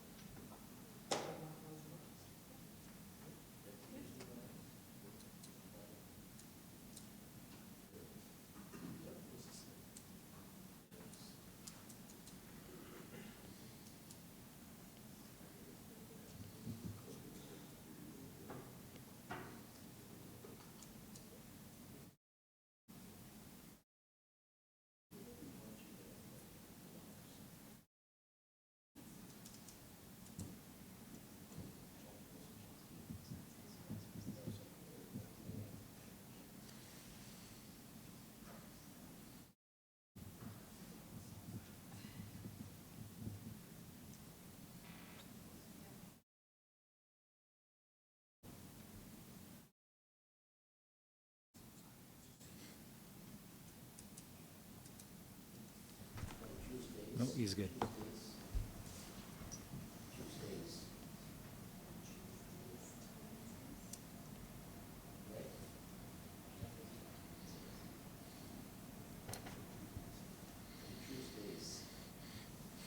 Just a S.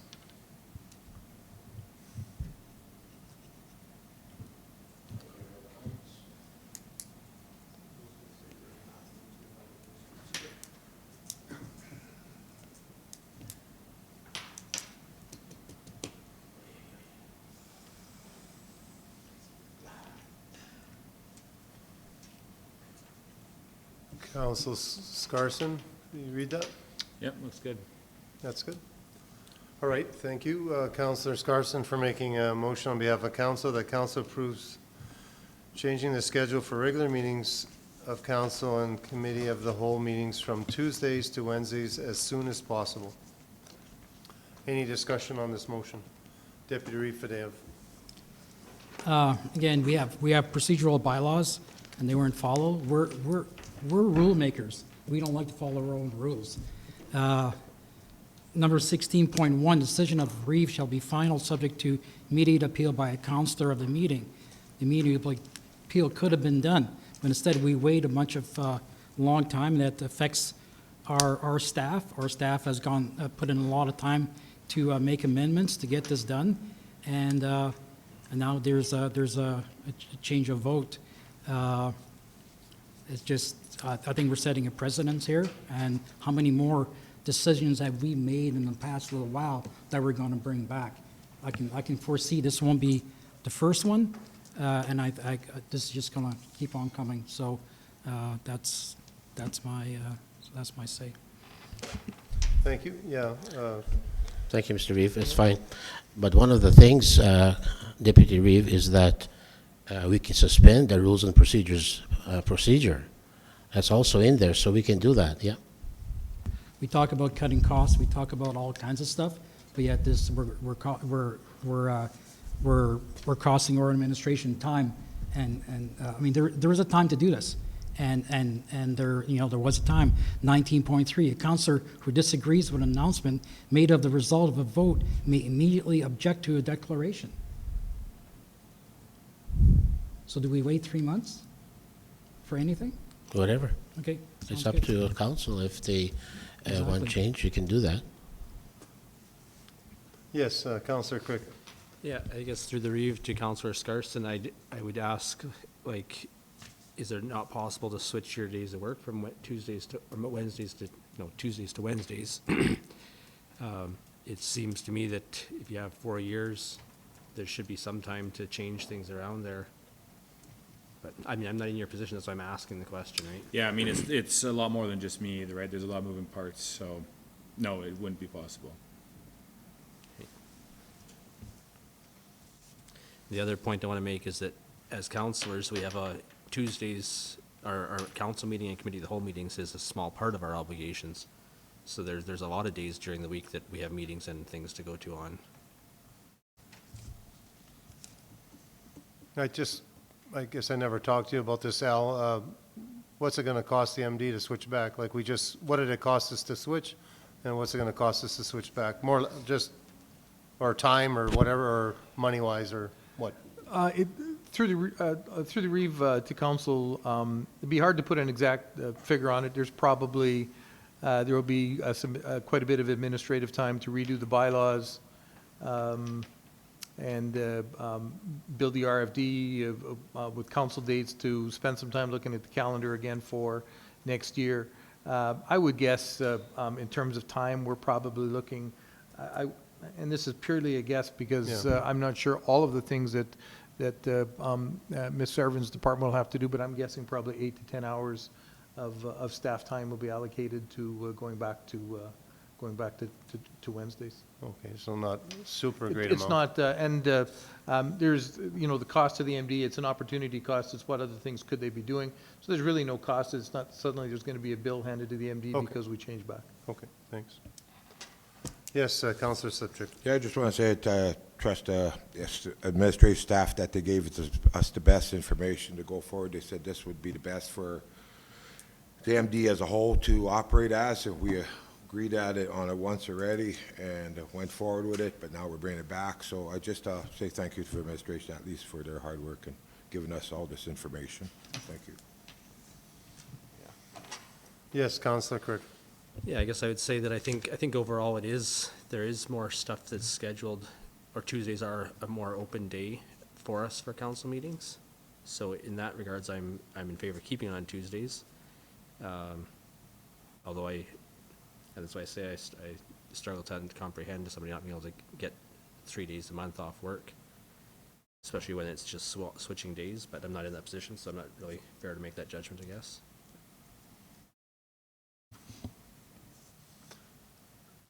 Anybody else would like to? Any comments or any other discussion? Yes, Counselor. Sorry, you're gonna have my Sorry. 2 bits worth. Yeah. You know, if you're gonna switch something like that, like I said, when you sign up as a new counselor, you know, you go door to door, tell everybody, you actually got a council package that said when your council meetings were. So, I mean, it's even the residents out there know they're on Wednesdays. So, you know, if there's a great reason to change it to Tuesdays, I'd say, let's think about that, but let's do that at the end of our 4-year term and let the next guy start new with a new council package, new dates, whatever. And then everybody knows. So now what you're doing is you're restricting Councillor Scarson from attending because he's one of these guys who works. So, you know, what do we do? Do we start holding these meetings maybe on night meetings for, you know, so that we can have, like a lot of other councils do, we can have members who actually work come to meetings? Yeah, Deputy Fidel. That's also funny that the guy that's saying that is the one that voted to, you know, to go to Tuesday meetings anyway, so. Yeah, I got one more question. Yes, go ahead. We Is got it just not- time. Sorry, go ahead. Is it not, do we not decide when meetings are at the organizational meeting? Is that not an annual occurrence? Yeah. So it's not set in the council, it's not set in by the election or anything like that. It's just, when you're running for election, you know the previous council, what they did, but it's set at the organizational meeting typically. Yeah, but it's a package that you're given, right? Tells you when the meetings are. Yeah, but I think I was aware of that, so that's just. Any other discussion?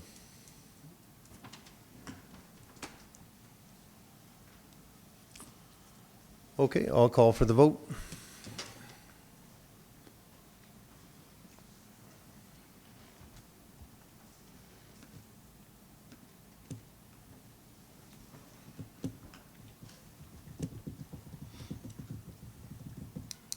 That's defeated. Mr. Reeve, can I follow up with another motion? Yes, sir. I would make a motion that then we switch our meeting start times to 1 PM on Tuesdays. Okay. That's a motion of yours? It's a motion. They'll just have to write it up.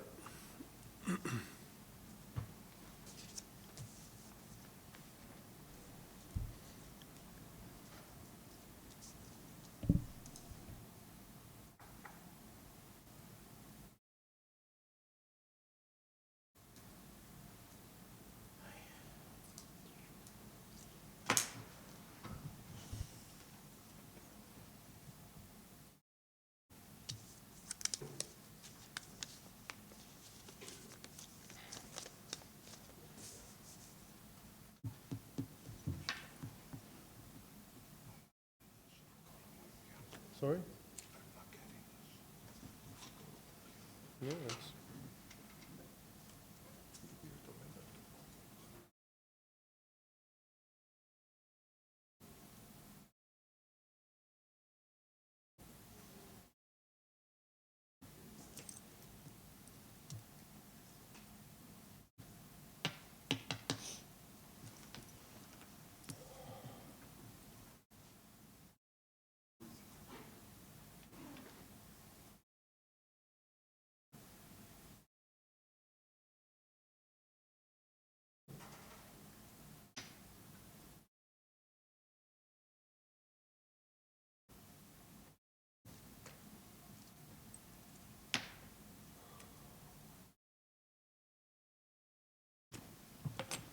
Okay, thank you, Councillor Scarson, for making a motion on behalf of council. The council approves changing the start time for regular meetings of council and committee of the whole meetings from 9 till 1 PM as soon as possible.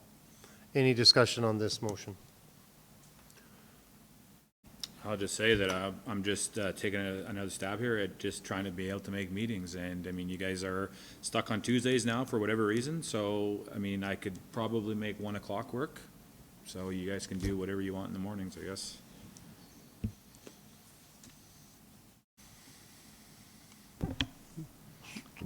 Any discussion? Go ahead, So Councillor. if we go 1 o'clock, those meetings where we've had 10-hour days ones or 9 hours, what takes place? We're gonna pay all this overtime to administration and everything? So through the Reeve to council, today, for example, staff were setting up at 8:30 and we're now 2:30 for 6 hours. If a council meeting started at 1 in the afternoon, we'd still be here at 7:30 in the evening, which would have triggered for all of the hourly paid staff would have triggered at least 3 hours of overtime. And 6 hour meeting is not the longest meeting we've ever had, so we'd be triggering a significant amount of overtime. Now, if I had those staff come in later in the day, I would then have staff not here for a good part of the day. And then obviously, if it's a meeting that goes into the evening, late into the evening, it would be unfair for me to ask staff to come back here again for 8:30 in the morning again. So I'm probably going to lose staff again for a part of the morning. So I not only have an opportunity cost, I've now triggered an overtime that has not been budgeted for. It's entirely up to council. If council wants to go that route, I'm sure we can make it work. But I just want council to be aware that there will be both an opportunity cost and an overtime cost attached should this resolution pass. Yeah, just comment from me. I like mornings myself. It don't matter what day it's on, but I do a lot of extra hours all the time. I full-time work lots as well. And sometimes I'm doing my jobs and, before everybody gets up, so I make a lot of sacrifices as well. But I understand where you're coming from. Yep. Yeah, well, I mean, the simple solution was to keep it on Wednesdays, but like I said, we wouldn't be the first municipality starting at 1, and there's several that go into the evening. So I would argue that there's probably plenty of staff here that don't need to be here past 4 or 5 o'clock at night, and we can still carry on with our meeting, right? So. Thank you. Just giving you guys options. Any other discussion? Yeah, just a quick comment. We had, we rolled MPC into council meetings, and maybe, that's one thing that if we look at it and we find out, our meetings are taking too long, pull MPC back out. And we did that probably for a valid reason, because we didn't have any, not much happening. But maybe things are changing. Maybe we have to look at that too. Yeah, thank you, Councillor Craig. Thank you. Some of those reports don't have to be read in council. Like, we go through the agenda all the time, so it just saves some time. Why don't we start maybe at 6 in the morning and go to noon, like 6 to noon? Would that work? That's no good either because of paying overtime, I guess, eh? But the staff could leave early as well. You'd like 6 o'clock, Mr. Sorry? You would like 6 o'clock, I know. No, I just, yeah. I don't think any kind of staff would come in at 6 o'clock, Mike. I have to leave. Okay. Okay, well, we'll wait here till we call the vote, and then you have to go. Yes, Councillor Slipchik? This, I know we get all our delegations are always in the morning, correct? And so will this be a factor in us, our delegations receiving them coming in that? Do you think it'd affect that? Through the Reeve to Councillor Slipchuk, no, I don't, because typically our delegations are scheduled an hour after council meeting starts. So in this case, if council were to choose 1 o'clock in the afternoon, our delegations would be scheduled for 2 o'clock in the afternoon. So no, it would be minimal impact on both public hearings and to delegations.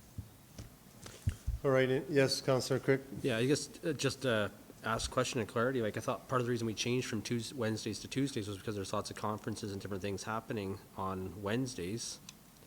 And if we're going late Tuesday night into our meetings, then it's still we're not gonna be able to go to stuff Wednesdays. So that's the case, we'll switch back to Wednesday probably. Thank you. Any other discussion? Well, maybe it'll motivate administration not to have 6 or 8 hour meetings. Like I said, I think a lot of stuff we don't need to cover, and a lot of staff that probably doesn't need to be here, so. Mr. Reeve, members of the council, the length of a council meeting has very little to do with administration. We prepare a package for council. That agenda is approved by the Reeve and the Deputy Reeve. So the idea that a council meeting is long because of administration, I'm providing you, and my staff is providing you with information you need to make good decisions. So I would be open to what information that council does not want to shorten a council meeting. Yeah, that would be on me. If you think the council meetings are too long, it's on me then. Well, I'd be curious as to how many councils have 900-page packages delivered to them. I mean, that's a pretty long package, right? So I don't think the town is, and I don't think Cold Lake is, so. Okay, thank you. Any other discussion? Okay, seeing none, I'll call for the vote.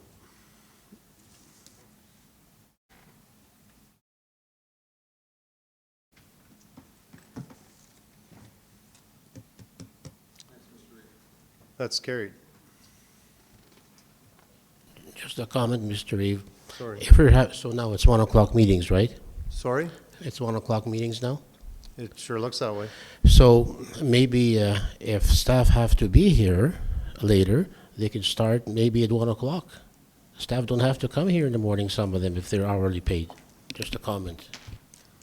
So, Mr. Reeve, members of council, so we'll prepare all this and we'll certainly implement this as soon as possible as per the motion. But having staff not come at 1 means I lose my entire legislative services department from 9 o'clock in the morning until that of the day of the meeting. And then I probably lose them the next morning. And we will now incur an overtime cost with no thought to the impact on the people who make this operation work. Like I said, there was a simple solution to start, but we changed it, and now I'm curious as to how does the town do? They have a meeting at, what, 6 or 8 o'clock or whatever, so they obviously pay their people to come in. But now we're changing all that we've done for you for 1 o'clock just for you. No, No, people we're make not? their own votes. Okay. Right? You didn't change it to Wednesday for me, Okay. right? Well, So obviously there was 4 people here that decided they would rather have it at 1 o'clock. okay. Yeah. Mr. Reeve, members. But it was your motion. So that's how it works then? Well, that's how it works. People vote for how they feel they want to vote, Okay. right? Mr. Reeve, members of Yep. council, how the town and the city make it happen is significantly different. The town is dealing with a $20 million budget, and we deal with a $100 million budget. We are a significantly bigger municipality with 200-plus full-time employees, as opposed to the 50 or 60 the town has. Our issues here are significantly larger due to the fact that there's more numbers in front of the decimal point. So the comparison to a town 2-hour meeting in the evening to what we do, this will force us, if we're going to shorten council meetings to get people in and out of here shorter, this will force us to bring policies to council that are going to have to give administration more authority to make decisions as opposed to resting those decisions with council. We've talked about that at the last meeting about providing authority with more decisions, but this will change things significantly. So.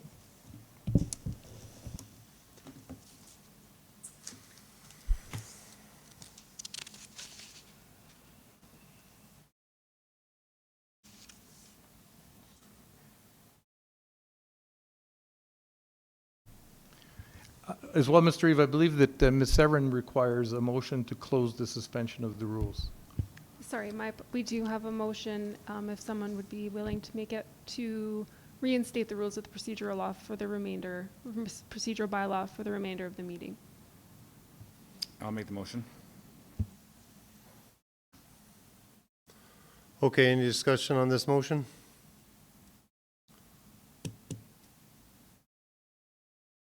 Okay, I'll call for the vote.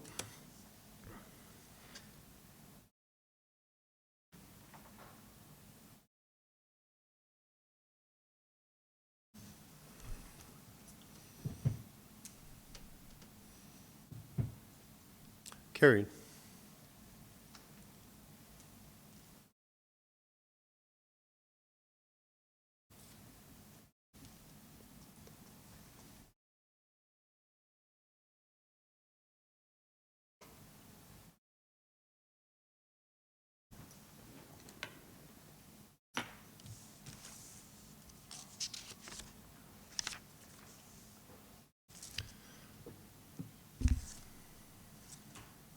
Okay, on to, I guess we're done with that.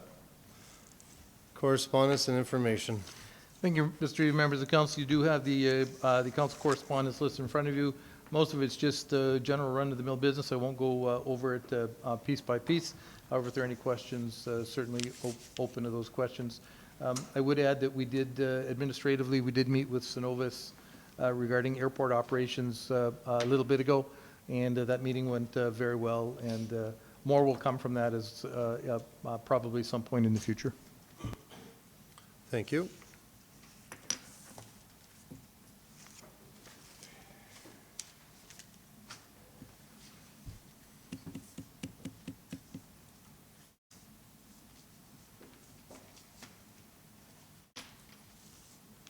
All right, I need a motion, please. That council accepts the following correspondence as information. I'll make a motion that we accept following correspondence as information. Thank you, Councillor Sipchik, for making a motion on behalf of council. That council accepts the following correspondence as information, 1 through 13. Any discussion on this? I'll call for the vote.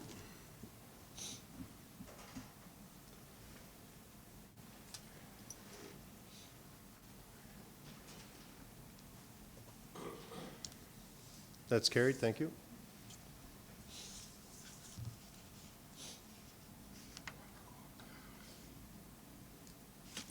Okay, I'll have reports from member of council.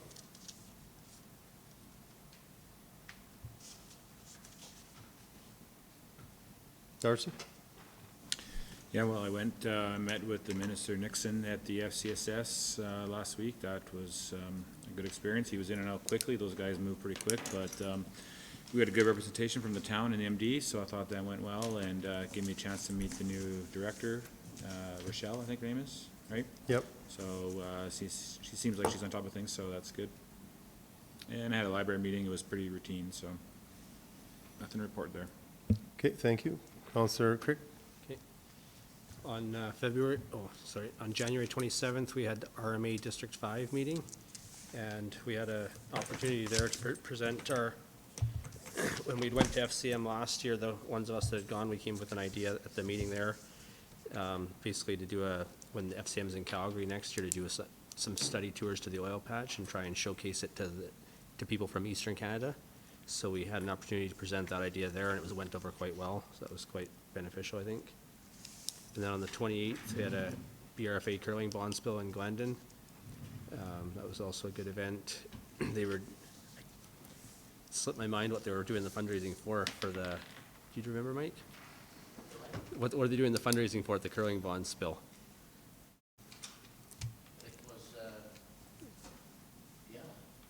I can't remember it was whatever charity it was for. The people were very generous there towards it, which was really good to see. And then on the 30th, a BRFA board meeting.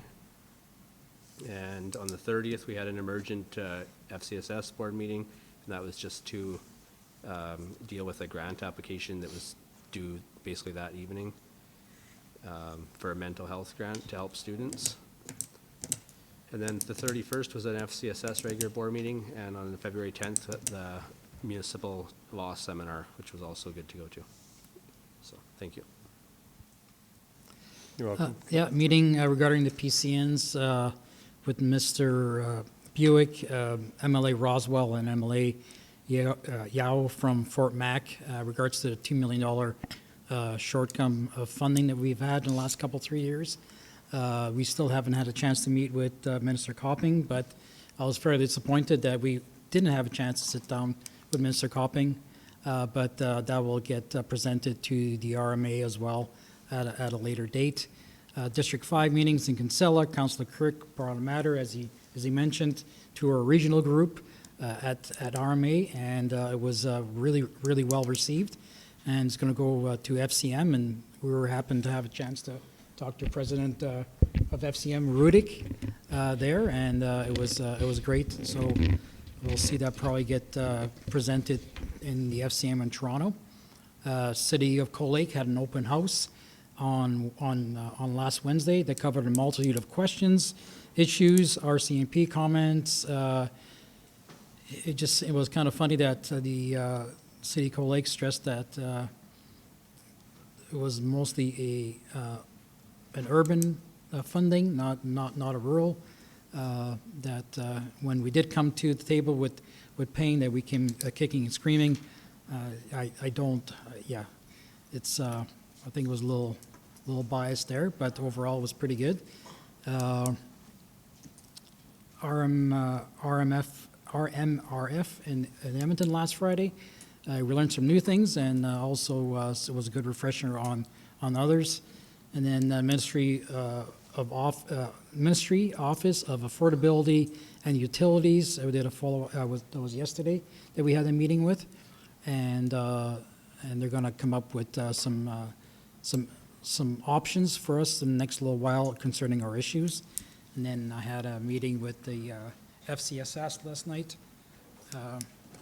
Sorry, there you go. For Coal Lake, just kind of give you an overview of FCSS in Coal Lake. Basically, they had, in 2022, they had 25,000 unique individuals benefit from the participation of one of 14 area programs. They also had 566 volunteers contribute 1,891 hours, valued at roughly about $37,000. Coal Lake and Coal Lake District FCSS created meaningful jobs for skilled laborers. About 15 jobs were supported in part by the funding. And yeah, so that's, again, it's a great program. Meals on Wheels was the biggest, I guess, participant for the volunteer hours. And that's that.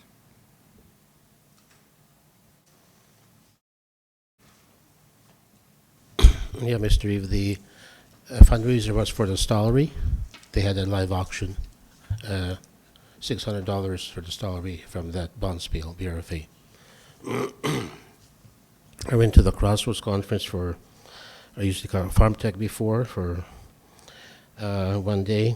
I guess the highlight there was a Conservative MP saying how the Liberals missed a chance to sell LNG to Japan and Germany before. FCSS, well, that was covered. The FCSS is going to partner in with the Lakeland Catholic School District on a 2-year project to support mental health for students in schools. I'm not sure how much the grant is. They're just applying for it at the end of January, so. Okay. Went to District 5 in Kinsella. He reported on that. Paul McLaughlin also spoke about finding a solution for unpaid taxes. I went to the law seminar, some good sessions there. Police committee, a lot of stats, 760 files in Bonneville. And 9 vehicles were stolen in the Bonneville area the past week, and most of them were just kept running. And then I went on my own to Glendon yesterday evening. They had a historical society and a seniors meeting. It was an initial meeting. They're planning to build a museum in the village. And that's all for me. Thank you. I had quite a quiet week, but I did attend a Zoom meeting with Municorp. It was just a regular meeting. All went well. Just kind of quiet now during the winter, but the trails are being used a lot by the snowmobilers and that, and so it's good to see. But responding to Mike, Councillor Kriviak's stolen vehicle thing, I just heard a couple days ago from your insurance company, due to the number of stolen vehicles in our area, all our vehicle insurance rates have gone up because it's reached a high. So of all our, they say our increase rates have increased for vehicle insurance now for us in this area due to the amount of stolen vehicles being recorded in our area. And on another note, I'd like to let everybody know on this here, all these rumors going around about cluster cities, 4 barbed wire fences, and only so many chickens, certain trees in yards. Like, they could be, I wish that people like those, there's no truth to any of that. All of us here have been born and raised in this community. We love this community. We're not going to do anything that will hinder our community like that. So we respect that you guys would respect us and understand that we're going to fight for yous, and we'll make sure we continue staying free and prosperous here. Thank you. Thank you, everybody.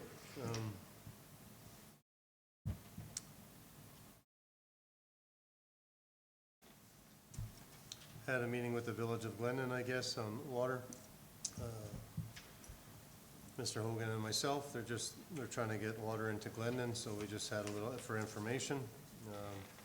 We welcomed a new doctor here to Bonneville. His name is Dr. Naveen Mishra. He's a pediatrician, and he's originally from Naples. He did a bunch of training in Toronto, They're working out the contract details and finalizing. He should be starting here in March. So we welcomed in we had a supper for him the other night. He flew in and so we have a new pediatrician coming into our area. So that's great news for the area. I also attended a meeting with Councillor Scarson for Mr. Nixon. It was a great meeting for FCCS. Like he said, he was in and out, but I really think the guy cares. I think his family's been involved with helping people all their lives. So when everybody talked, he really listened and he took note. We also had a meeting, the deputy and Mr. Hogan and myself for natural gas. And it's just one of those, they listen and they don't really, I don't know if much is going to happen, but we did find out one thing, that we've been sending letters to the wrong minister. And we found out they switched ministers on us, so it's a Mr. Jones we need to be sending our letters to and stuff and talking to. So that was kind of information. And you talked on the VFRA, so that's it for myself. Thank you, everyone, for those reports. I guess we need a motion to go into closed session. Can we have a 5-minute recess first? Sure. Thank you.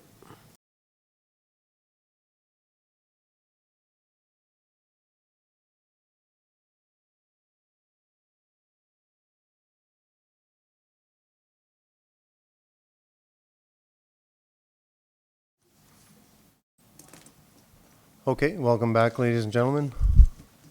Just looking, oh, I lost my computer. Looking for a motion. To go in, yeah.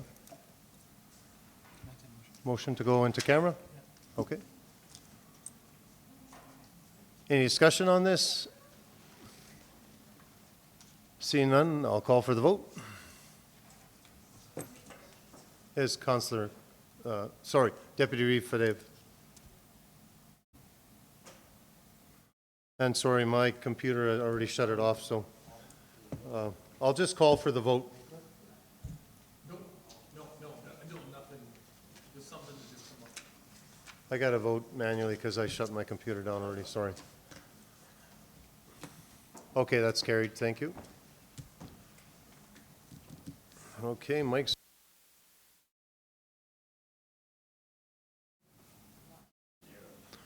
Okay, welcome back. We just came out of camera and I'm looking for a motion from council on what we discussed in camera. Yes, Deputy Reeve Fadev. I'll make the motion that council directs administration to proceed as directed. Okay, thank you for that motion. Is there any discussion on this motion? Seeing none, I'll call all those in favor. That's a little different. I haven't done that for a while. That's carried. All right, go ahead. Yeah, as in the rules and procedures bylaw, it allows us to do a motion to reconsider, and I would like to make a motion to reconsider the time frame of 1 o'clock on Tuesday meetings start. I think it's going to cost the MD a bunch of money having staff overtime here, and also run into quite late meetings, and I think we should just not reconsider, rescind that one. Sorry, that's the proper motion. Yeah. Mr. Reeve, members of the council, so 1719 of the procedure bylaw specific, just to make everybody aware, motion to rescind, a council member may move to rescind a motion previously passed. If passed, the motion to rescind renders the original motion null and void. B, a council member must submit a notice of motion to rescind a motion if that motion was considered at a previous meeting and the same matter is not included on the agenda. A motion to rescind does not undo any actions that have been taken as a result of the original motion being passed, and a motion to rescind is debatable only on the merits of the original motion that is proposed to be rescinded. So those are the four things. A motion to rescind would be, according to the procedure bylaw, would be allowable under the procedure bylaw. Okay, go ahead. Yeah, I don't want to keep beating a dead horse, but I think that we're starting at 1 o'clock. Our meetings typically go till from 9 to 2, 3, sometimes 4 o'clock. And our staff are important. What they have to say is important, and we need all the information we can get to make proper decisions. So I think starting at 1 o'clock isn't going to allow us enough time to do that. So I think we should rescind that motion. Okay. I would just like to make a comment on that, considering that you figure it's important to have everyone here to make the right decisions. So you're basically telling me that I won't be able to be here to have the right decisions. You've heard the arguments, and I mean, I'm confident we can get those meetings done. It wasn't that long ago that meetings were from 9:30 till 1, and it was a stretch. That included a lunch. So, I mean, to the point that we got to these 3 and 4 o'clock meetings is, I think we could do better than that for sure. I mean, 4 hours is still plenty of time to get the things done that we need to get done, and that puts us till 5 o'clock, and it pushes till 6. I mean, I'm willing to make that sacrifice in order to make decisions on a, you know, on an informed basis. So I don't think it's that much of a stretch, to be honest. Yes, Counselor Crick? Yeah, and I guess if it can't work for everybody, then after the 6 months are up that our procedural bylaw originally allows for, then it can be brought back and we can change the time then. But I think for now, we should leave it where it was, and that would require us to rescind that motion that we made earlier today.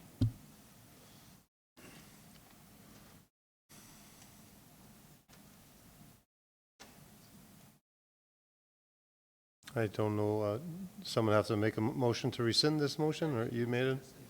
They didn't, are you gonna bring that up on the screen, whatever?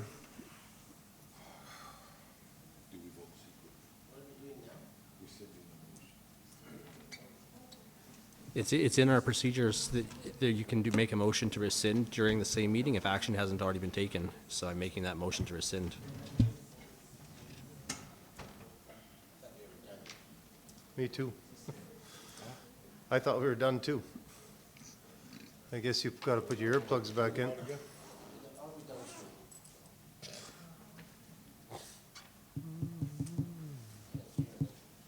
No?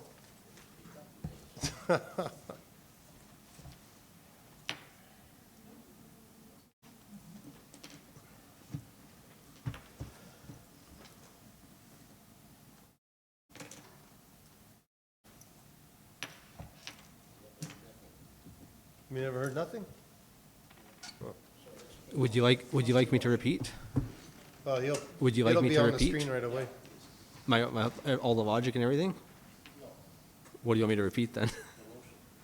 Oh, it'll be on the screen. Up there right away.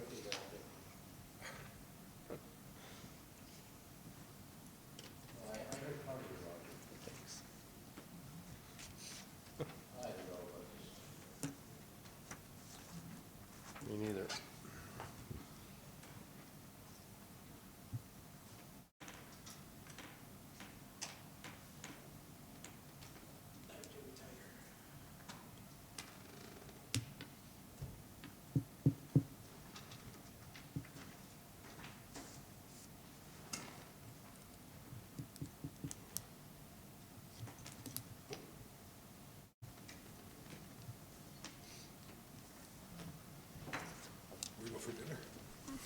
Yeah.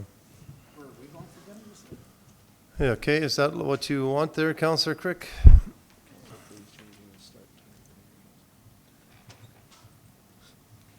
Yes, that's correct. And in changing that, then our meetings will continue to start at 9 o'clock on Tuesday mornings, and will be done at a reasonable time, and we'll be able to have staff present during their regular working hours to give us all the information that we need during our meetings to make proper decisions.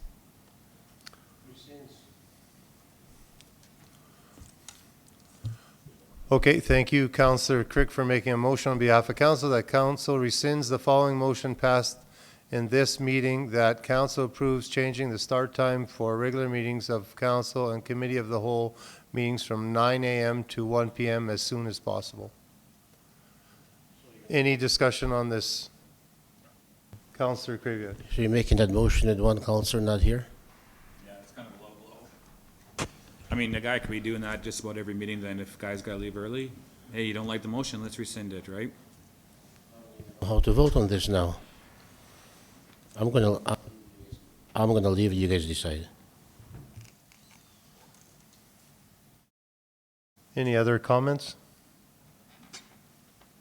Well, I just think it's a big responsibility being councillor, and we need to prioritize our council responsibilities. So that means being here for meetings as well. Well, I mean, we did prioritize, I was prioritized, and then things got changed last minute, right, or midterm. So, I mean, I don't know how I'm the one at fault here. So everything was going just fine until we switched, right? And then I offered you another solution when that solution didn't change, and that was approved. And now we got a counselor that voted in favor of it, left, and now you're voting to rescind it? It's not going to make any difference, because if it's a tie, it'll be defeated. That's the way we do politics, Yeah, it won't be a tie, for sure. Any other discussion on this motion? Seeing, I'll call for the vote. Or sorry, I guess we're doing it by hand. All those in favor? Opposed? It's a tie. So it's defeated. If it's a tie, it's defeated? Yes. It's defeated.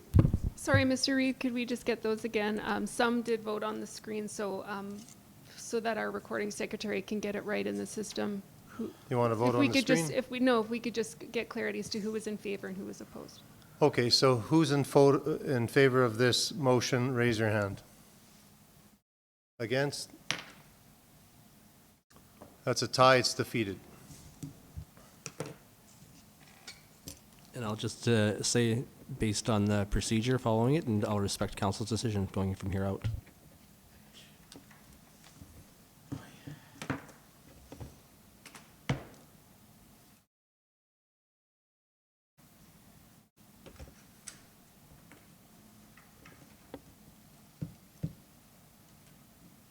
So are we off air? No? We're done? Yep. Okay, thank you, Councillor Crick, for adjourning. All those in favor? Carried. Thank you.